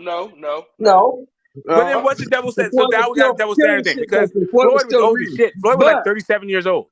But he was still the man. But I will say this. The only reason I have pushback with you when you say Floyd cherry picked his way through, because 2 reasons. Number one, Floyd fought all the motherfuckers they said could beat him. He fought him and beat him. Number one. Number two, with the exception of 2 people. Floyd, with the exception of 2 people. Who? Paul Williams and Margarito. Well, Paul Williams, I talked to him personally at the Tank fight. I spoke to Paul. You know, that's my favorite. I know Paul didn't think that. I'm just saying who they said. Paul said the that he fight wasn't just ready for fell Floyd. through. Yeah, no, I know Paul said he wasn't ready for Floyd. Paul has said this he's on record with that. But I'm just saying what people said. Just fell through. They just couldn't get it done. And you talking about Margarito? Yeah, Bob was trying to keep him at top rank for $8 million because he didn't want to pay $20 million to fight Oscar. Yeah, that one. Yeah, Margarito. Yeah, well, that was. He could have. I don't know. He could have fought Margarito. He probably would have beat him easy because he was too fucking slow. But anyway, the second reason I push back on that is because after Oscar, also Winky right in Triple G. Oh, there's those 2 guys too. Well, he should have never fought Winky because Winky was way too big and Triple G was even bigger than that. So that would have been stupid. So don't do that. But he should have fought the Winky. second reason I pushed back is because after Oscar, because nobody thought he was going to beat Oscar, Floyd earned the right to do whatever the fuck he wanted to do. He earned it. Because people forget that Pretty Boy Floyd fought every fucking body. Everybody. That's what I said earlier. I said, listen, after Pretty Boy, he was Pretty Boy all the way through. But he's Pretty Boy all the way till he fought Oscar. He ruined boxing. Now everybody's chasing this damn money and this damn blueprint, and our favorite fighters are only fighting once a fucking year. Okay, so I understand. So let me now address that thing, right? So every time the face of boxing happens, that part of their the legacy of being in that position is that you put your own stamp, you put your stamp on the next generation and on boxing, right? And Floyd inherited his title from Oscar De La Hoya. And I feel like Oscar De La Hoya was a better representation of that title, right? Of that responsibility, of that stature. But the idea but I feel like Floyd gets a lot of unfair criticism when it comes to guys and their O's. That whole thing about guys and their O's is not as it's not actually the reality that people try to criticize Floyd over. Like Adrian Broner has a ton of fucking losses. That dude gets a ton of fucking money because of his relationship with Floyd, right? And he was getting that shit. He got the Manny Pacquiao fight after he lost how many fucking times? And Manny Pacquiao himself, Floyd contemporary, was getting pay-per-views after losing to guys like Jeff Horn, right? Mm-hmm. It's just kind of like I feel like people want to criticize Floyd, and like what I'm saying, the current cash cow has lost how many fucking times, including to Floyd? How many draws? Like this whole idea about the and Floyd ruined boxing, I feel like is like kind of an old trope, and it was never fair in the first place, for real. Well, you know what it is, though? For like about 8 months, maybe 9 months. It's the black fighters that get the butt of that, though. You know what I'm saying? You know? Thank you, Kyle.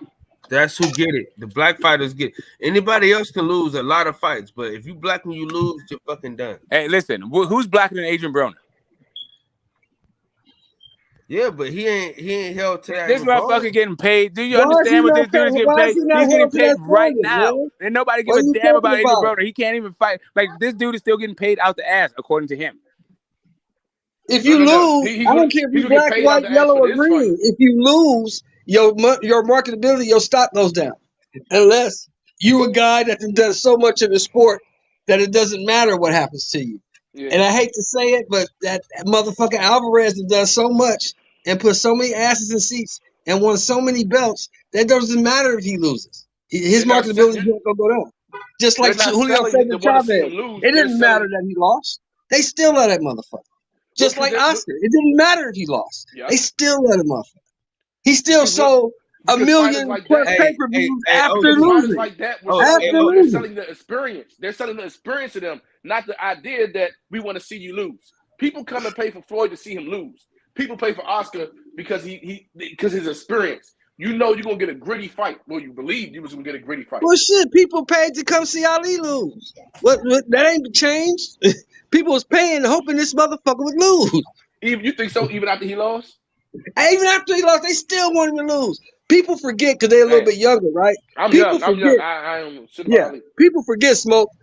Tell him during Ali's career, he was the most hated motherfucker in America. Yeah, I don't understand how polarized he was. But I'm trying to tell you, like right now, Dillian White is one of the most entertaining like losers in boxing. I love the way the guy loses fights. No, I think Derek Chisora got that matchup. Nah, hell nah. Like the way Dillian White gets knocked out is like it's in a class all of its own. But who makes more money? Makes more money, Dillian White or Derek Chisora? Because you know Derek Chisora get paid. And so is Dillian White. Dillian White was like the B side to Derek. I'm sorry, Derek Chisora is the B side to Dillian White.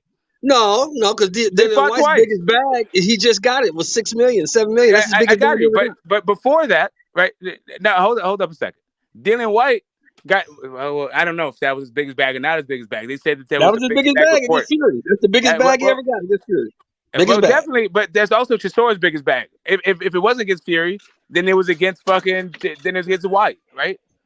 Yeah, I mean, Chisora been getting paid for years though, because Chisora got like 13 losses and still getting $3, $4, $5 million. Right. So, and that's the whole thing about when it's talking about ruining boxing. Like if anything, I think like the existential threat that boxing is having is just the transition from broadcast to streaming. Like that's the issue. So when I say ruining boxing, I mean on the fighter perspective, because now fighters are so worried about protecting that that they hold themselves and confine themselves and don't reach for the greatness. They play it safe. Doesn't that make you think that fighters are fucking up the sport themselves?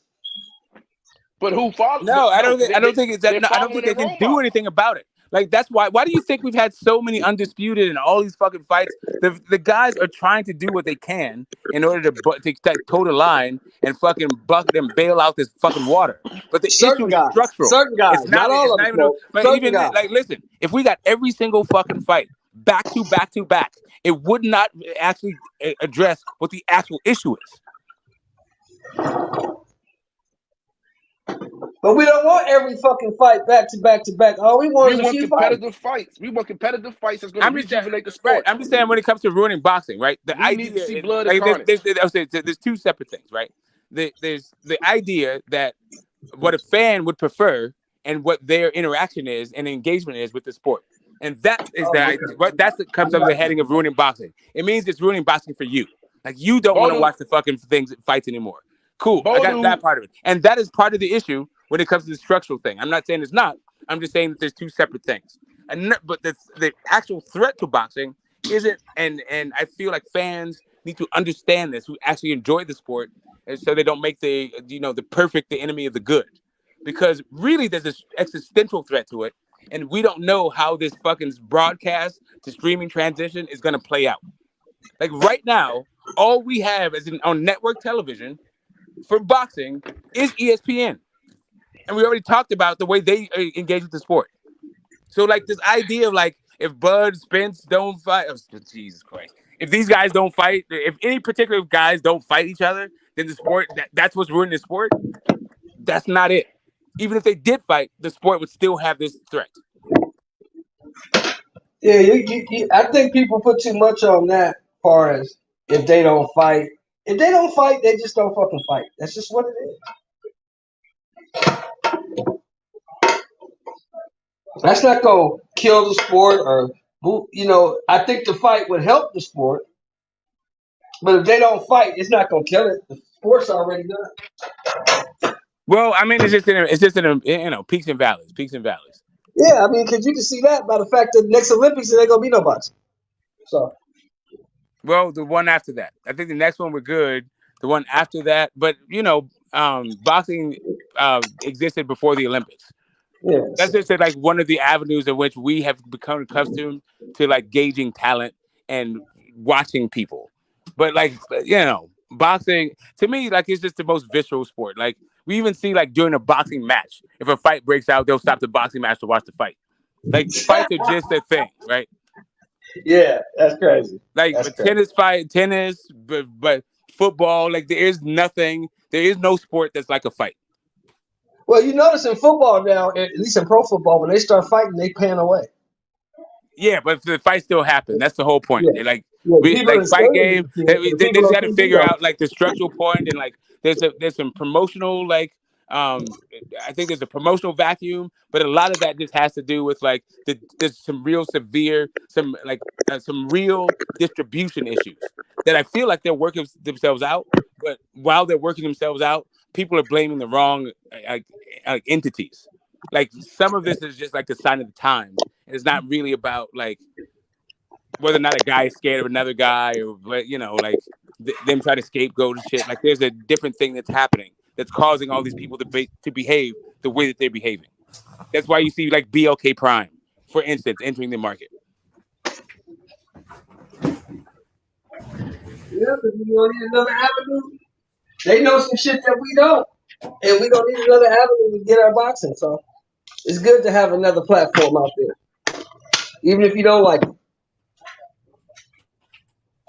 You're more likely gonna watch it. So, hey. Yeah, but I feel like where the fans' outrage is now like a little bit archaic, and it's now like been shown to be like just behind the times. I don't know what the hell you guys are talking about because I just came in here. But what I do know is that guy Hector Garcia quit, man. And Rolly beats Hector Garcia. Hell yeah. Hey, y'all. I have the spar. I have the footage. L-Dub has a question. Right? What? If AJ trains with Derrick James, would that change your prediction versus Wilder? Nope. Yeah, then nah. Because AJ ain't built like AJ's not built like the fighters that Derrick James has right now. AJ's not a killer. Corollary question right there. Do you think AJ has the temperament to actually implement the style that Derrick James teaches? Nope.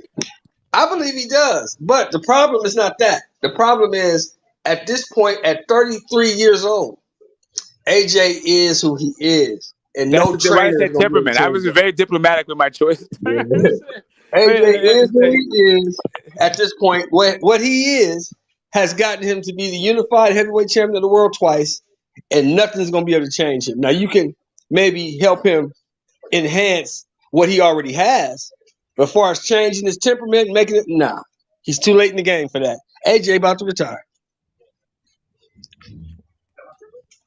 Or get retired if he takes that Wilder fight. You know, he ain't going to get retired. He might beat that motherfucker's ass. Wilder will be 38, 39 by the time they fight. Wilder ain't the same Wilder that fought Fury. Yeah, but he doesn't have to be. Fury ain't the same Fury that fought Wilder. So, age, that guy to be AJ. Wait for no one. Father Time is undefeated. Yeah, but the last thing that goes is your power. And come on, that's what Wilder is. And also there's the age on your driver's license, right? But there's also your age in the ring. And while it started late, he is like he has had a bunch of breakdowns and surgeries. His body might be falling apart, kind of thing. But he hasn't had a lot of wars. He's really just had the two with 2 mollywoppers. Yeah, that's it. Really? Well, really, you could call it maybe 4. The two. Elder. Maybe you could call it Louis 13 Fights Wars. Elder dropped another gem on us. Who the fuck is that? In this fight. I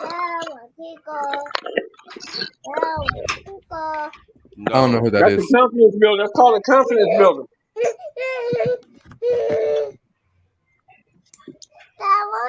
Hey, Box Talk. What's up? Wait a second. Did you hear? Hear what? They fired Kingsbury. Oh yeah, I heard about that. They fired who? They fired who? Cliff Kingsbury. The Chiefs coach. Is that who that was? No, not the Chiefs. The Cardinals. Or the Cardinals. I'm sorry, I'm tripping. Yeah, why? You knew they wasn't gonna blame Kyler Murray. They gave him too much money when it's all his fault. It's both of them. It's all his fault. That motherfucker holds the ball too long. He tries to run around like an idiot. He can't read defenses. He throws too many picks. He doesn't study film. Yeah, he's a coach killer. Kyler Murray is a coach killer.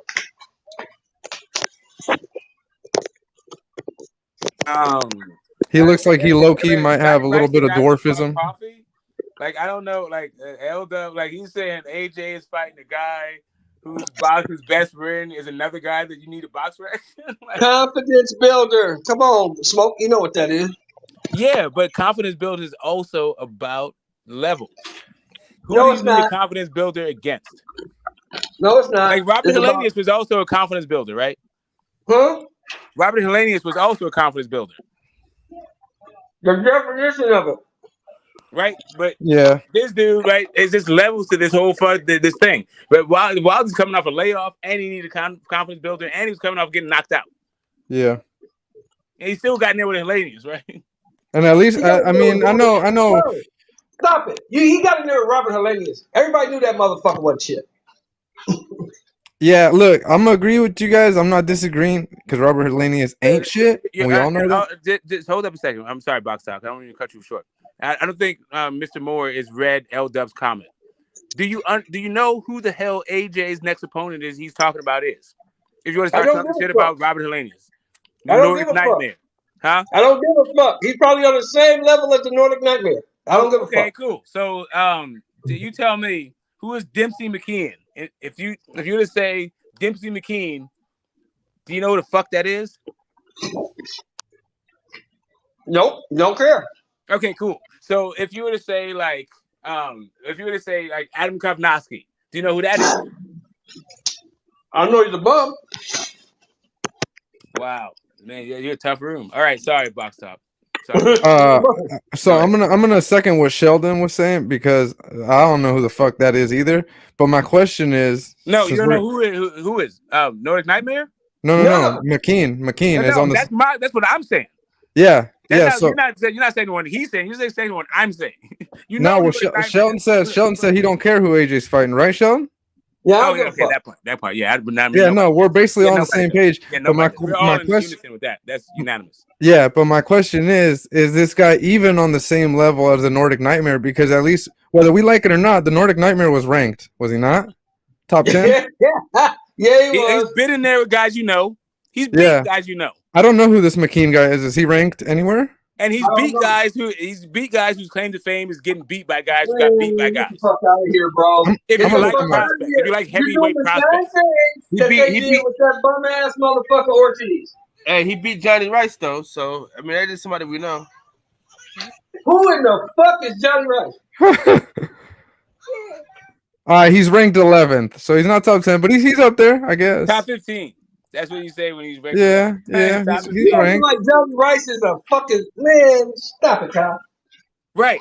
That's what I'm saying. Like Nordic Nightmare. Like all I'm saying is there's levels to this whole confidence building coming back. Whatever you think of Nordic Nightmare, he is levels above fucking McKean. You don't know that. They ain't never fought. You don't know Okay, that. I hear you. I hear you. No, he is, bro. He is. He is. No, you don't know that. You don't know that. Hey, listen, You don't maybe know that. maybe it's because he might beat up the Nordic Nightmare. it very well could be that I've experienced more of Elenius' career than you. But like, I never thought he's a world beater until the Tanaka fight. Never heard of him. Oh, okay. Nah, that's the guy that like Dylan White actually got his first street cred off of, like in a silver belt fight, or like the vacant silver after Duapa's came. Like anyway, I've been watching this dude for like a little bit, so okay. Like it's not like he's not like I said, he's not a world beater, but I know the fuck Kalani's is at least. World beater? That motherfucker's not a neighborhood beater. Well, he was the WBC silver champion. He ain't shit. I mean, right? I mean, bro, he's probably come on, bro. You know how many guys would give their right He's arm Gerald to be the former shit. WBA silver champion? He's fucking Bermain Stavern and Andrew Duhaupas. He ain't shit. He's those guys. Okay, so you were all behind Zerto, right? Yes. Like yes, to be behind Zerto and then to call Robert Knight Zerto is is a former world champion. Have any of these motherfuckers you named been a world champion? I only said the silver, right?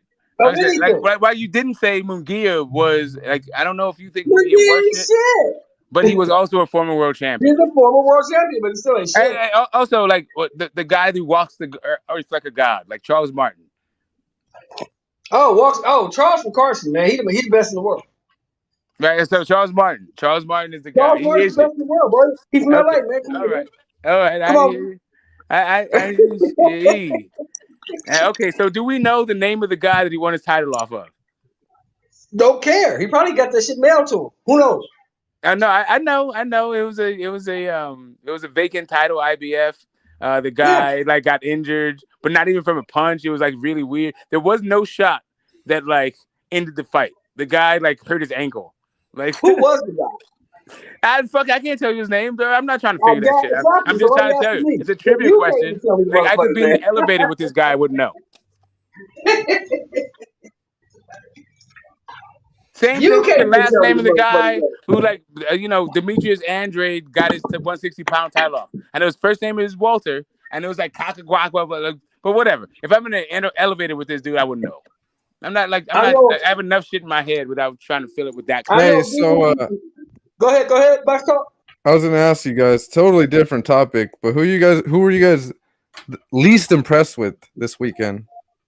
Jerron Ennis. Damn. Rashidi Ellis. Damn. Oh yeah, he got dropped, so that was pretty bad. I mean, also, but the most comical thing I saw was Boots as a pressure fighter. That shit had me on my back almost. He couldn't cut the ring. That's just fucking hilarious. Yeah, Ennis. I said Ennis because we all hold Ennis to a higher standard. Yeah, we do. That's the guy that's gonna beat Bud and beat Smith. That's the guy. I left that in somebody's comment. I left that in WCS's chat. I said, so this the guy that's gonna beat Bud, huh? This guy. But it's kind of so the PBC card was a test, really, I think, for purists, right? Just to understand where the dangerous fight really was. And like who really knows this shit and who doesn't. Yeah. And how did you figure it out, right? Nah, look, I think it could still be Boots, but it sure as hell ain't Rashidi. We know that. Rashidi that he got that he was getting dropped over and over and his footwork is fucking trash. I didn't expect that shit. And he got knocked out and he's fucking rusty. Wait a minute. Now let me ask you this. Let's flip it. Box talk, starting with you. Who was you most impressed with? Who was I most Tank out of it. Leave Tank out of it. Shit, man. I'm gonna say Boo Boo. You gotta say Boo. No, I'm gonna say honestly, I'm gonna say Via? No. Karen. Hey Elder. Karen. I am totally not trying to compete with you on knowledge of obscure fucking violence for the boxing. Hell the fuck no. As soon as you start trying to compete with me about guys who existed 200 years ago, then I'll start trying to compare you about guys who are fighting today. Like, get the fuck out of here, bro. To try to survive 12 rounds, bro, or whatever rounds, however many rounds. Like, but L-Dub, shout out But to you, man. Did you notice that around like 8 or 9, Karen started like playing and laughing at the motherfucker? Yeah, but like, okay, it's annoying, bro. That style is annoying, and like, I don't like it. But it takes a lot of fucking stamina to be able to pull that shit off. Yeah, that shit is exhausting, bro. Yeah. And I don't know. At some point, I was like, all right, at some point he's gonna tire out, and then Boots gonna start catching him. But it would only be because that dude Karen would tire out. Like that was the only way I saw it happening because Boots wasn't cutting the ring. He wasn't doing it himself. So I was like, all right, that dude Karen's gonna have to tire out, and he never fucking did. And I was like, no way. He's not. Boots doesn't know how to come off the ring. Yeah. So at least maybe this dude Karen isn't a world beater, but I know he knows how to survive. And well, here's the thing: it's a standard of proficiency that you are giving to Boots that I don't know that we can say is accurate, right? Because now we know, being in there with a guy like Karen, that he can't cut off the ring. Yeah, and they're still projecting that he's going to be able to beat Spencer Crawford. But I suspect that if you put him in there with either Spencer Crawford, you're going to find out a couple of different things about him that he also can't do. Yeah, other depending things. on Yeah, what guy that he's in there with. Yeah. But are you guys jumping off of the Boots hype train? I always thought I thought he was the third best welterweight coming into this thing, and I think he's still the third best welterweight. Okay. Yeah, I'm kind of right there too. I was never really on it, Box Talk, because I like him as a fighter. I like what he's done. You know, the guys he's beat. I like his progression as a prospect. But when they got Smoke could tell you, as soon as they got to talking about him beating Spence and Crawford, I was like, come on, this guy? Nah, he ain't fought enough people to fight those guys. Yeah. You got to be to fight somebody to fight them dudes. Yeah, man. So I actually had a debate. Them guys is gonna take that shit away from you, and now we're gonna find out where your heart is, because they're gonna take all that other bullshit away from you. Well, so I had a debate on Knockouts about Bud versus Boots, and I took the Bud side, and the outcome of this debate changed the way that he actually judged debates, right? Because it's the most ridiculous fucking debate, and everything was about in Boots' favor. Boots is a real southpaw. A real switch hitter. Boots is better than Bud, and Boots will beat Bud. And it was the most ridiculous, outlandish fucking foundational points. The reason why they were saying that Boots is better than Bud is because Bozy Ennis fought because of Bozy Ennis was his dad, and he fought in like Philly gyms. That's literally the arguments they were coming up with, right? And they were just like, it was literally just like a whole bunch of people who don't like fucking Bud because really they like Spence. Right? Well, so for the record, I would second that. I think Bozy beats Bomac. Hell nah, 2 different weight classes. I think Bomac too big. Bomac can knock his head off. Nah, bro. Bomac. Wait, you talking about today? Huh? You talking about today or in their prime? Right now. Oh, you talking about right now? Right now, that's not fair. There's a Gary Oh for my both god, of them. dude, that's not. There's a Gary for both of them. That's not fair. I'm not. No, okay, even in their prime, bro. Even in their prime. I like people more than I like. Bomac was a heavyweight, so they'd never fight in their prime. Bomac's a heavyweight, and he still is a heavyweight. He's a super heavyweight now. You can't fight nobody. He's fat. Yeah, that man got the fupa. He can fight. He's hardened on the artery. He fight diabetes. Hey, listen, and every time I see Bomac, he just gets bigger and bigger and bigger.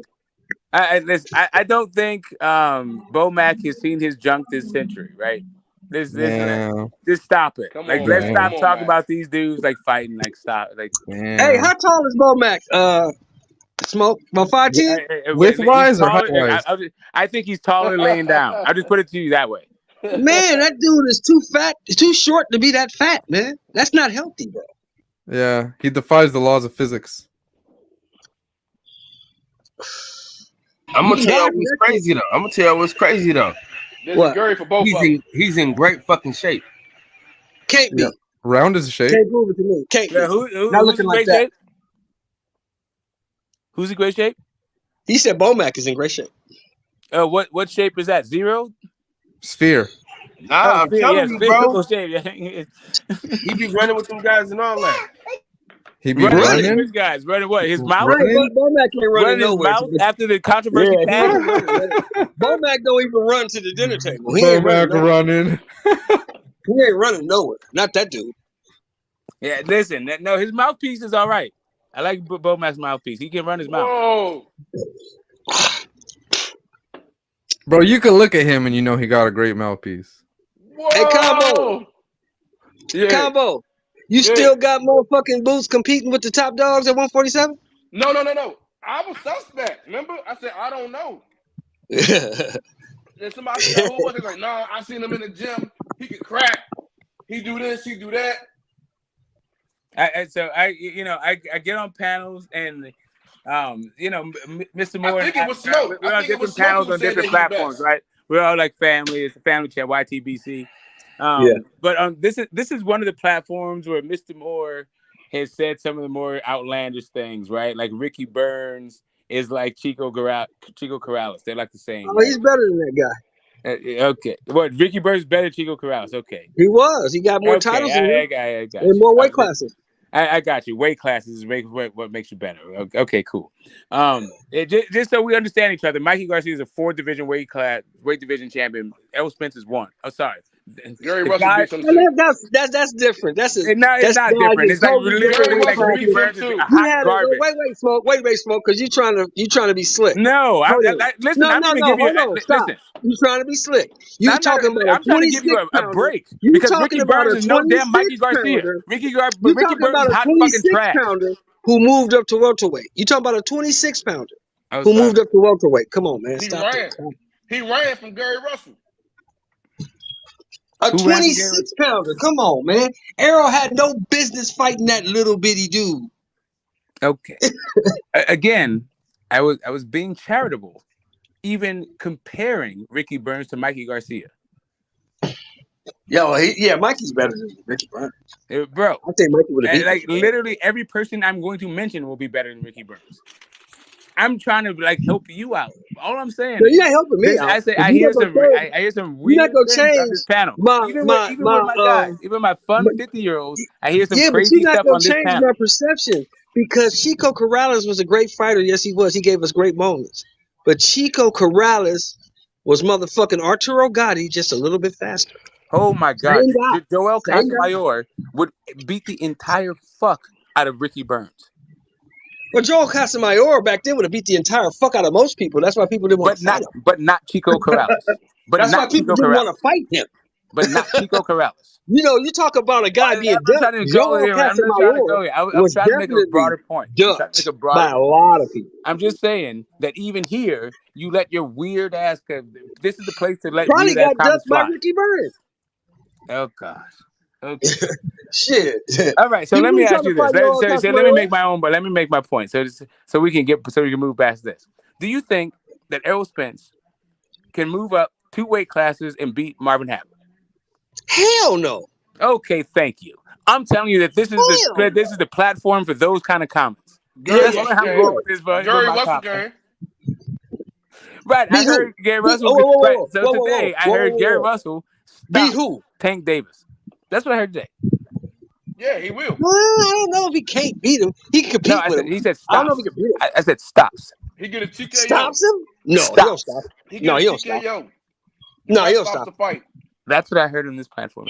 He wanted some attention, guys. I keep telling y'all that, man. Nah, it's a TKO. Rest off the fight. Yeah. No.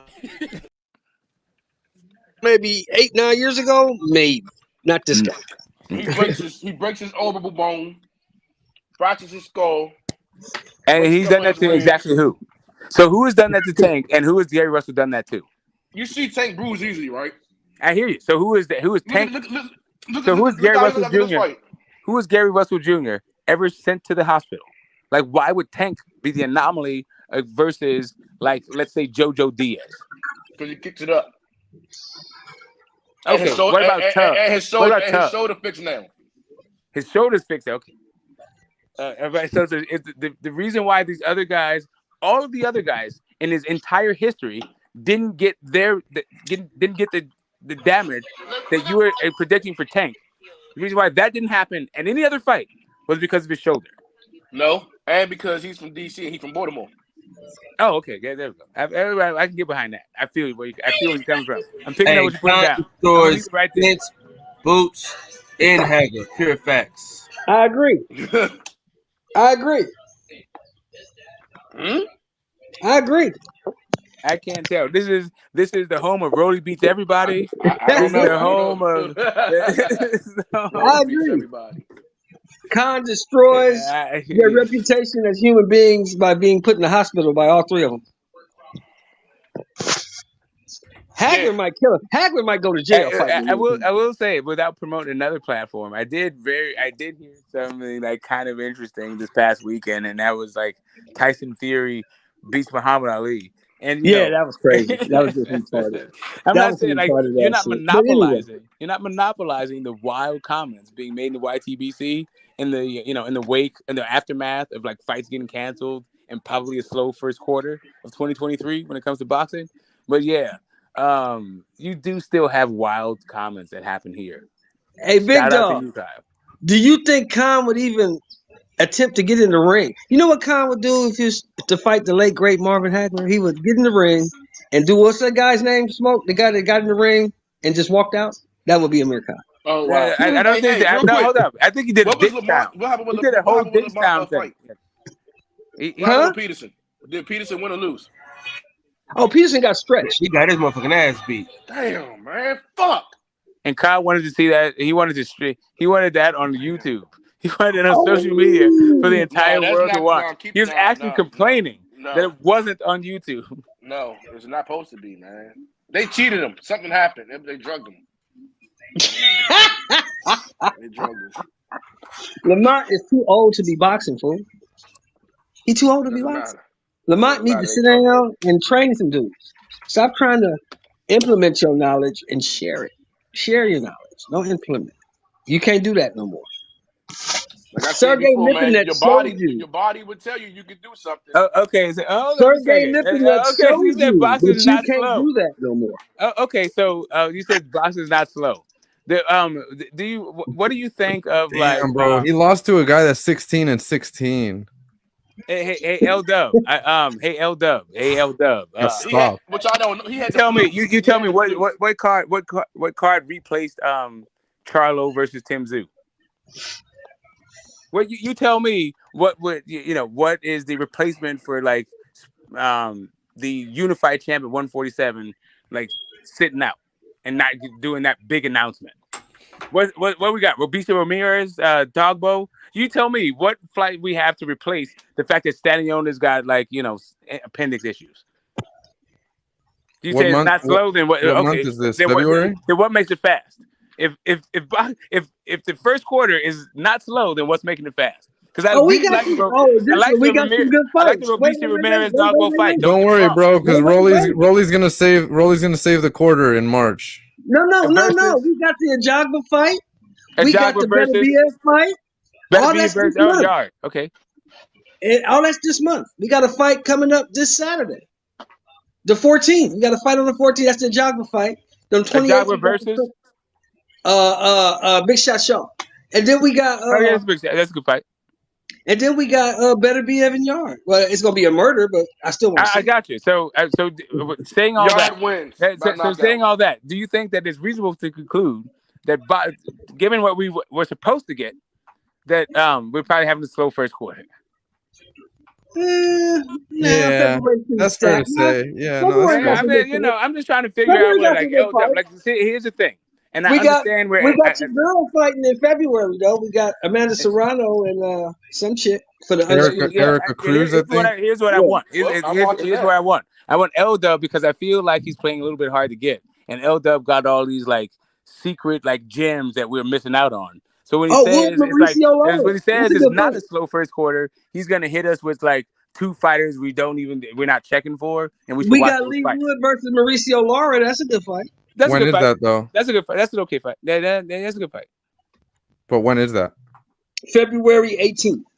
Oh, that's not bad. That's a good fight. That's a good fight. Yeah, that's right. I'm still looking forward to Robeisy Ramirez and Dogbo a little bit more. Although Lee Wood and I think Lars got a. That's Yeah, that's a fight. They're both good fights. I like those. Y'all know, I'm a boxing fan, but that's a fight I cannot watch. What? I cannot watch Dog Bay versus Robeisy. I don't like either one of them. I don't like either one of them. Those guys fight. They're so boring to me. Both those guys are boring as shit. Robeisy, bro. Robeisy badass. Are you joking? What? You know? Did you not watch the Abraham Nova fight? Like what? He got his hands down, sticking his chin out. Like, that's exciting. What do you mean? How is that boring? I like that guy, man. I can't wait till somebody knock his head off. Well, it ain't gonna be Dogbo. I know that. No, it ain't gonna be him. Nah, not even in the same Matias league. versus Ponce, February 25th. That's a great fight. That's a great fight. Oh, hold up. I thought they keep pushing that fight back though. Matias and Ponce. No, it's February 25th, bro. February 25th. That's a great fight. I mean, I expect Matias to get the. Matias gonna dog walk him, but it's gonna be a good fight. Because Jeremiah Ponce ain't no punk. He gonna come to fight. He just ain't got the tools to deal with this cat. See, and I feel like Big Dog Willie is right there, right? Like Big Dog Willie is like he's living where I would like for people to live. Like, let me know that you're making a joke, right? Like Kyle, I can't tell, man. He's like Taylor versus Catterall. Yeah, it might be a good fight. He's like Tank gets in before Nonito Donaire, and I'm like, are you serious? Are you joking? What the hell is going on? Khan has a better chin than Hagler and Duran combined. Like, you know that's a joke, right? That's what I'm saying. Be more obvious. He might I feel like Big Dog that Willie is trying to teach Kyle the the ways of humor kind of stuff. Like, let us know. So, did they put on the schedule the Andy Ruiz and Wilder thing? Is it on the schedule? Ain't no, that fight ain't signed yet. That fight ain't signed yet. Damn, man, I can't wait to see Ruiz knock him out. And also, Devin and Lomas are also not signed. Eubank, Liam Smith. That's a good fight. Beefy's pretty good. I like Beefy. Yeah, that's in that's this month, I think. I like Beefy. Oh my god! Now, nah, Beefy's ass, bro. Hey, listen, I'm gonna give y'all a gym. Devin Haney, Lomachenko, and May. Cool. But it's in Dubai. It don't matter. I ain't gonna be around anyways. That's where the money is. That's where the fucking money is, bro. I take my shit. If I was Crawford and Spence, I'd be calling them Saudis my damn self. That's where the paper at. And they don't mind spending it. Get me some desert dick. They don't mind spending it either. Right. So, as fight fans, so here's the thing about the UK fights, and this is just a taste thing and a preference. They do have parity, but Liam Smith versus Eubank Jr. is I think it's a good fight because of where they both are and the way that they match up and all of that stuff. It's like it's a very competitive, lots of fireworks and all that stuff. As a fight fan, it's a good fight. But neither one of those guys have ever been very, very good. So if you actually like skills and talent and craft and all that stuff, you're not really going to get that in these kind of fights. And listen, I understand, and I just want to understand, like L-Dub, you and I, okay, real quick, Smoke. Hey, L-Dub, it was supposed to be, but they said Lomachenko wasn't ready yet. Hey, we got Ray Vargas or Shaky Foster in February. Yeah. So we just have a different idea about like what's fast, right? And if you were to have all of those fights and the fights that got canceled or not announced, then I would be like, okay, cool. Oh yeah. But like you can't get me hyped up for the possible you undisputed at welterweight and then give me this litany of guys and then tell me the boxing is not slow. Both undisputed at welterweight and also undisputed at 154. Right? I just can't. Yeah. Even though I didn't think Tim Tszyu was at a chance or whatever, it's just like this.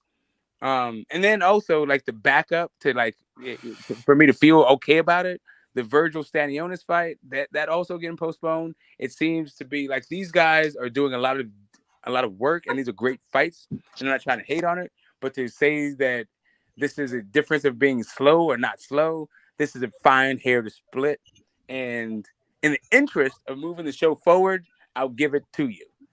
that is not slow, but it's certainly I not fucking fast. I forgot all about that fight though. That's a good fucking fight, man.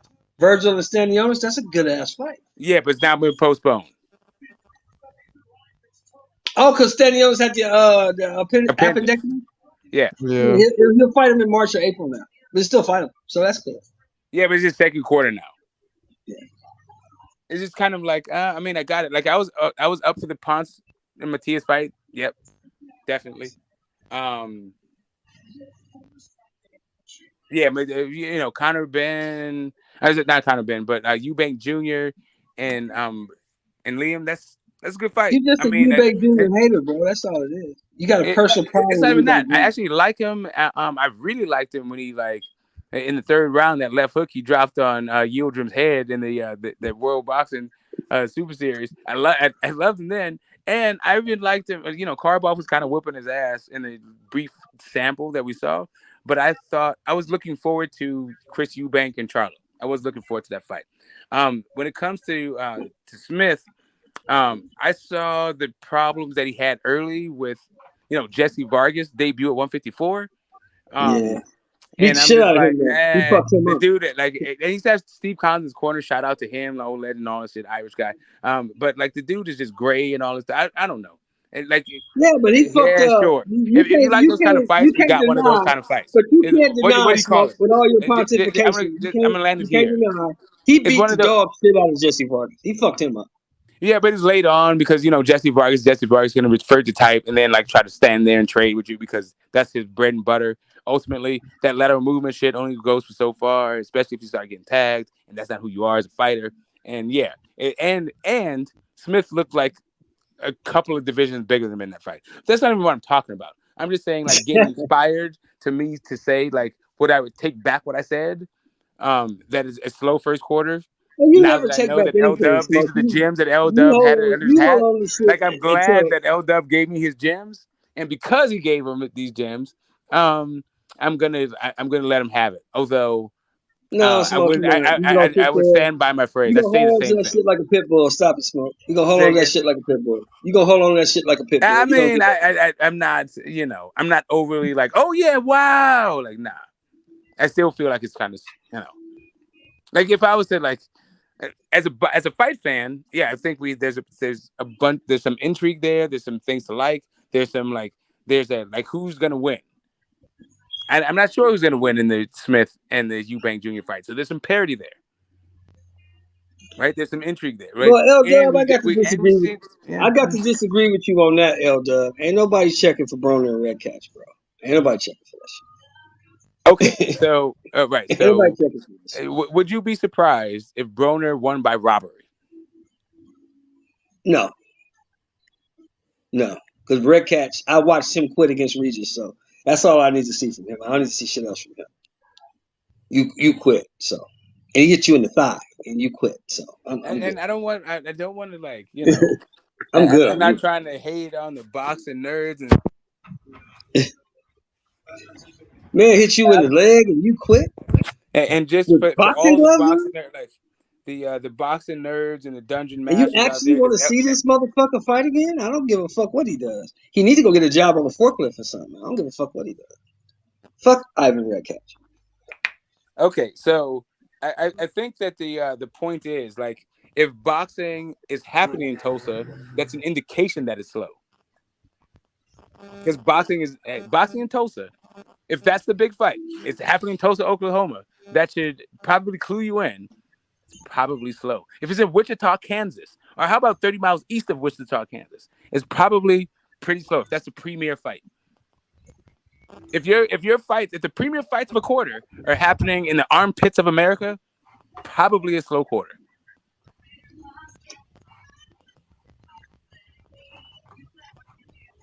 Why are they playing country music in Inglewood? Gentrification.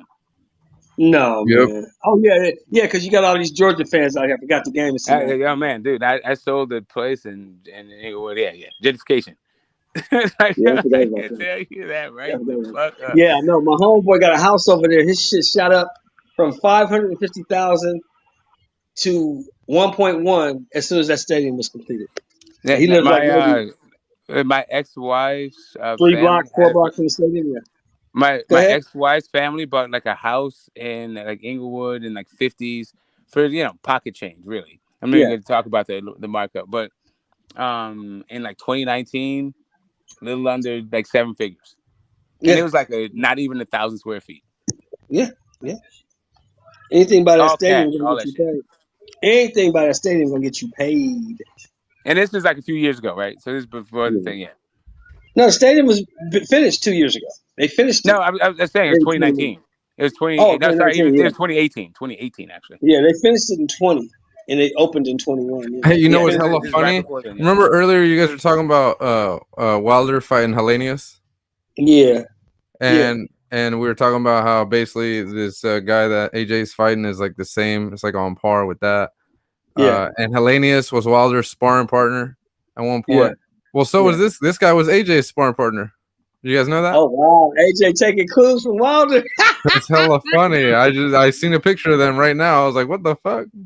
AJ taking clues from Wilder. Beat up your sparring partner. Get some confidence. I'm just saying that it's the levels in the guys that you need to build that they put in front of you that you need to build your confidence against. Like, when it came to the unified champion 147, when he needed to come back to build up his confidence, he fought a former 2-division champion. That was to show what he was saying. He's like, I haven't lost a step. Even though I've rode my car a couple of times and I got new fronts. Oh, you talking about Danny? You talking about Danny? Yeah, the guy that you picked Benavidez to beat. Yeah, Danny ain't shit. Yeah, but we showed that Benavidez really ain't shit. Yeah, he really ain't. Danny, I agree with that. But Danny ain't never beat nobody at 47, so that wasn't no big win. You beat a guy who ain't never beat nobody. You beat a guy who lost to everybody else. And the only reason why you picked Benavidez to win is because he fought Bud. The only reason I picked Benavidez to win is because I can't stand Danny. I didn't give a fuck about Bud. Bud had nothing to do with it. You say so. I told you yesterday. You say Smoke. so. I feel like you. I would pick you against Danny Garcia. I would pick you. I don't know if you're Catholic or not, but I feel like after these streams, you go to the confessional and be like, "Forgive me, Father, for I have sinned." No. You know what would be a good fight right now? 154. Danny Garcia versus Beefy. That'd be a great fight. That'd be a great fight. I would love that. I would love that fight. I think they're both over the hill. They're not true super welters. That's a good fight. I would pick Beefy. I would pick Beefy. In Philly and the UK, they could pack a house. Yeah, I would pick Beefy. Fuck Danny. Danny ain't beating nobody at 154, bro. Not anybody who really. Danny didn't beat nobody at 147. Like, not anybody who really means it. Well, I mean, he was a champion, right? He got a vacant title against Robert the Ghost Guerrero, who was like 70 when they fought. Yeah, but what I'm saying is he ain't even going to do that at 154. There's no way. And that's Danny's track record because he fought Eric Morales when he was 65. Yeah, nah, bro. He's 64. Don't do that. No, hold up a second. Hold up. Now I feel like there's a little bit of envy here about Bud's brand at 140 happening. No, I don't give a fuck about that. Bud beat the guys who had the belts. That's period, point blank. And he got all 4 of them. Yeah, I mean, those guys suck, though, to be honest. Doesn't matter. He beat them. Bro, that was the worst undisputed run in a long time. Then he came up to 147. Probably ever. Then he came up to 147, right? After having the worst run in 140-pound history, right? Yeah, but his 147 run sucks, too. And knocked everybody out. Everybody. Yeah, bro, but look who he fought. All of them. Knocked him out. Errol didn't do that. Look who he fought, though. Did Errol do that? It doesn't matter. Look who he fought. Did Errol knock them all out? He knocked them all out. Did Errol do that? Nah, bro, you can't do that when you were just talking about. Knocked out. You can't do that when you were just talking about Boots earlier. We got to look at who these guys have fought. That fought Errol. Knocked him out. Did Errol do that? Oh, come on, man. I'm just saying. Just tell me where I'm wrong. Tell me where I'm making up a story. Just tell me. No, you're not making up a story. Okay. That's all I want to know. No, you're not. So, you know, California love. that's why I picked the guy I picked if that fantasy fight ever happens. I think that guy is better than the other guy. I think he is. He definitely is more tool. Like he had more skill at the height of his career. That guy is the most skilled dude ever. But I don't think he is the guy. Like people, I feel like they get caught up in moments and they don't realize that all of this stuff these are all perishable skills. Like people feel like because they're enthralled with the guy that you saw coming up and all these moments that they gave you and entertainment, that he's still the same person because his name is the same as his driver's license. These are fucking like he's going to be gone, and you can see the declination already. On that note, is Errol the same guy? No, but he didn't. But the issue is Errol is fighting probably three divisions below where he should be fighting. Who fault is that? It's not a fault thing. It's about like picking who I think picks to win. Like Errol doesn't have to be as good as the unified champ. Don't have to be as good as the WBO champ because he's so much bigger. I mean, this shit sound cool, Smoke. I want. Like straight up. I think Bud is better than Janabek. I won't Bud argue. might beat Janabek. But if Janabek knocked Bud the fuck out, do you know why I would say Janabek knocked the Bud the fuck out? Because he's too goddamn big. That's the point. I won't argue over who will beat who because obviously we don't know that yet. But what I do know is what these guys have on paper and their resume. And I'm not a fan of the champion from Nebraska's resume. I think his resume lacks in a lot of areas. That's all. That's fine. That's not to say he can't beat the other guy. He can be. He can. You know, you don't know who's gonna win. We don't know who's gonna win. That's why we want to see it. But I know his resume is just not. Yeah.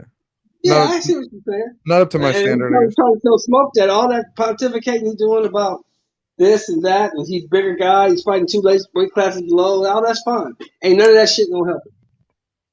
Okay, so let's like ain't throw none out of the that history and the tradition of the sport. And let's throw out all precedent and just go like, you know what, I really like what Bud is doing from like when he from 10 years ago. And I'm now going to project that forward. Bro, the guy is talking about retiring. Like why don't people understand that a 35-year-old guy coming from the lower weight classes is talking about retiring? And now he's supposed to be beating all these goddamn huge ass fucking people who are like hungry as fuck and talk about moving up. That motherfucker ain't hungry. Hungry for some more pills, man. About it. Did you not see that guy fight in his last fight? Like, what about his performance showed you that he wasn't hungry? Ugas. Correct. So what about his performance against Ugas? Ugas is never shit. Cool. Let's say that what you're saying is correct. Like Bud wanted to fight Ugas, but that's a different part. Like if Bud would have fought Ugas instead of Kell Brook, if Bud would have fought Ugas instead of Kell Brook, then everybody. No. I still would have said Ugas wasn't shit because Ugas. I understand. But Kell Brook wasn't shit. Everyone, let me finish my point. Then everybody would have preferred that fight, the Ugas fight, over Kell Brook. But beyond that, let's say, but what you're saying is Ugas isn't full of shit. That's not really what my point is. My point is, if you look at Earl in that fight, what I saw was hunger. I didn't see a lack of hunger with the way that guy fought in that fight. Yeah, he fought different that fight. He did. Yeah, like if you want to say, you want to, if you want to question the unified champion 147's hunger, I don't think that you could use his last fight to justify your point. You can gloss it up and shine it up and put some spit what they call that shit, brasso on it, make it real shiny. He fought Ugas. Hey, I understand, but why you make that point? If the champion, the guy's last point was fucking Abernesian. If the champion from Nebraska would have fought Ugas, then we wouldn't be just calling him the champion from Nebraska. We would also be calling him a unified champion, but we're not.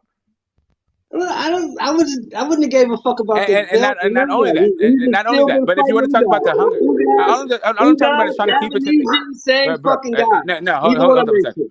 Hold up. Nah, Avenesian's never been a champion. Avenesian's never been a champion. Not only that, not only that, like just straight up, like really. Phone call, y'all. Phone call. Go ahead, Sean. Go ahead. That's Mr. Moore got a beeper. Like, what the hell? Like, how you, like, not even surgeons got beepers anymore. He said, "Shit, I gotta go, guys. I gotta answer this page." Yeah, that's the man. I don't understand how, and this is the thing about people who pick the Nebraska guy to win this fight. It's not that I don't think that guy could win. It's just ultimately they say some things that are so divorced from my understanding the way the sport works that I just go like, I can't do anything but shake my head. I think it just makes more sense. Like, for example, if you got to put your money on somebody, right? Because it's a 50-50 fight. I think we all agree it's a 50-50 fight. But I think if you're going to put your money on somebody, you just have more on one side that's like, okay, that's where the smart money is because this guy's shown me more. He's done more. It's just more of every reason, I guess. He's younger. He's bigger. Yeah, right. So I understand that when it comes to a generational thing, right? But when I see my gray beards like Mr. Moore, then I just get like, but then he says some like wild stuff like, Ricky Burns better than Chico Corrales, and then it makes sense like not all gray beards are made the same when it comes to this boxing stuff, but it is what it is. I won't talk too much because you got them beeper codes going on. 6'9".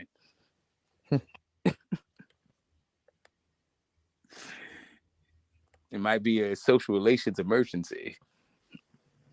Hey, is it hella raining? We're over there in SoCal. Oh wait, you're in the Bay too, right? No, I'm in Oakland. Yeah, it's not raining. Yeah, never mind. I'm tripping. It's Shelton that's in SoCal. Yeah. I'm in Oakland. Shelton and Steph. Is hella raining in Oakland too, or what?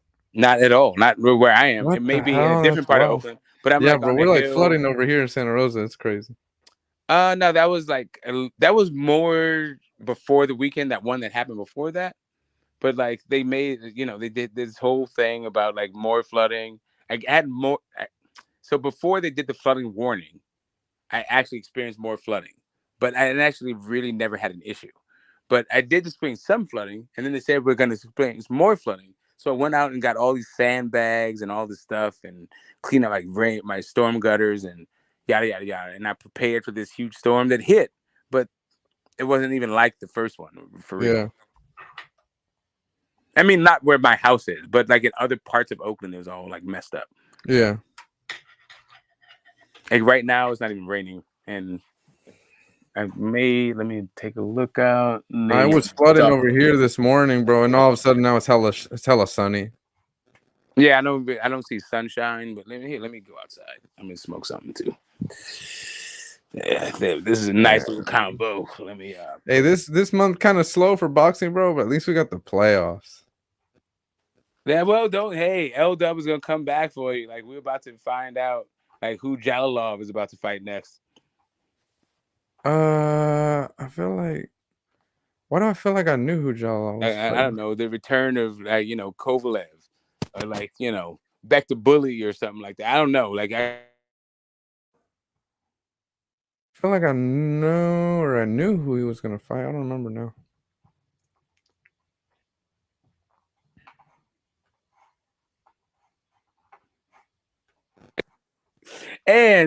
But shout out to him. They're also good fights.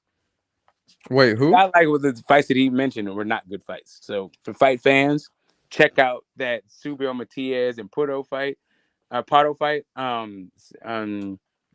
Although when's that? Really, I don't know if that's going to be a good fight. I just think like Matias is going to knock this dude the fuck out, but that might have some moments in it. When is that? At some point this thing. I don't know what the date is. Is it for the vacant? Yeah. So we'll have an IBF like 140-pound guy. Nice. Hopefully. I mean, if what I expect to have happen, for me, like who the hell is trying to fight Subriel Matias at 140? And then if they are trying to fight him, who beats him?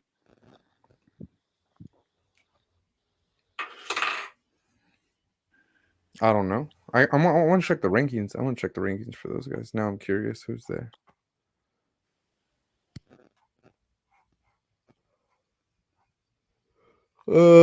Jack Catterall and this guy that I keep seeing pop up on all the rankings, Shojahan Ergashev. Yeah, Ergashev. I'm not familiar with him. I don't know him. Check him out. Yeah. Uzbekistan. I keep seeing him on all the rankings. He's undefeated. I'm like, who is this guy? Another Uzbek guy, huh? Yeah. He's not very young. He's 31. Oh, that's not a good sign.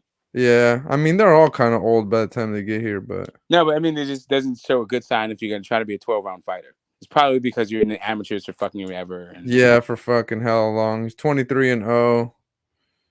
We'll see. He's ranked 1 behind Rolly in the WBA. WBA rankings are to me they have the worst rankings. They're tied. Like if I was gonna, there's only 4 sanctioning bodies that I pay attention to, and the WBA and the WBO to me, I just have this tally in my head going like, who has the worst rankings? I mean, for me, it's all of them. The most legitimate one is the IBF, in my opinion. No, so the most legitimate sanctioning body is the IBF, but the most legitimate rankings, I think, is the WBC. Yeah. But they also show a lot of favoritism. But usually the rankings have the best fighters. Yeah. I'm just talking about the rankings. Like if you look at the rankings, their rankings are more like symbolic or emblematic of like the talent in the division. Yeah, they have the best fighters in their rankings. Yeah, like WBA is just kind of like, ooh, who the fuck is this guy? What? AJ Caballero, huh? It's not like AJ Caballero is a bad guy. I just, I'd like to like troll the UK fans because they said that like AJ Caballero was a better fan than the Wilder rubber match. Kyle posted the link and he posted it in the private chat. Hey, because we don't know what the link is. Obviously. Yeah. What? I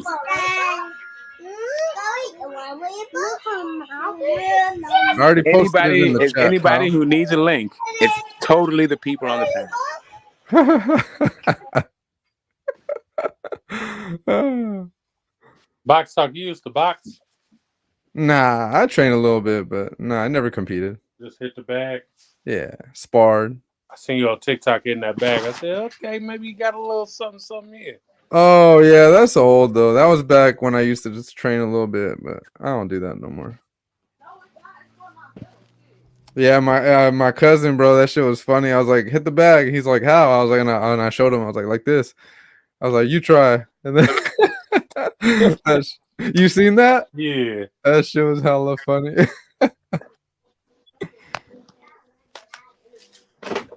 So Khan the GOAT. So I feel like Big Dog Willie, there'll be no living with Big Dog Willie when Amir Khan gets in the Hall of Fame on his 3rd or 4th ballot. He gonna get in though. I know, and then at this point where he's gonna be like, I feel like I'll be wishing for Mike Alvarado fans. I'll be like, where are the Mike Alvarado fans in the world? Like all these Amir Khan fans, they're too much. Who would you say had a better career overall, Amir Khan or Kell Brook? Better career? Amir Khan, easily. Nah, Kell Brook. Hell no. Nah, hell no. Is that Jimmy? Yeah. Hell no. Okay, so it's Kell Brook. Okay, hold on a second. Do you think that Kell Brook has a shot of getting the Hall of Fame? 3rd, 4th, 5th ever? I don't know. I don't know, to be honest with you. Okay, cool. I'm gonna go with no. So who do you think made more money, Kell Brook or Amir Khan? Oh, Amir Khan. Okay, there you go. So for me, Amir Khan made more money, and is probably gonna get in the Hall of Fame versus Kell Brook, who got his face broke twice. Yeah, bro, but Khan is a meme though. Khan's a meme. They're both memes. Nah. The meme part is non-negotiable. They're both bro. Kell Brooks isn't as bad as Amir Khan. Chocolate brownie.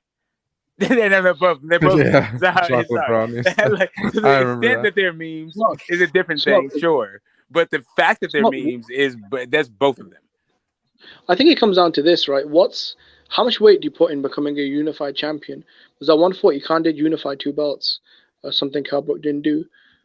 I mean, how much weight would you put in that compared to having 1 title? Well, it depends on what you mean by your career too, right? So if you think of when you laced them up, and then what heights you got to, you got Amir Khan, who's he's medaled at the amateur level, and he's a multi-weight champion. Yeah, but and has that's been in not there, and professional, actually, G, not and hold up a second, and he's been in there with guys who are like legit Hall of Famers, not like if you have to squint your eyes and like make a bunch of concessions and talk about errors and all this other shit.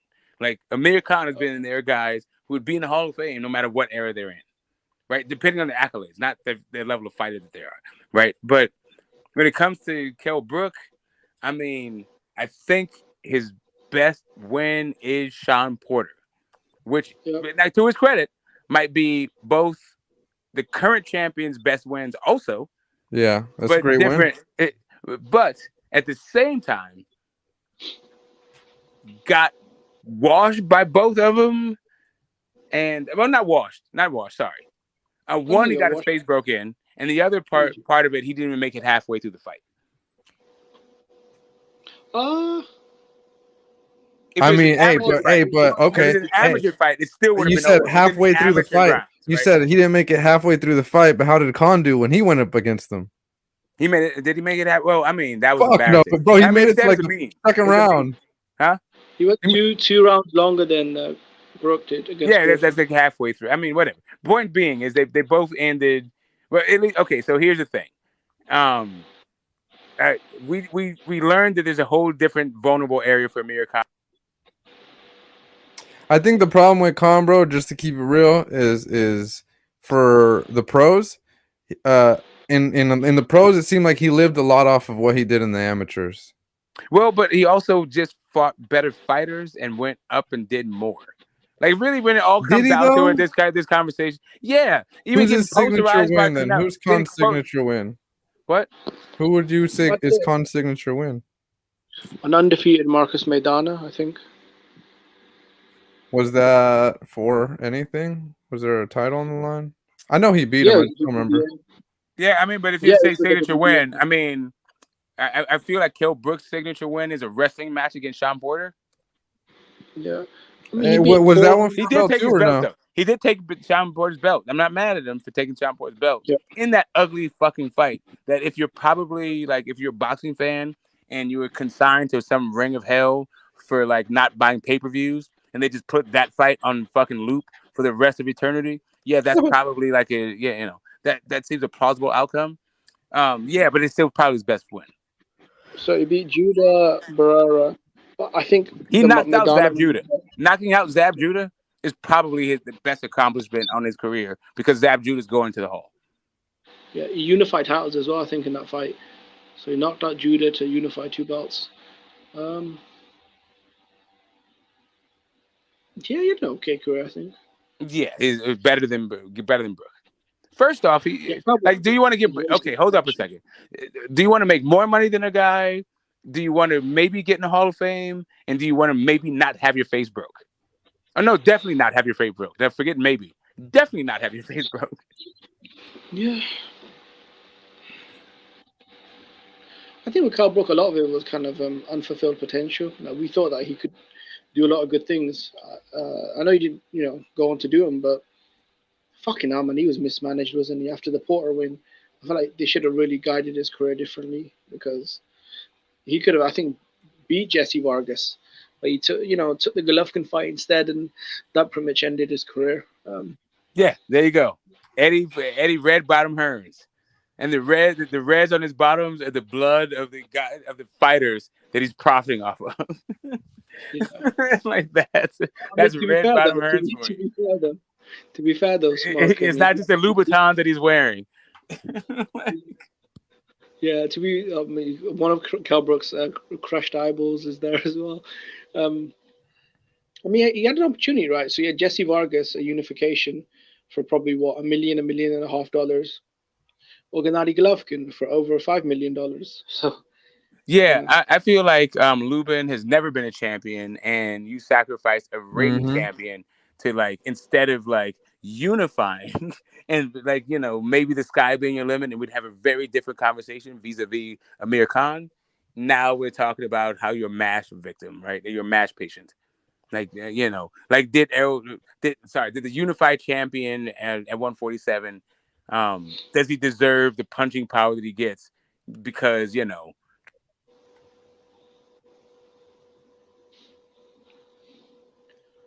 Smart talking about the Hall of Fame. And also Rob Salka.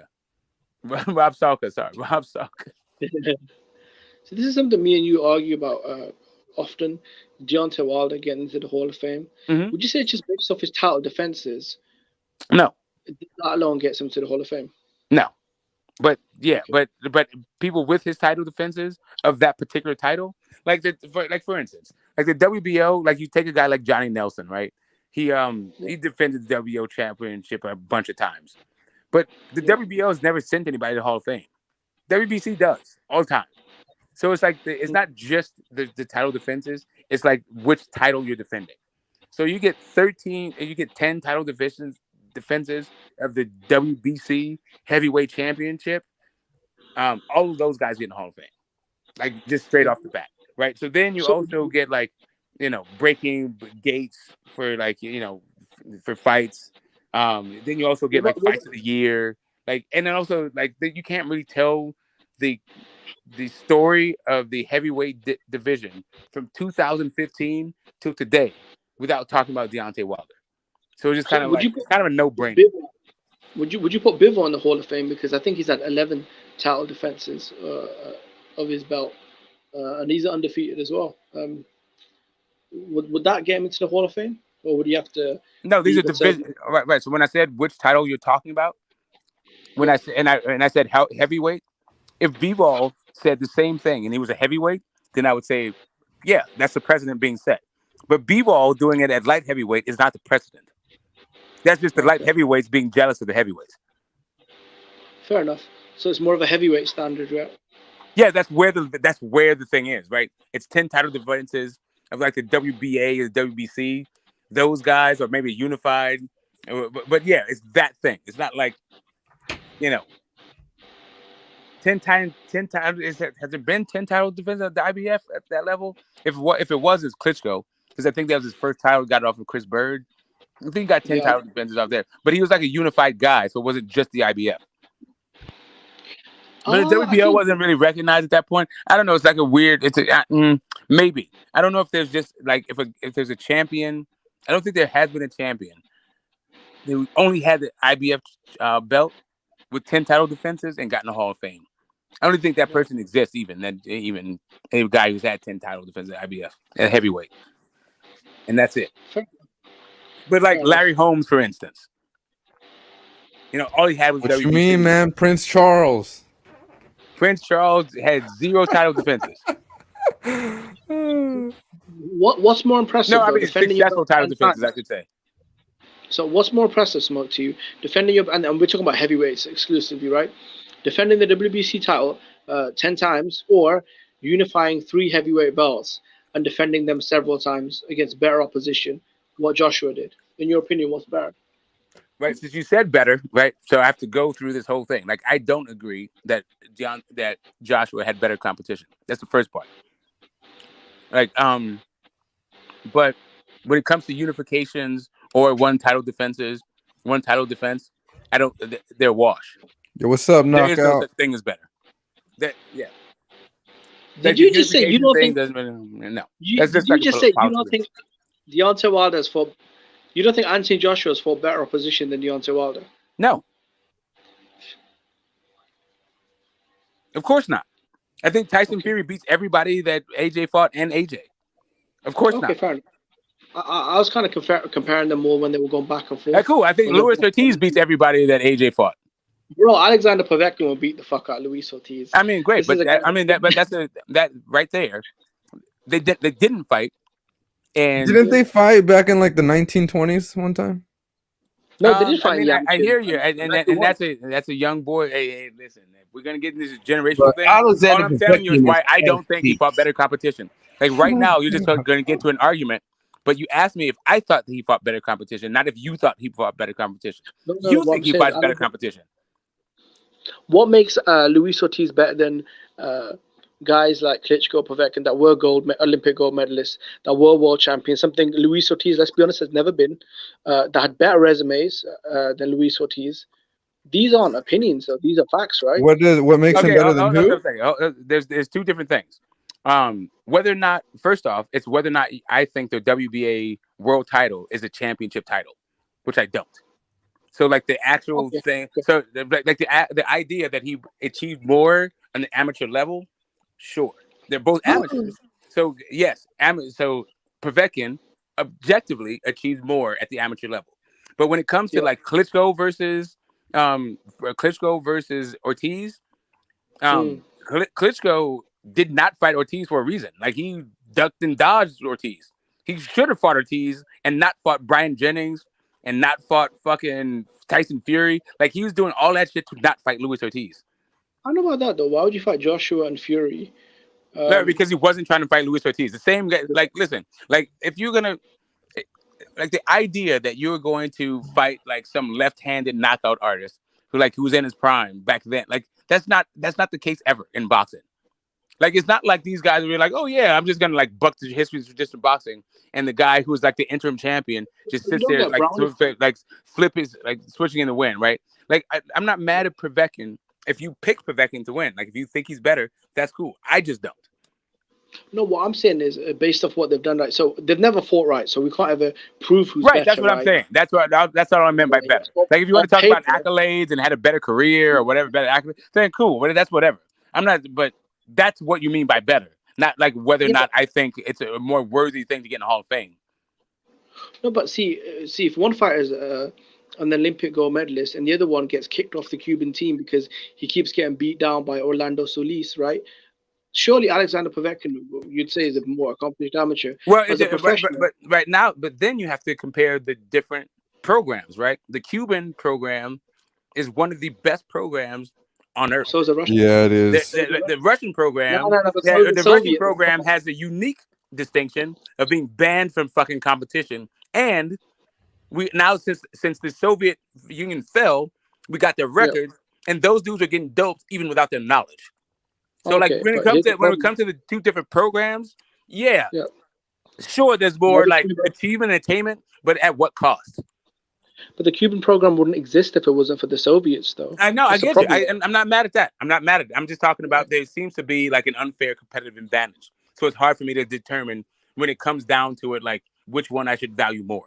Yeah, but it's like, we don't know what's going on behind the scenes, but what we do know is what the facts are, right? Publicly. That's the whole point. Is now we do know what's going on behind the scenes. What's going on behind the scenes is those dudes are getting fucking doped, and a lot of times even without their knowledge. Okay, but again, that's what we do know what's going on behind the scenes. Actually, the reason why the Cuban Olympic school is one of the best in the world is because the Soviets helped build it, right? That is something that was going on. No doubt. I'm not mad at it, but it's just the issue about is like how do you compare the two? I can definitely compare the achievement level at the amateur, right? He achieved more at the amateur level. Cool. Yeah. Does that mean that now he's a better fighter than him? And really, when it comes down to it, this is all the minutia to like get a methodology to see about the Hall of Fame. Yeah, but as a pro, Alexander Povetkin has also fought and beat more top-rated heavyweights through his career. Yeah, I got you. But that's also okay. So it's who he fought, right? He fought and where they were when he fought them. So if you have a guy like Chris Bird on your resume, or a guy like Hasim Rahman, right? Guys who are champions, right? You go like, okay, cool. So let me go back and let's see like when they were champions versus when you fought them. And that's the thing about like Bud, or the thing about Danny Garcia that we were talking about earlier. Yeah. Right? It's not just like Eric Morales was like, he wasn't 64, he wasn't 65, he was 64. Like that kind of stuff. Yeah. And then it becomes like you start to see that Povetkin's resume is padded, and like say what you want about about Luis Ortiz. He didn't go life and death with like the Michael Hunters of the world. If he went life and death with a guy, it was against at least a champion or a former champion. Okay, check this out, right? Ruslan Shagayev, right? So you got Ruslan Shagayev, Marco Huck, Carlos Taka, Manuel Char, Mike Perez. And listen, I don't need you to rattle off a bunch of fucking no-name fucking guys to try to boost the guy's thing. Like for real. Like I got you. Like I understand this whole thing. I understand this tactic, bro. But like for real, before we can get into this whole thing about like Marius Huck and like with Shagayev, like guys you don't know anything fucking about. Like no, for I real. do know about. Like for okay, cool. So you tell me what is the significance of Shagayev? Listen, Shagayev was one of the beasts back in the day. He was one of the top heavyweights. According to who? According to who and why? According to the general consensus. No, there was the general consensus. Who is that? Like, who's part of the general consensus? Name one person who's part of the general consensus. Okay, so in the Ring Magazine and Box Track, this guy. Okay, great, awesome. So Ring Magazine, not Box Track, because Box Track didn't exist.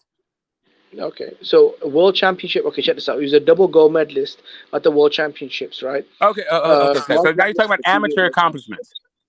No, I'm going to his pro career as well. He beat Nikolai Vadim. Okay, so you're reading off of a list. Not the regular when I asked you what made Shagayev something, and right now you're reading off of a list. I'm not even going. No. I'm not going down this road with you. I will tell you what his claim to fame was. I'm saying he beat Jordan. Check this out. Literally, what his claim to fame was. What his claim to fame was that after Lennox Lewis beat Vitali.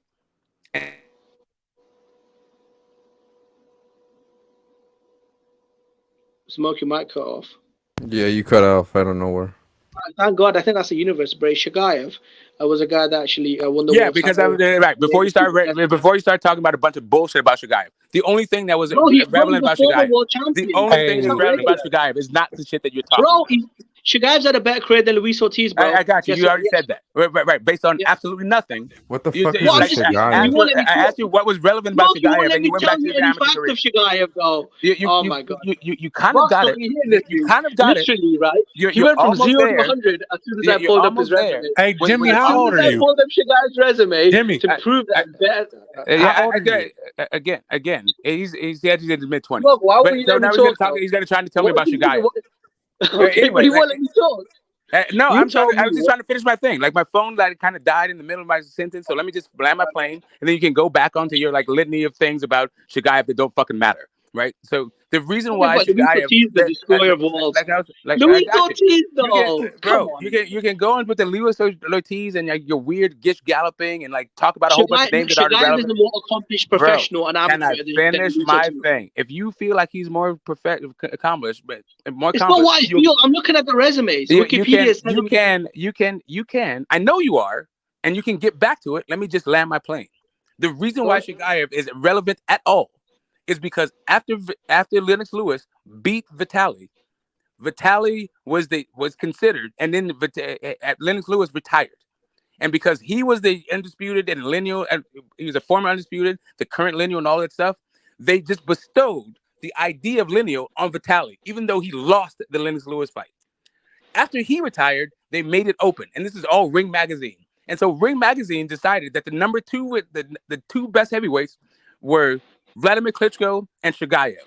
And so they fought for the Ring Magazine title. And that's literally Shagayev's claim to fame. That's the only reason why he fucking matters. Okay, but I'll tell you why, though. The reason why he matters. Something else as well. He beat Valuev for the WBA heavyweight title. Doesn't matter. But, bro, what the fuck? Okay, look, can I land my plane now, right? You've landed yours, right? Let me park as well, right? Yeah, but Valuev doesn't matter. Yeah, but Luis Ortiz hasn't won a version of the heavyweight title. He hasn't won any medals. He hasn't done those things.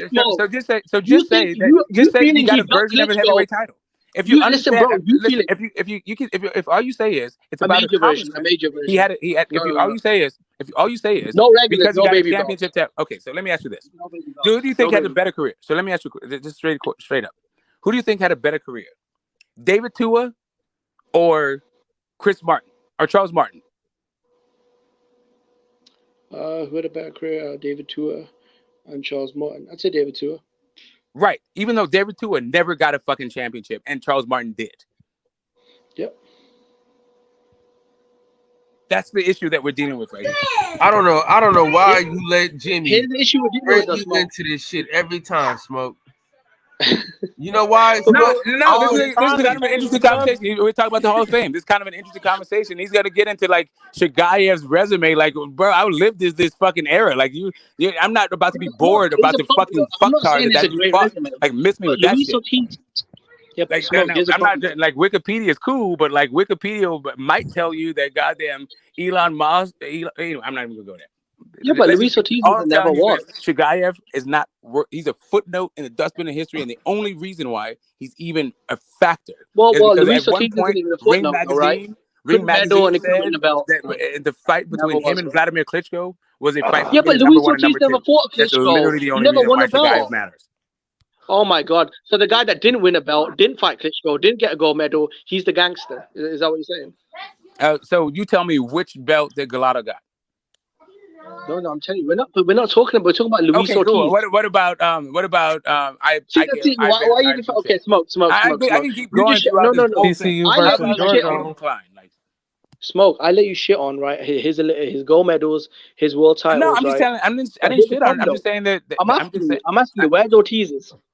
Where's Ortiz? Again, since you were his asking claim about to the fame Hall is of getting Fame, knocked out twice by Wilder, right? Right. That's the claim to fame, right?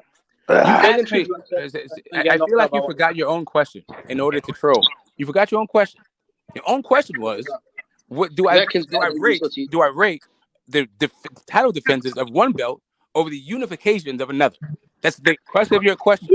So when it comes right down to it, if the question becomes about what they did in amateurs, I don't think that this is a conversation worth having. That's my point.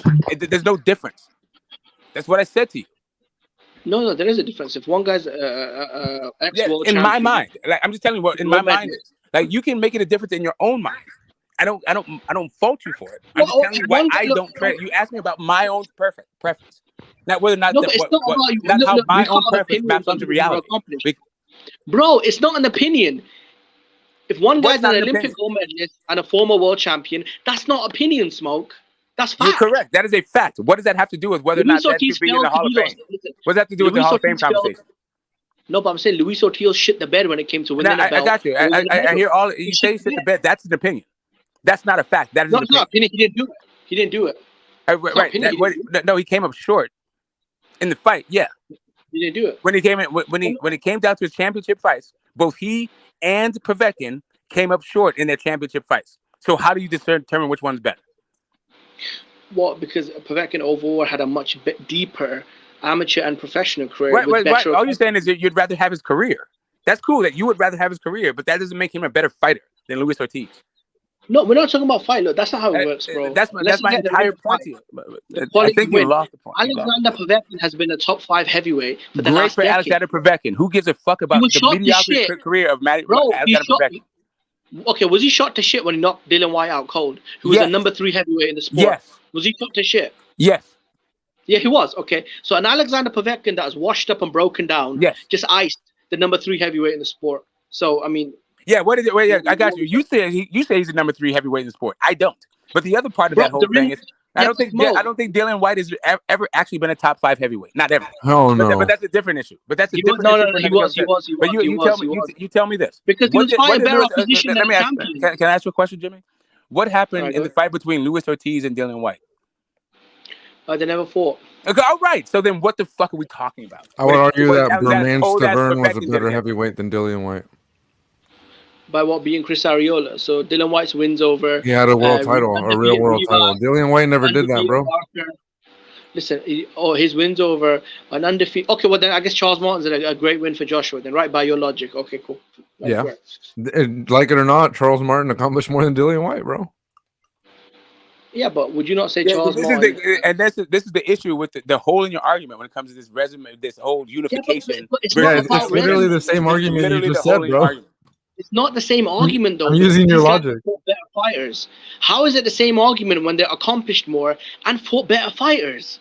So I don't. Because, but again, you keep saying that they're better, but you can keep screaming how they're better. But then all the thing that you're saying is you go right back to accomplishments. So it's the hole in your argument is also the thing that you're trying to bolster for your argument. Because when I name you a fighter, you say you disagree. So I'm giving you things because, you can't. Okay, hold on. Undebatable. It is either this. It's one or two things. It can't But be what's both. Luis Ortiz's best win? Say What's again? Luis Ortiz's best win? What is Luis Ortiz's best win? Okay, so first off, Yeah, your go best win is first off, your best win is only a product of the competition that you fought. Okay, So, well, so we if can only you're going to give talk credit. about your best win, so we can talk about So two you want to things. give credit to fighters for something they haven't done? So hold Is that on, what we do? I'm not done. If you want to talk All about right. a best win, then I feel like if you want to be real about the conversation and the comparison, you also have to talk about the best fighter that they fought. Because the best win in AJ's career, right, would be Vladimir Klitschko, based on Vladimir Klitschko's accomplishments, not the fighter he was when he stepped in the ring. The best win when it comes to the fighter that he stepped in the ring with,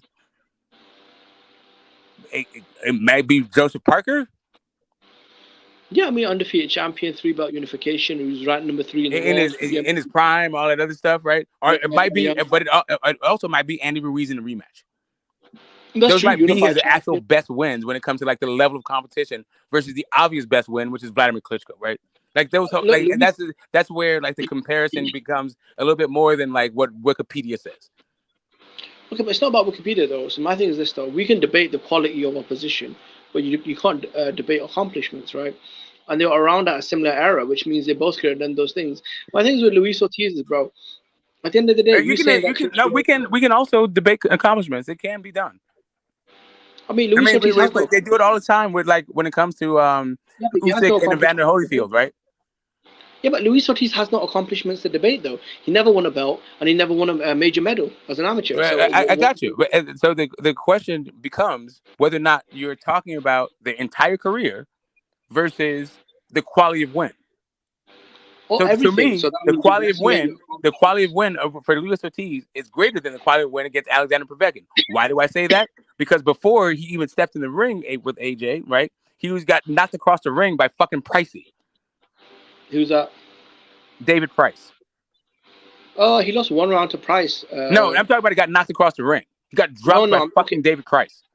He didn't get dropped by David Price. He got hit with a big left hook. That's my issue. But meanwhile, Luis Ortiz was knocking out guys like Ruslan Kajanu, who went 12 rounds. Went 12 rounds with Joseph Parker. No, but what did he do though, Smoke?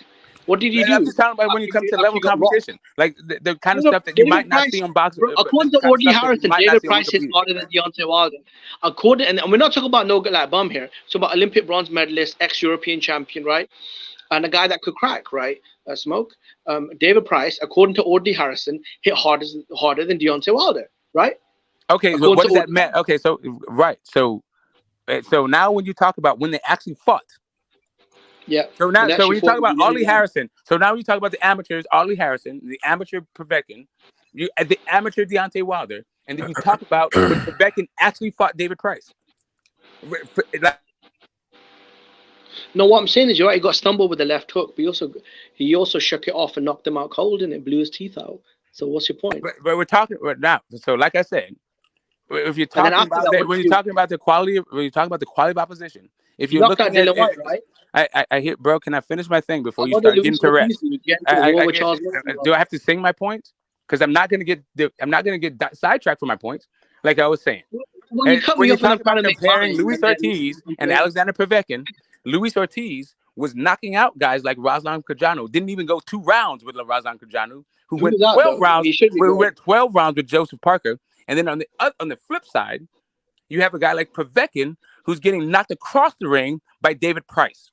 That's the guy that was. Now you're being dishonest, Smoke. Now you're being dishonest because he iced Dylan White, the guy who just beat Joseph Parker, Oscar Rivas, undefeated Lucas Brown. He had not fought him when he fought David Price. He hadn't fought those guys yet. No, he fought him after. He hadn't fought those guys. Okay, after Dylan White. After the AJ Dylan White, when Dylan White fought AJ, fought AJ, he fought none of those people. When Povetkin fought Dylan White, and when Povetkin fought AJ, he'd already been caught for PDs multiple times. He got in his fight right before.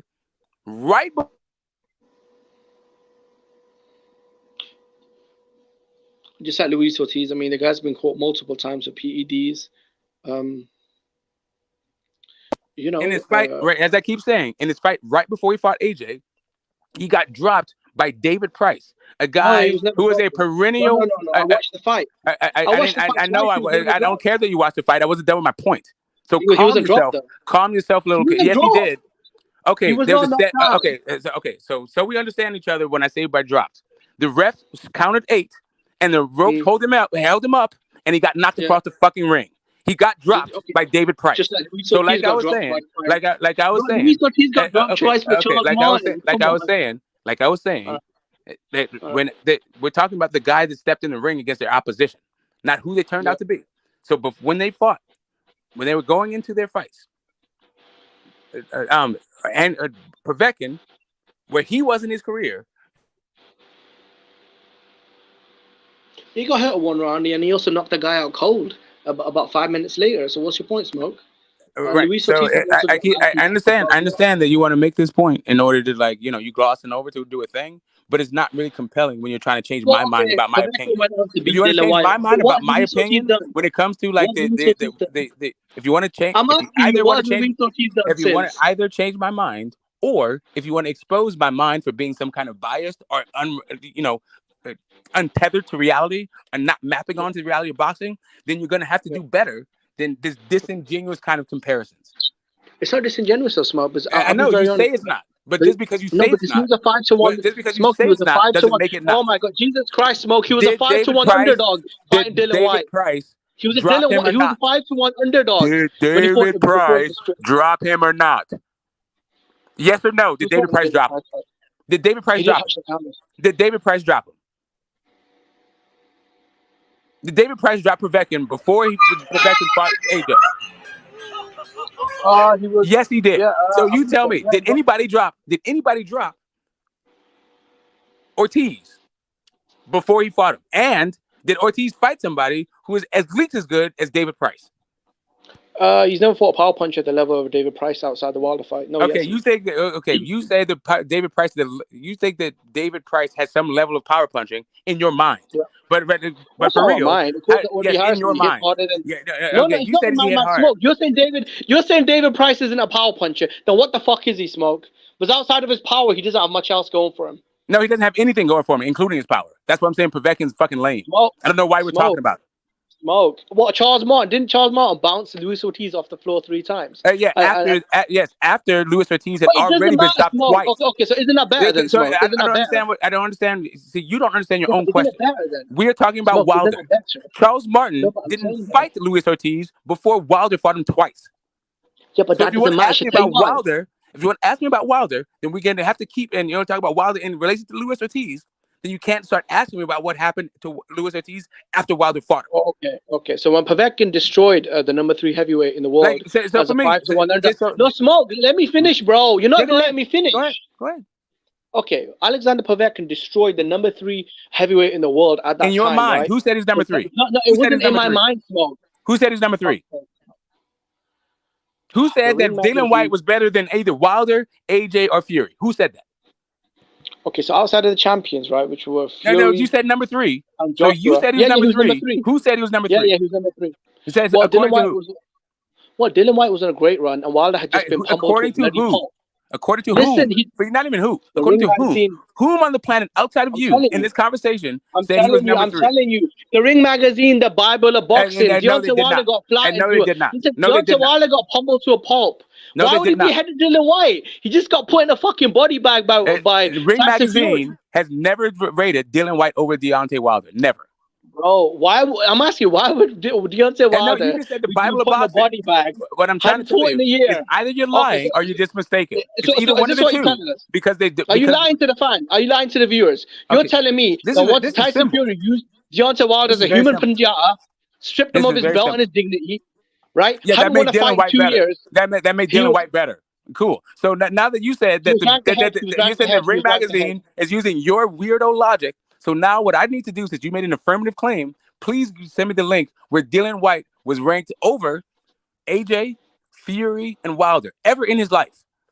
I never said that. I never said he was ranked ahead of Fury. Oh, wait, you said he's number 3. You said he's number 3 at the time when Povetkin fought.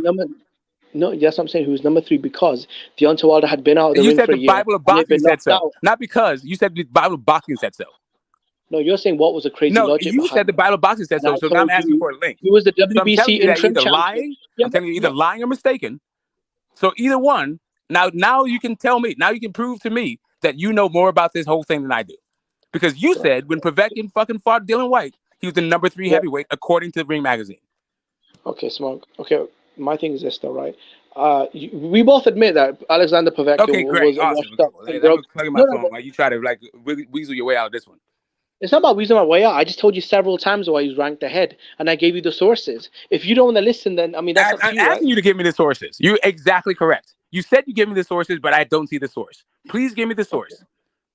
So Deontay Wilder, who had been knocked out, hadn't and was not The coming up. source is Hadn't you. fought in The over. source is your Yeah, but mouth. Smoke. You said the Why would Bible. the You said interim? Ring Why wouldn't Magazine, the Smoke? Bible of Why boxing. wouldn't the You interim champion swore on be the above a Bible. loser?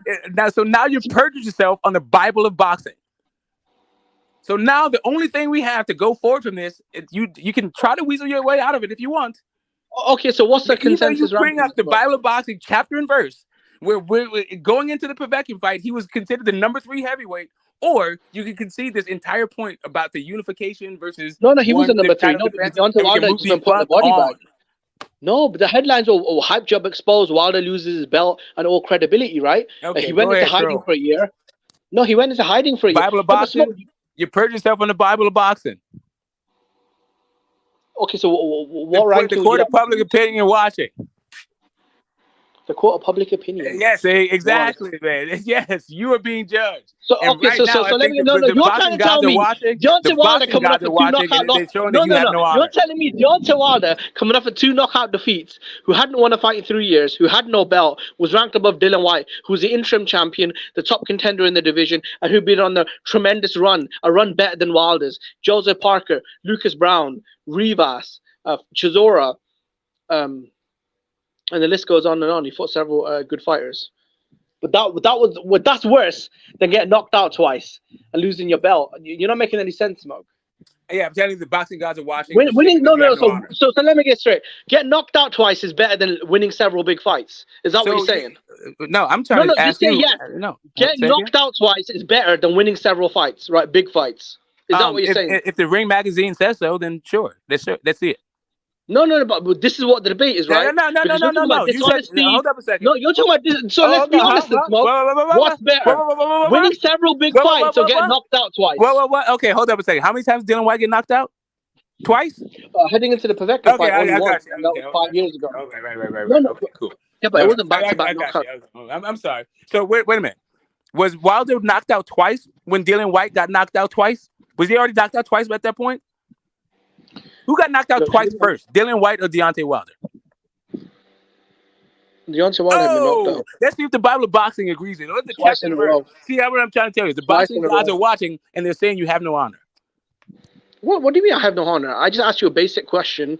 What's better, winning several big fights in a row or getting knocked out twice? And according to you, it's getting knocked out all you got to do is show me that the Povetkin, that Dylan White was ranked over AJ, Usyk. No, he wasn't. No, he wasn't ranked over none of those dudes. He's never been at number 3. No. Smoke. At that time, Usyk was fighting guys like Tim Witherspoon. Guess Come on, what? bro. Not only that. When you're not even being honest, Smoke. You're not even being honest, Smoke. Just to put you a are real not fine being point of it. honest. I'm not Dylan being White honest. was ahead of You find me, Mr. Perjured yourself on the Bible of boxing. So I'm not the one being honest. Oh, no, I don't know what to tell you. You try to weasel your way out of it. I don't know what to tell you. I got you. So just so we getting knocked out by Tyson Fury is better than winning fights. Okay, cool. They both got knocked out by Tyson Fury, just so you know. But anyway, like I was saying, since we're talking about AJ and Wilder, when White fought AJ, White was not even ranked anywhere at all. Neither was AJ. He was ranked number 2. He was like ranked number 2 in IBF. He was ranked number 2 in WC. Like he was ranked top 5. As a matter of fact, he was ranked top 5 in all of the sanctioning bodies. How's that possible? He had less fights than White. Because how is it possible? Okay, he didn't have less fights than White. He had fewer fights than White. But that's a different conversation for another day. The point being, to answer your question, how did it happen? Because the way that sanctioning boxing works, But the Alright, fact bro. of the matter is, regardless of how it happened, But the you fact were that hating on me when I used it. No. So when I AJ use the ranking was system, top 5. I'm being biased. When you Okay, use it, it's I facts. okay, I hear you, bro. You can keep getting Just busted up. you, You know I can listen, do if this all I day. can't use it, why Go are ahead. you using Go it? ahead, dude. Why are you using it? I'm just Go saying. ahead. I can keep busting you up all day. I can. I got 2 Smoke. twisted already, and I'm just about to go outside and get my hoodie on. Go ahead, keep screaming about that shit. Like your volume and So makes I'm you actually sincerity, I'm makes having you fun. less Though. full of shit. I'm having fun. I'm dissecting you.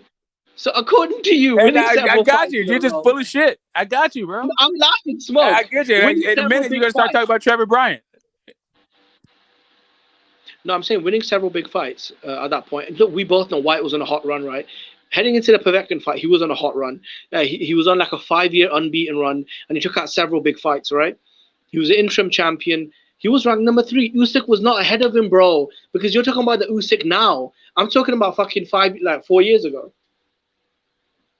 Right? I'm talking about 2018, 19, 20. The Povetkin fight, I don't think was 4 years ago. 3 years ago. Not even close to being 4 years ago. Like 4 years ago is when he was like hosing like Oscar Rivas. Like when he was cheating Oscar Rivas out of fucking like legitimate opportunities. Like 4 years ago when he was cheating Joseph Parker. That was 4 years ago. Not getting knocked out by Povetkin, by old man Povetkin. It's fine. Well, okay, man. Apparently Povetkin ain't shit, but even as an old man, he iced top 5 heavyweight as the underdog. So. Yeah, he was never. Listen, he may have arguably been at some point in his career, especially by the UK, and I think even I think Ring got him as high as 5 at some point, and I think that was like right before Andy Ruiz beat the entire fuck out of AJ, the guy that you asked me about the whole Hall of Fame thing. Because losing to Tyson Fury is one thing, but losing to Andy Ruiz, that's a horse of another color. But if you want to really go down this whole comparison of your original question, but it seems like you're very far afield from your question, and really you just want to talk shit about resumes. Let's go back. Yeah, you're right. Let's go back to the original question. You're right. No, you're right. I'll get back to the original question because I don't know where the fuck we are right now, man. I don't know where we are, and I blame the weed smoke. I'm about to get some more of that in my life. Hey, man, look, more power to you, mate. Look, my thing is this though, and it was an honest question, you know. If you unify 3 major heavyweight belts and have several defenses of them, is that better than having 1 belt but having 10 defenses? So, you know, it's all dependent, right? So, like, if you ask if is Larry Holmes' run as WBC champion better than AJ's career, I would say unequivocally no. I mean, yes. No, I don't think so. Yeah, right. Even though it was like James Bone Crusher Smith and blah, blah, whatever the fuck. Yes. No, but Larry Holmes that one run as a WBC champion was better than AJ's run as unified champion. So outside of beating Muhammad Ali, who was at that point disabled, right? What do you actually do? I just said like even James Bone Crusher Smith, I feel like is like a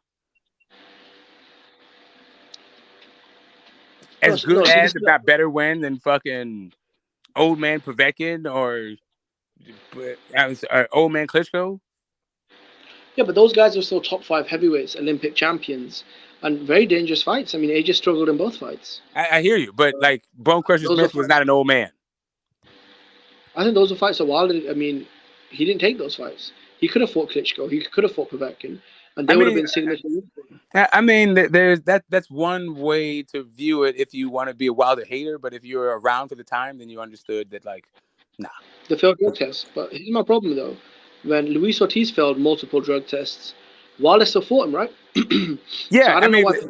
The issue wasn't about when it came to when it comes to failing drug tests, they're not all the same. So let's not just like act like every single failed drug test is the issue, right? Some guys, they just don't file the correct paperwork because you can actually get those exemptions if you file the correct paperwork. Some is procedural. Other things are just outright cheating, and there's no way that you can have that shit in your body. So when it comes to so just so we understand one another, when it comes to Povetkin, there is no paperwork that allows him to have the shit that he had in the system. Period. When it comes to Povetkin, when it comes to Luis Ortiz, he didn't get the doctor's note in fast enough. Yeah, but here's my problem though. A lot of people felt like that was purposeful because he was using it as a masking agent. That's the reason why. They can feel that way, but it was actually administered by a physician. Yeah, but the problem is he failed the test, right? And then the fight was cancelled. Same as Povetkin. Povetkin was caught using a drug that was 6 weeks before that legal in Russia, right? 6 weeks. And his argument was it's trace amounts. And the reason why it's trace amounts is because it was legal 2 months ago. So The argument to who? Alexander Povetkin. Yeah, the argument to who? You said his argument was, but who did he make that argument to? And why was he making that argument? To the WBC, I think, to get No, it was not. It was to the court so he can get his fucking retainer back, his $4 million guarantee. That's the argument he was making, so he could get money back. Meanwhile, the argument that Luis Ortiz made wasn't to a court to get money; it was to the WBC to get his ban lifted because he had a doctor's note. Yeah, but this guy's got a history of failing tests. There's a reason why he's got two no. Now we got a history. Okay, cool. He's got two no contest. Go outside. Go ahead. Let's go to the next tack. Smoke. He's failed 3 drug tests. Oh, Jimmy. So he doesn't. So Smoke, he doesn't have a history. You're correct. He does. Yes. So he doesn't have a history. What does he have? Did he have a history? Does he have a history? Do you think having a history is the same for everyone? Everyone has a history. Do you think that this because you can say, hey, this guy has a history of failing drug tests, and this other guy has a history of failing drug tests. Yeah. They're the same. Well, I mean, look, everyone's going to play victim, right? Everyone's going to play. I hear you, but I'm trying to tell you, if you're going to change my mind, so wait, Luis Ortiz forgot the doctors know. My mind has become a better argument. You keep selling it, but I'm not buying it. No, I mean, you should buy it though. It's a good deal, right? I shouldn't though, because I'm telling you why I don't. Smoke. So you're saying Luis Ortiz forgot his doctor's note 3 times, right? He's got 2 no contests. Even whether he forgot it, whether he remembered it, whether or not it's even his job to file it. It's his responsibility. But do you think that in between, like the fighters' trainings, they're like hooking up sanctioning bodies with doctor's notes? If you fine, I'm not mad at that. Should be. I'm not saying about it. There's a. If you're trying to ask me, like, if you're trying to get me to change my position, it has to be more than the proper like bureaucratic agency didn't get this piece of fucking paper. Okay, the Luis Ortiz failed 3 separate drug tests, including 2 no contests on the original Wilder fight for them. Okay, so we've already talked about how they failed multiple drug tests. What's your point? No, my point is this though: when Alexander fails a drug test, it's the end of the world, and Wilder refuses to fight. Why do you think? Right. So, do you think that every failed drug test is the same? Like I said, do you think there's a difference between a banned substance being in your system and you couldn't account for it, and within the formation of the rules as they currently existed, right? The rules on the books says if you have this in your system, you must provide a physician's reason for having this in your system. Do you think that is different? Okay. Do you think that is different from having substance in your body that says no, under no circumstances can you have this substance in your body? Do you think these two things are the same? No, the reason why it was banned for Luis Ortiz is because at the end of the day, bro, they were caught using things they shouldn't be using, and everyone's got their own excuse. All right, I got you. You're not changing my mind. Listen, you can save face. You can even be rhetorically effective to some group of people. I don't know who you're talking to right now, and you're trying to like rah for. But I'm just trying to tell you, in my mind, to answer your question, it just depends. If there is no definitive answer, I think that you can just have a bunch of title defenses of a specific title, depending on what it is, and that be greater, and that could be better. It could be greater and better than being unified. Yes, and I think this conversation has highlighted that thing beautifully, but you can keep trying to obfuscate and like muddy the water. The alphabet belts, though, right? All 4 of them are alphabet belts, right? This isn't the Rings lineal title that it's got this deep prestige and it's a symbol of being the top dog. It's not. It's just a vacant alphabet belt that Wilder was in a good position to win, right?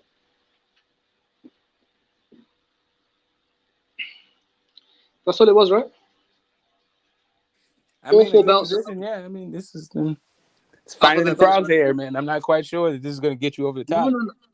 No, I'm saying if it was a ring, but I don't even know. Like, I don't even know if I concede or not concede, it would fucking matter, right? No, I'm saying what makes the WBC bad though? So you're saying it's better than the other belts, and my question is why? Not all other belts. Okay, so cool. Okay, that's kind of cool. All right. The first major sanctioning body that was being recognized that exists today is the WBA. Like right after that, I'm not going to go to the consolidation of the smaller state sanctioning bodies and like some international ones, right? But then like right after that was the WBC. And so for a long time, the WBA, the WBC were the only sanctioning bodies for like decades. And then you got the IBF, and I got the IB. You got the IBF right around the time. I'm not even gonna go like even when you got it, there was a while before it became like legit, what was right? first? There's a time before it became legit. So the No, very last one, just to put it, I'm trying to answer your question. Yeah, The very last one was a WBO, and I believe that in your lifetime, right? Yeah. Not my lifetime, but the IBF is before your time. But in your lifetime, and even in the last 10 years, I would just put it this way: in the last 10 years, that's when the WBO has been like a legit fucking title. It's been a decade. One. I'd say 2. No, it hasn't been 2. It wasn't even. Okay, hold up a second. It wasn't even recognized. It wasn't even recognized 15 years ago. No, I'm saying Lennox Lewis was undisputed, was he? He didn't have the WBO Yes, and he belt. never had a WBO. So he wasn't undisputed then? He was undisputed. WBO wasn't recognized. You don't need the IBO to be undisputed today. It's not recognized. But I'm saying in hindsight, by today's. No, it's not even. I'm just talking about like right now. Like I can't speak to what happens in 40 years. In 40 years, the IBO might be recognized, but right now, there's IBO champions running around the sport. They're not recognized as champions. But I'm saying right now, Lennox Lewis wouldn't be an undisputed champion, would he, based off his legacy? But he's not fighting right now. Like right now, he wouldn't be an undisputed champion because he get his ass knocked the fuck out because he's old. No, I'm saying that version of Lennox though. No, but the entire world, you can't just go like if you're gonna go back then you have to go back then to back then's rules. You can't use like right now's rules and then try to apply them to back then and try to retroactively make this dude like legit. I mean, you can if you want, but it's just not gonna change my mind about your question. No, I'm just saying AJ had 3 belts and so did Lennox Lewis, but Lennox was regarded as undisputed and AJ wasn't. So right, it's probably because you know why? Because the sanctioning bodies were different, and if you look at them, if you look at the rankings at the time, you'll understand why. The fucking people in that sanctioning body were fucking dog shit. So who cares? Just like the IBO rankings. Is it a blemish? Nobody looks at and nobody gives a shit about. No, I'm saying, is it a blemish on Lewis's resume that he never held the WBO belt? Is there a blemish on anybody's record that they don't have the IBO? Is it blemish on is it blemish on Fury's belt? A blemish on Fury's that he never held the IBO, or he doesn't hold the IBO right now? He did though. He had it at one point, I think. Yeah, he had it. He had it for one fight. No, but that's not a major. Neither was the WBO. That's my whole point to you.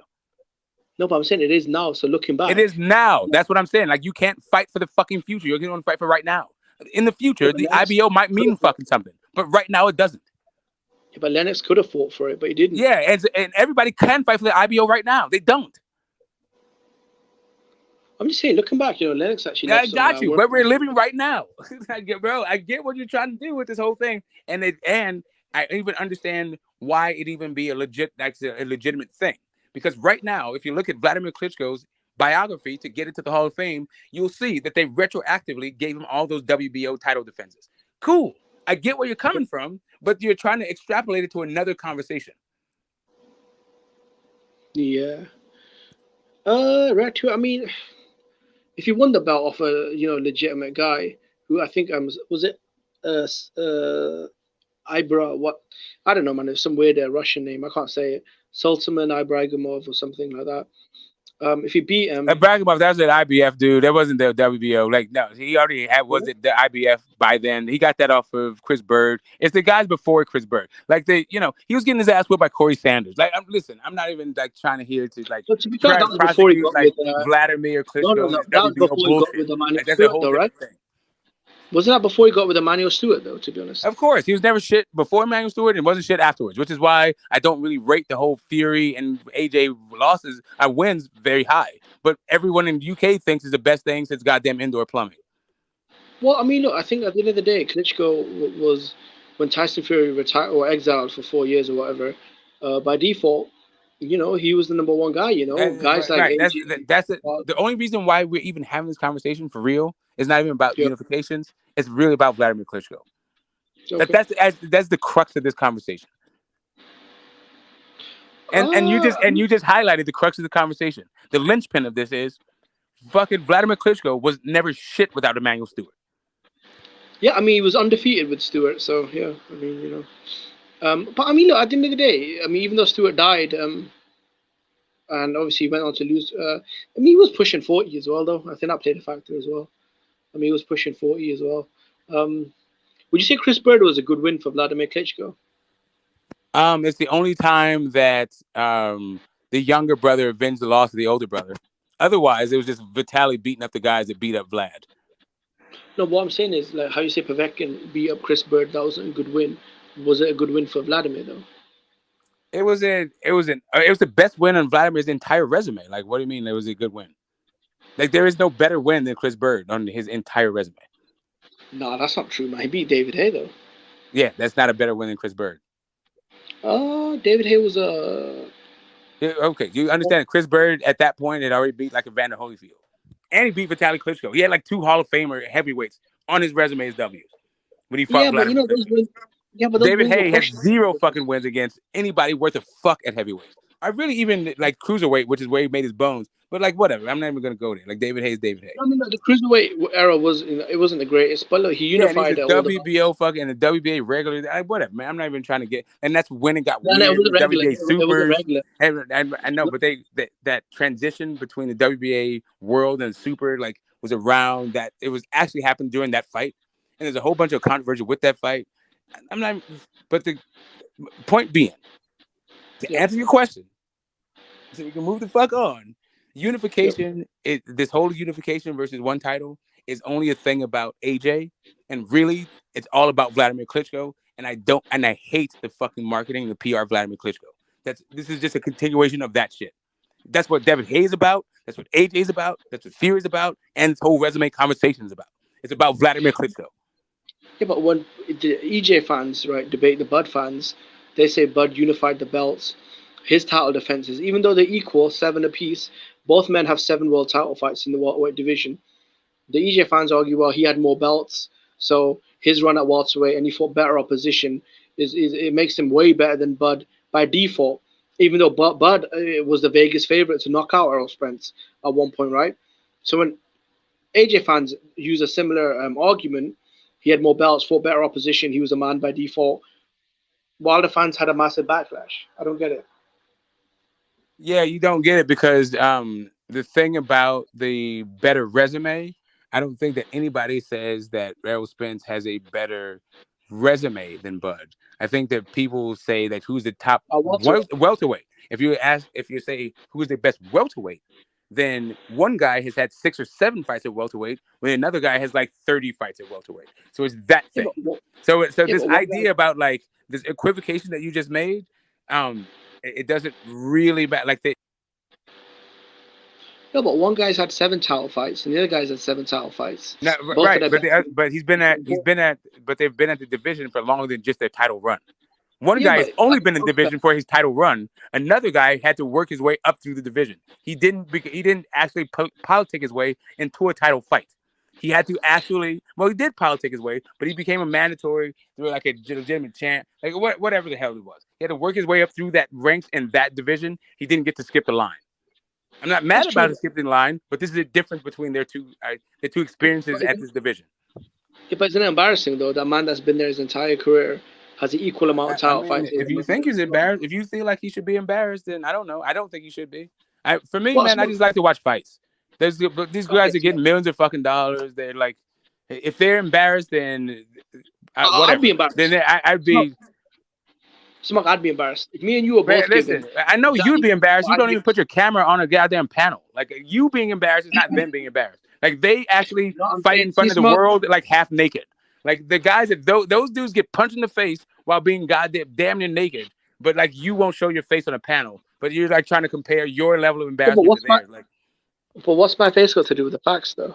Because I know what those guys look like, and I have no clue what you look like. So you trying to talk about your embarrassment is like actually laughable when talking about what their experience is. I'm saying, Bud, okay, so a lightweight moving up has got the same amount of equals you in title fights. Oh, and here's what I'm telling you: if you were in my house tomorrow, I wouldn't know it. But if I was in but Errol Spence could be down the street from my house, I would know it. Like I would know the whole thing. I'd be like, if you came to my house, I'd be like, you know what, you sound like a guy that I know. Maybe I've never did. Smart, I've never disrespected you. No, I'm just trying to tell you, like this whole idea about if I would be embarrassed if I was them. Are you for real right now? You are the one who opened up this door about your own fucking level of thing. Like, come on. Yeah, bro. but it's not embarrassed next to me, right? It's not. No, you would. I get why you would be embarrassed. You are too embarrassed to even show your face based on the shit that you say online. Of course, you would be embarrassed.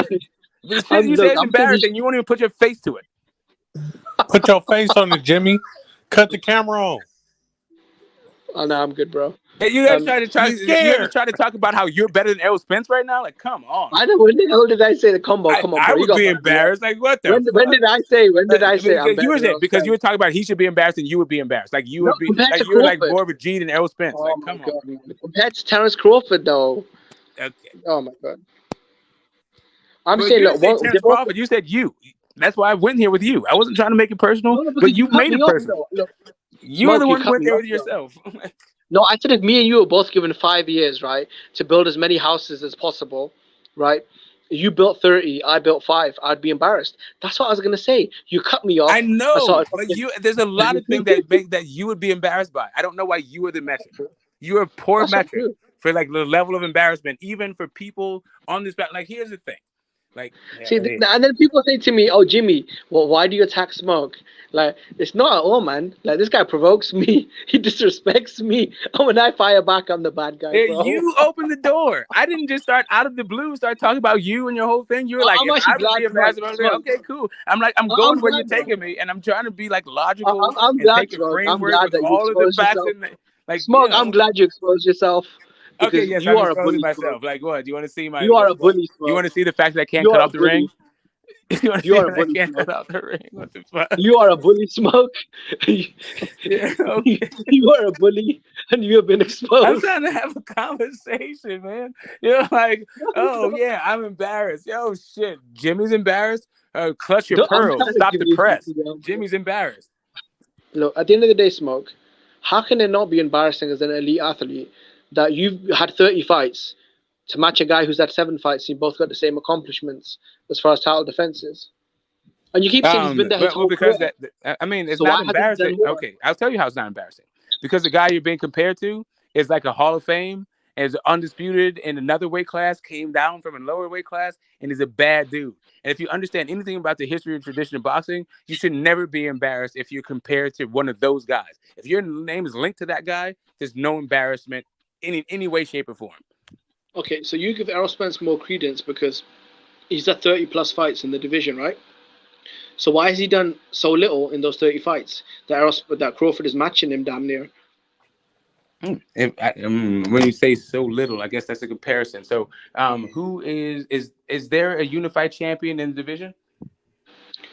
Yeah, Errol Spence has got 3 belts. Oh, okay. So there is one. So he did more than everyone else in that division, right? But you're saying it's still so little? No, because Crawford's already been undisputed and won titles in 3 divisions. In that division? Yeah. He's been sorry. He's been No. I think you might want to rescind that statement or maybe rethink it. No, I'm saying he's an active fighter in the division that's done that, right?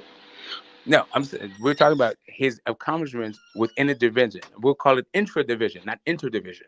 So intra-division, within the division, right? Errol Spence, to me, has absolutely the unified champion has nothing to be embarrassed about. If you want to say that he should be embarrassed because the guy from Omaha's accomplishments, I think the guy from Omaha's accomplishments are like historic, right? So there's no shame in being outshone in accomplishments by that guy because the accomplishments are so good.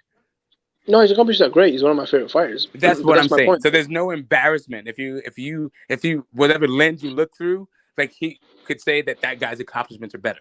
But if you just look through the lens of what they did in the division and who put out down more work in that division, then I don't understand why why this is really a conversation, because it's a no-brainer that Errol Spence has done more. The unified champ has done more in that division than the other guy. No, but what I'm saying is, one guy's had 28 fights in the division. The other guy's had 7 fights in the division, but they both equal the same amount of world title fights. Well, that's another metric by which he's done more. He's had 28 fights.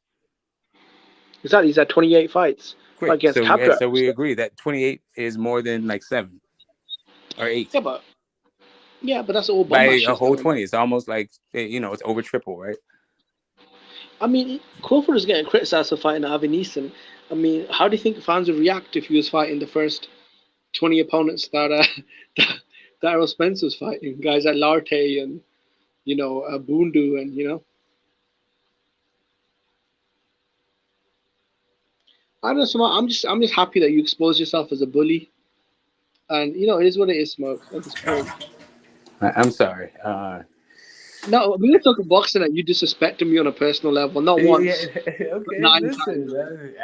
Smoke, I've actually got it I written went where down. you went. I went where you went. If 9 you're embarrassed, times.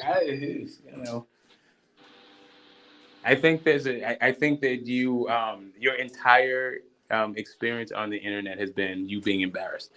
That's just me. Right? That's my perception of it. You can take it for what you will. I don't know, man. They call me the body bag collector. They're like, whenever I'm on, I did. No, at one point I called you one of my favorite trolls until you to me it just went. I don't know what the hell you were doing or what you thought you were doing or whatever the hell. But at which point it just became beyond cringe. To be fair, we did make peace after that. To be fair, we did make peace after that. But beyond all that. You brought that on yourself. Now I feel like, you know what, I want the record to stand. Smoke disrespected me 9 times. I never fight back once. So when people say to me, "Oh, Jimmy, man, when you jump on a panel, why do you come for Smoke?" This kind of shit, man. I'll be sitting there, you'll be talking plat, and I get a flashback. Listen. Okay, if you want I'm trying to gauge where you're coming from, the statements that you make. When you're like, and I would be embarrassed. And then I go, okay, hold up a second. Let's see what Jimmy's put in to see how he would be compared to Errol's to the unified champion 147. I know what that guy looks like. I have no idea what this dude looks like. I have heard all kinds. This dude is taking the slings and the arrows of what he says. Meanwhile, the other guy does shit and then never fucking stands on it and backpedals and act like he didn't do the shit. For real, but it comes right down to it. These two things are really weird things for me to square when I've experienced my experience of you and him. No, to be fair though, Smoke, I feel like, say a week from now, if I randomly come at you aggressive and you think, "Oh, why is Jimmy attacking me?" Then I would think it's just you being you. I don't think that it is based on anything other than this is how you interact with the internet. No. This right here, you being abusive. No, this is you trying to become a justification for the things that you do online. But you don't need to justify the things you do online. Just do better. I mean, I'm trying, Smoke. I mean, to be fair, over the last which of us is perfect? Which of us is perfect? I mean, to be fair, though, Smoke. Whenever I come on your channel, I'm always respectful. I never. Listen, it's not perfect. We get into it. Like I said, we have entertaining and back and forth. I'm not people are trying to make us into enemies. You're not going to be my enemy, no matter how they try to make. I don't even know. I don't even have enemies, so I don't know what it would take for you to be my enemy. No, I've always said I'm the Will Smith to your Uncle Phil. So that's the kind of relationship we got. Okay, whatever it is. What's up? Anybody else on the panel? I think this is run its course. Hey, Wild White. Just so we understand each other, AJ is probably getting in the Hall of Fame.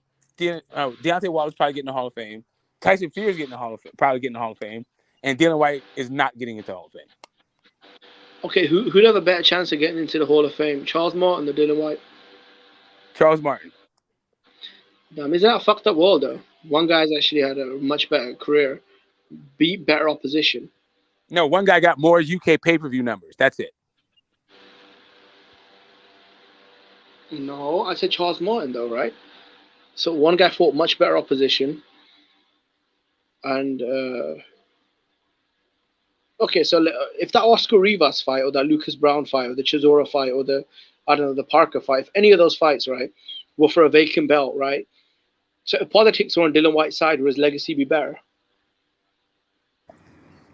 If the politics were on Dylan White's side, would his legacy be better?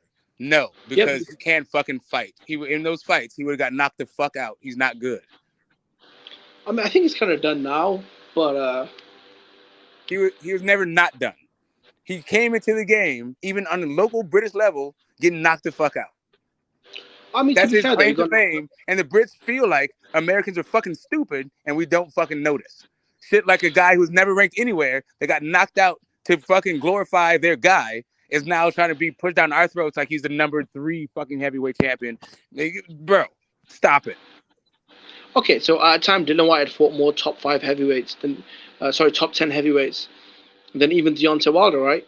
And this is before the Fury trilogy came to a close, right? He had fought and beat more top 10 guys than Deontay Wilder, right? No. So why? Wrong. All right, Lucas Brown. Wrong. Absolutely wrong. Lucas Brown was never a top 10 guy, not one day in his fucking life. No, he was undefeated and a former champion. He was top 10. Okay, again, you keep going to this former champion stuff. So first off, we have to talk about, if you want to talk about former champions when it comes to guys like Lucas Brown and Alexander Povetkin and like David Hayes, then what we have to actually talk about is the transition between the WBA world title and the WBA. Yeah, to be honest, I don't really know. I mean, you know what I mean about, you know what I mean. No, I wouldn't be watching boxing. This becomes a politics thing. So if you want to get into the politics thing, I think if he was going to have a shot at any of the champions, right? If he fought Joseph Parker in like New Zealand, he would have got he wouldn't have won. If he would have fought Andy Ruiz, he wouldn't have won. If he'd have fought Tyson Fury, he already did that. He didn't win. If he'd have fought Deontay Wilder, at no point did I think that Dylan White could beat Deontay Wilder. The Dylan White that fought Joseph Parker when he was fighting out there when Charles Martin was a champion. I don't think Dylan White would have beat Charles Martin. Oh my God, bro! Did you not see what Joshua did to Charles Martin? Yes, I don't. And I also saw what Joshua did to Dylan White right before that. That's a fair point. I just think, look, man, I feel like Dylan White. I mean, he had a hard road, you know. He had to fight a lot of good fighters, a lot of dangerous fighters for his opportunity, you know. I mean, you got a guy like Luis Ortiz, who didn't really fight anyone, and he got 2 shots at the belt, right? And you got a guy in Dylan White that had to fight a lot of tough fighters. Or the same Oscar Rivas that destroyed Luis Ortiz's best win in Brian Jennings, right? Undefeated guy. Derek Chisora at that time, who was a very good version, a guy that had a tough fight with Usyk later on. Undefeated Lucas Brown, big puncher, former champion. Joseph Parker was 1 fight removed away from being an undefeated champion, whose only loss was to Joshua on points in a unification. Do you remember that fight? Joseph Parker versus Anthony Joshua. Yes. Yeah, it was a terrible fight, man. Okay, you remember that ref? Yeah, I mean, do you remember the ref wouldn't let him fight on the inside? Do you remember the ref was allowing AJ to take his own? Even if you look at the Joseph Parker Dylan White fight, you remember the headbutt that was called the knockdown? Do you remember Dylan White using the ref to fucking get up off the canvas and holding him? Do you remember all the headbutts?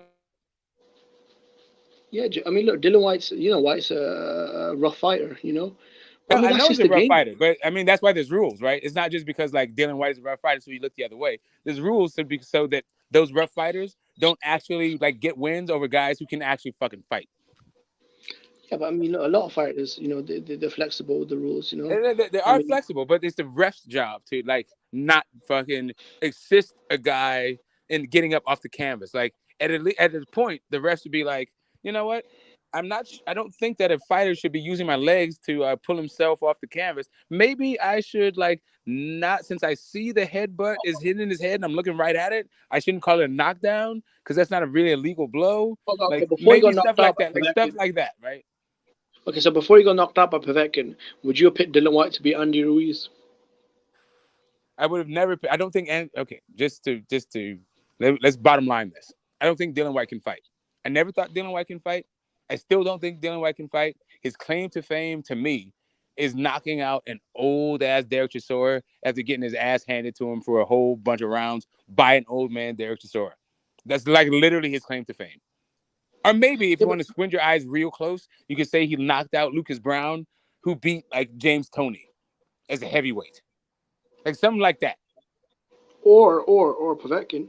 Do you remember Povetkin smoked him? But that's after you got knocked out by Povetkin. I don't know. That's kind of embarrassing, but whatever. Isn't that legacy though? Isn't that legacy avenged the defeat? Something Wilder couldn't do though. It is about avenging a defeat is great when it is when the guy was like supposed to be on par with you, but if a guy was already long in the tooth, had already got like a gift against Michael Hunter. That guy getting a revenge against that level of Povetkin. Like, it's a kind of like the cringe thing that happens when it comes to like talking boxing with some UK fans every now and again. It's just like, oh wow. Like, I'm not trying to hate on you guys, but like, we have like way bigger fucking fish to fry than this We'll kind of circle shit. back to UK Like, for fans. real. We'll circle back to UK. Here we go. Smoke, I just don't get what your problem with us. My problem is we're talking about fucking Povetkin as like he's some world beater when Dylan White fought him, because I'm dealing with a UK fan. Like, nobody outside of the UK would fucking force us to have this kind of conversation because this is what they care about. And I'm trying to be respectful because you guys spend a whole bunch of fucking time, money, and energy on boxing. So I'm not just trying to hand wave it and disrespect what you guys bring to the sport. But at the same time, this is goddamn making my brain hurt. Okay, Smoke. Who was more impressive? AJ, I mean, a lot of people thought outboxing Ruiz in the rematch, or Dylan White blasted out Povetkin in one round. Who avenged that? So let me just tell you what I think of Dylan White. And about the greatest thing I think about Dylan White, that dude managed to milk the fucking boxing public for pay-per-view after pay-per-view after pay-per-view without having a championship fight. The way he marketed and treated the fucking fan base was a masterful thing to see if you're a goddamn idiot. Like, but if you can appreciate anybody's hustle, then great. I saw the way that dude separated a certain fan base's money from their wallets. It was a masterful thing to watch. Shout out to you, Dylan White, because this is prize fighting. Fuck a bet. Yeah. Feed your family. Hey man, he got paid more in the Povetkin rematch than he did against Fury. So, I mean, he must have been doing something right. That's what I'm saying. I'm not knocking hustles out here. What I don't like about him, the only reason why I like seeing him get knocked out outside of the entertaining way in which he gets knocked out, is because of the shit that he was talking about Luis Ortiz. Boxing and sports in general is a meritocracy. You don't like call somebody old as a reason to not fight them. You call somebody old, like, and then you go beat their old ass. That's what you do in the boxing tradition. And what is poetic justice about it, when it comes to the Povetkin, is he got knocked out by somebody who was older than fucking Ortiz. I'm not sure about that, to be honest. I think he was, because he said that about Ortiz in 2018. And he got knocked out by fucking Povetkin like 2020. So anyway, whatever it is, like, when it comes down to this, and not only that, he also went the distance with another old man, Marius Walk. But beyond all of that shit, all I'm saying to you is, you've shown me. That is about what I think of Dylan White. I don't think he'd fight. I never thought he could fight. I think he loses entertainingly. I think he's been one of the best hustlers. So is that what you think of it? He ran a hustle on the British fans, and he tried to use this as a shield to hate on American fighters. Say again? Huh? So is this what you think of Dylan White? He basically hustled the British fans out of tens of millions of dollars in totality, and then tried to use this as a shield against to hate on American fighters. Okay, so when I say the hustling, it's only from an American perspective.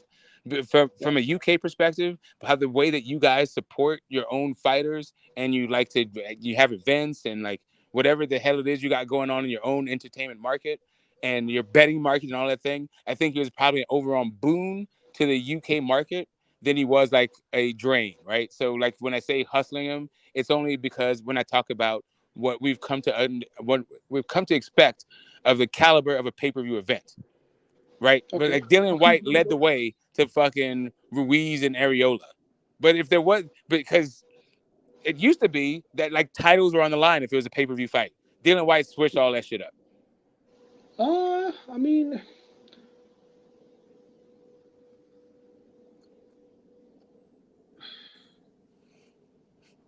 I'm not sure. You might say you could say maybe Floyd Mayweather did, but Floyd Mayweather's like a ATG, like Métis, and it was like kind of a circus fight.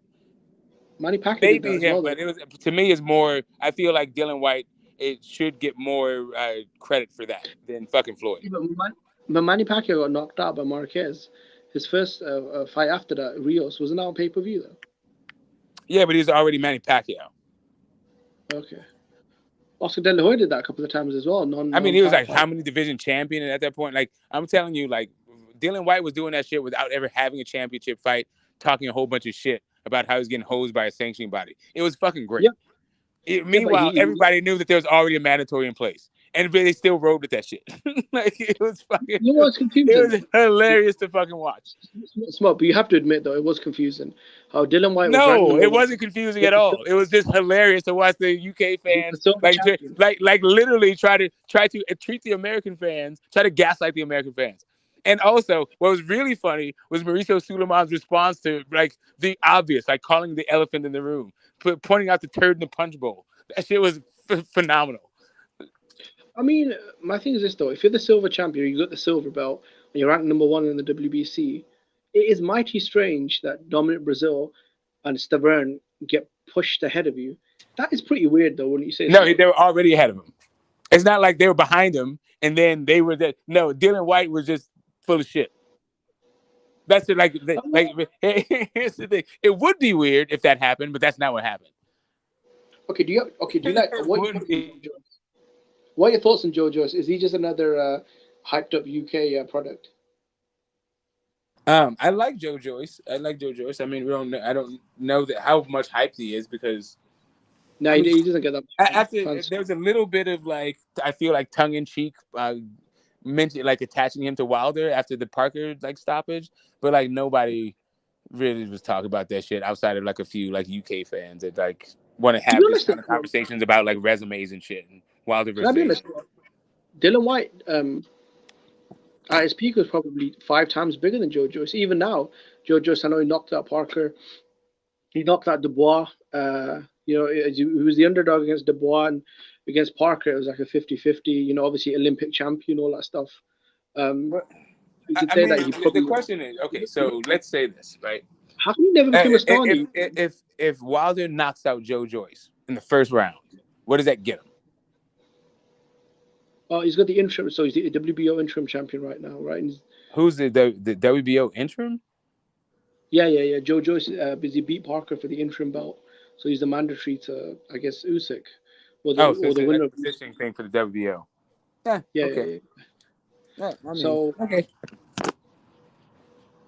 Do you find it weird though how the UK fans kind of attach themselves to White more than Joyce?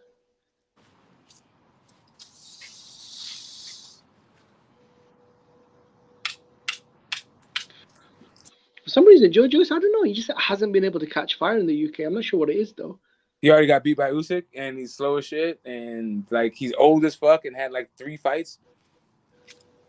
The whole Usyk thing. Most people don't really know about that, and that was, I think, over a decade ago. Yeah, but that's that's the thing that's slowing his roll, right? Like Usyk's moment now. As soon as you look more at Joe Joyce, you find out about the Usyk thing. I mean, he lost some points. I think 12 years ago. I mean, it was a weird ass fight, and it was a long time. Like you said, it's a long time ago, but he still kind of fights the same way. Whatever. And it was in a lower weight class, and also. And I tell you what, though, Smoke. Yeah, go ahead. He gonna get his chance this year. This year and next year, he gonna get his chance. This year and next year, he's gonna get his chance to what? At a world title. Yeah, I think he deserves it. I think he's gonna fight Tyson Fury, and it's an easy fight to make. They're both with rank 1. He's calling out Andy Ruiz though. I think that's the fight that I'd like to see though, because Fury and Usyk are tied up, and AJ's rebuilding. Wilder's kind of rebuilding. I think they'll probably fight each other. That kind of leaves Andy Ruiz and Joe Joyce in the dark, so they could fight each other. Since quarantine, Fox has put on 3 pay-per-views, and that's it for all the boxing. 2 of them were Andy Ruiz. 1 of them was Deontay Wilder. What do you think the next fight is gonna be? I mean, who do you think is gonna broadcast it? No, but what I'm saying is, according to Andy Ruiz, he's tried to contact Wilder's team multiple times to make the fight. And Malik Scott is coming out publicly and saying they're not interested. So I don't know if that fight will happen though. I think Shelly Finkel kind of wants to make the Joshua fight. I think that's a fight they probably want to make more. Yeah, I don't know if it's an either or kind of thing. It seems like AJ has his next opponent, and the McKean guy, and according to L-Dub. Wait, is he fighting McKean? That's what L-Dub says. Who's L-Dub? He has a channel. He keeps his finger on the pulse of obscure fucking fights all around the world. Okay, but then that fight shouldn't happen. And also the big fights too. But current fights and rankings and all this stuff. Go to L-Dub's channel. You got to check it out. He always stays abreast of the rankings, and Then that fight can happen in Australia though. Say again? Because Eddie Hearn was saying, then that fight's not going to happen in London or the UK generally, because Eddie Hearn was saying that he wants to use the McKean fight as a way to break into the Australian market for the zone and take AJ on a world tour, I guess. So now we know that he's getting paid in the zone dollars, like I've always suspected. When they talk about $30 million, they mean like, $10 million in cash and like $20 million in stock. Oh man, then he was making more money on Sky Sports then. I'm just trying to give people up on game. Like, I don't know that people are not getting paid in BOK Prime bucks right now. Yeah, I mean, he might as well stay at fucking Sky Sports, because at least when those $30 million checks were clearing, they were all his. They weren't half of the shit. Although though, he's got a weird deal with the zone though, because he signed on. He's being paid in the zone stock. Hopefully that shit's worth something. Yeah, he signed on as a special advisor, brand ambassador. It could work out for him. I'm not saying that it doesn't. I'm just saying, like, it's equivalent. It's a lot of these things when you see guys being foundational to like a new platform and all this stuff. What they're getting paid in is also like what they call sweat equity. They're getting like ownership stakes and like stock shapes and all this stuff in order to like for the health of the company. And if the company comes across, then it's great. But depending on how you're structured, like Mike Tyson got fucked getting paid in Caesar Palace bucks because he had Don King managing that account, or Don King's representative, or whatever the fuck. But what's better though, Small? Isn't it better because you're an old business head, right? Isn't it better to get paid in actual euros or dollars or pound sterlings, right? Because then you can use that to buy whatever you want instead of being tied to one situation. Wow. It just depends, right? Like, do you want to get paid by being like just get it? If you were the number 5 employee at like Apple, right? Would you want to get paid just in salary or in Apple stocks? I think that's the problem Canelo had with the zone, because Gennady Golovkin was happy getting paid in stocks or shares, right? But with Canelo, he didn't want it. He wanted just his money up front. That's why his deal was structured different to Golovkin's. So I mean, I don't know. I guess Canelo, he didn't see the way Joshua signed the deal, the way Golovkin's deal was. They got a percentage of the company, the shares, the stocks, and they got to act as advisors in the company and ambassadors, right? But Canelo, he's just all about his paper. He's chilling. He's like, he's like, enough is enough. Like tens of millions of dollars per fight gives me hundreds of millions of dollars. I'm good. Yeah, I think that's the major fallout, because you're trying to pay half of his person the zone shares, right? And he's like, no, you're going to pay me that $50 million up front. You're going to pay me in American dollars, not in the zone dollars and BOK bucks. I mean, it may work out for you. I'm not your advisor. I don't see the numbers that they're seeing, right? Although I will say, the zone announced that BLK announced that they're going to do 6 pay-per-views this year, right? So the pay-per-view for Crawford must have done decent numbers. I mean, it couldn't have been too bad if they're announcing they're doing 6 more events, and they also said they're publicly happy with the results.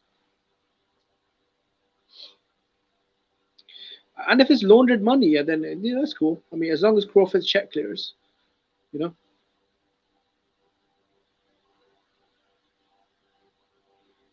you think that's the situation that happened? Maybe EJ and Bud could fight on BLK. Okay, who on the zone's current roster do you think? Which 6 fights of the current combatants on the zone's roster do you think are pay-per-view worthy, or what group of fights that you would put together in the card? No, BLK. They announced 6 pay-per-views this year. Oh, BLK. Well, are 3 of them Adrian Broner? Okay, so isn't one Terrence Crawford? I mean, is he going to fight again or BLK? I thought you said it was a one-fight Okay, deal. so here's the thing. Here's what would... you know what's going to take me back out to Hayward? And do another video in front of that school? If Manny Pacquiao and Floyd decide they're going to rematch on BLK Prime, I'm going. Where you I'll going? hang out. I watch the fight right there. I watch the fight right there, fucking live. Cold as shit. Whatever. No matter. Yeah, I think Manny Pacquiao. I'm I think Manny definitely. Pacquiao. I'll be in Atlanta February though for that Adrian Broner fight for sure. Is in Atlanta? They should have done that in Cincinnati though, his hometown, right? They give Crawford So a that's what you hometown. got. So you're going for the atmosphere, as they say in the UK. Yeah, I'm going for the UK atmosphere. What is it for? What fight's that? AB versus Red Cash. Is that happening in the UK? No, that's happening in Atlanta. He's saying he's going there. He's going to the fight. That's very far from here. That's like a couple thousand miles. He's willing to travel for AB and Red Cash, right? That's the farthest the entire distance of the UK and back, right? Yeah. I feel like they should have put that in Cincinnati though, because they gave Bud a hometown fight. Why can't they give Broner one? Atlanta, that's not really a boxing city though, is it? When you think America, you think Vegas, New York. You know, you don't think. Well, what you don't understand about Atlanta is that like there's a lot of fucking black people, and especially the ratio of men to women is like off the chain. Like there's a bunch of like sport. It's like a sports town, and yeah. Anyway, he's going for the atmosphere. Yeah, I mean, the only thing I know about Atlanta is Usher was born there. Outside of Oh that, no, Freaknik. Right, what you need to do is like just to get like a grounding into the whole thing is like Freaknik. But it's even before that. I get, it is what it is. There's zones in America that you'd have to be an American, and also like a subculture of Americans. Like, yeah, he's going like I'm saying. He's traveling a bunch to go watch fucking Adrian Broner fight Aaron Radcash, and he's probably gonna have a great fucking time doing it. Absolutely.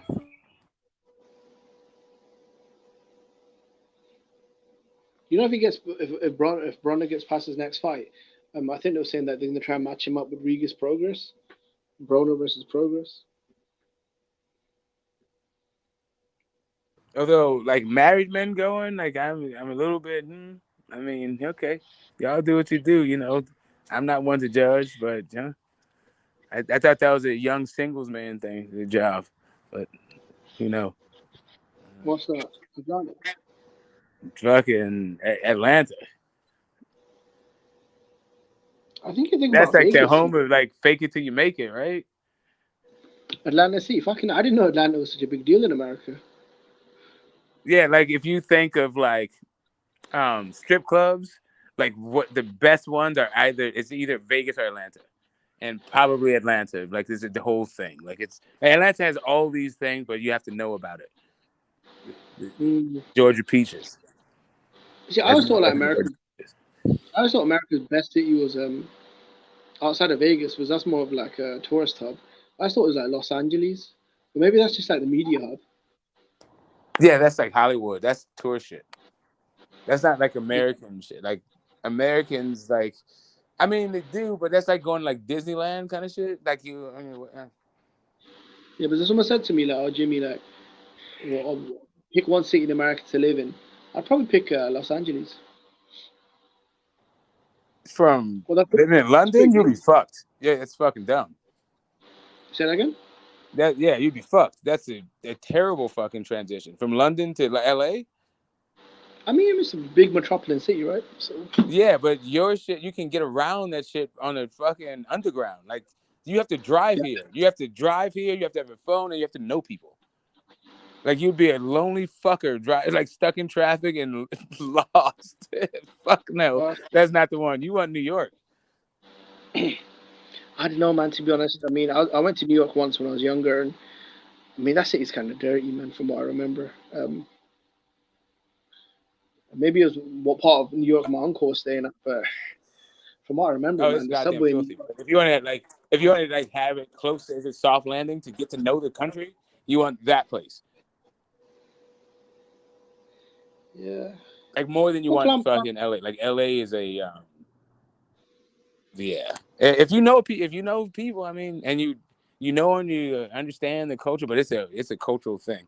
It's definitely a culture shock if you're coming from London. Like You know, with like Los Angeles, maybe I'm just thinking about the American film industry, but it's kind of promoted as like, what do you call it, Tinseltown and Hollywood, and kind of everything's kind of you know, magical, and I don't shit like that. Yeah, but it's also very elitist and exclusive. So yeah, it's fun as shit if you're on the guest list. There's all kinds of great fucking parties, and it's a goddamn blast. It's a huge amount of fun. Like, it's literally the most fun you can have in the state, as far as I'm concerned. But you also have to be plugged in. It's Skid Row in LA. Yeah, that's the only part of it. Yes, but who goes to fucking Skid Row? And you've also got some. See, LA's a weird city. I mean, though, it's because like you've got, where the warehouses and wholesalers are. So if you want to get like, you know, swishers in bulk or some shit, or like lighters from China, I mean, sure, but like, why the fuck would you be going to Skid Row?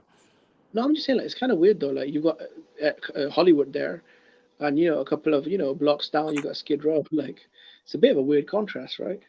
They're not the same cities, right?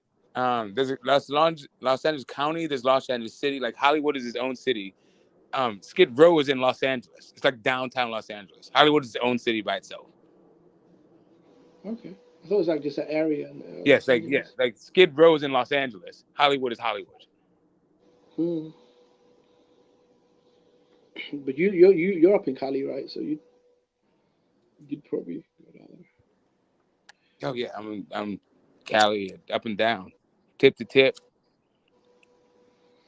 I was once Orange County. Looks quite nice to stay in. A place at Orange County. San Francisco in LA. Sorry, in California. Yes, sir. That's where I was born. Yeah, see, that looks like a cool place. I know Bruce Lee. He spent a large part of his life there in San Francisco. And Oakland. Yep. Actually, not too far up the street from where I live right now. Yeah. Is it full of hipsters? Is it still full of hipsters? No, they kind of left during the lockdown. The gentrification, like they kicked out all the generational people, and they brought in all the nerds, and then all the nerds kind of left. Yeah, because I'm thinking about San Francisco the way like Bruce Lee or John Lennon describe it, right? The city of like hippies and love and art and culture. So maybe I'm kind of thinking of it about like that. But I've heard it's very expensive though. I've heard it's insanely expensive.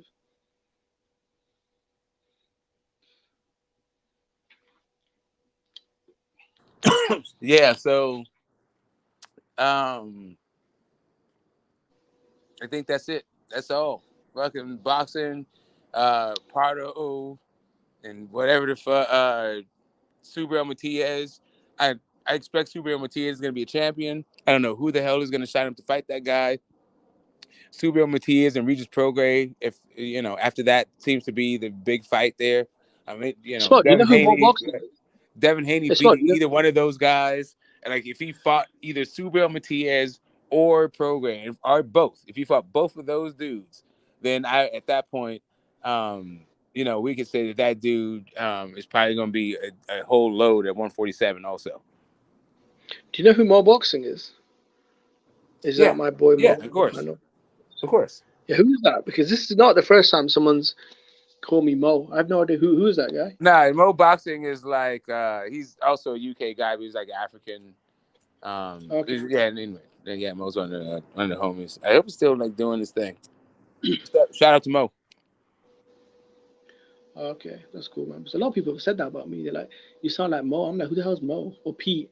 Is his name Pete or Pete Box? I don't know. It's one of them. Nah, I don't know. Maybe you both sound Muslim.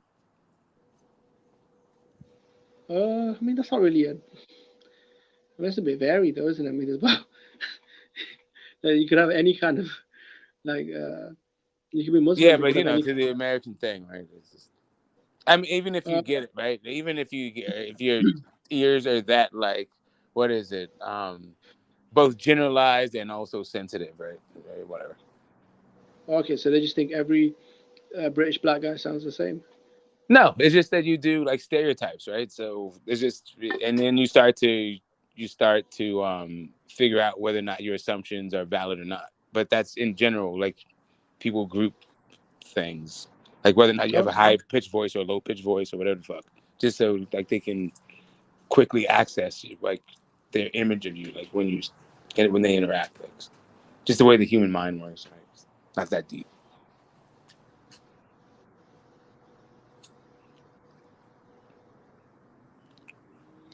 Yeah, man, I have no idea who Mo Boxing is, but salute to him if he's from the UK. I mean, salute to him.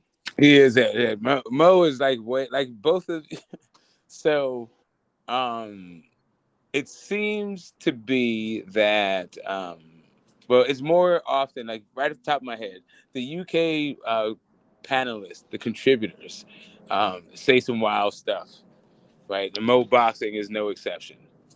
Different kind of stuff altogether, but like, yeah, he's more like, he speaks more as a black man from the UK of like African descent. But he also is on some like, anyway. Yeah, but then what's the difference? Yeah, but then what's the difference between us then? Say again? But then there'd be no difference between us, right? Yeah, you often, we always, I can't get you to shut up about how you're a black man.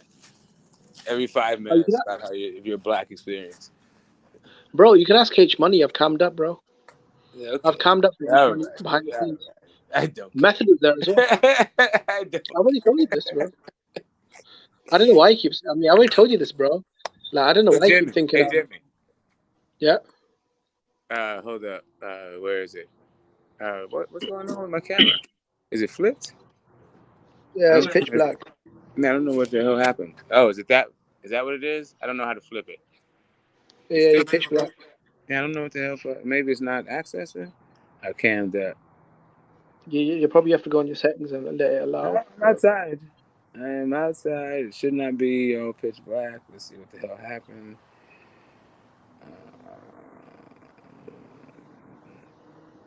What the fuck is going on in these settings? Still off. Yeah, I mean, look, you can ask H Money. He's seen me come up backstage. You can ask Major Key Boxing as well.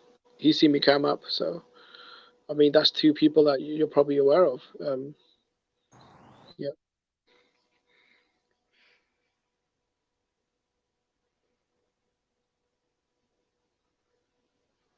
Are you still on smoke? I wonder if his mic has crashed.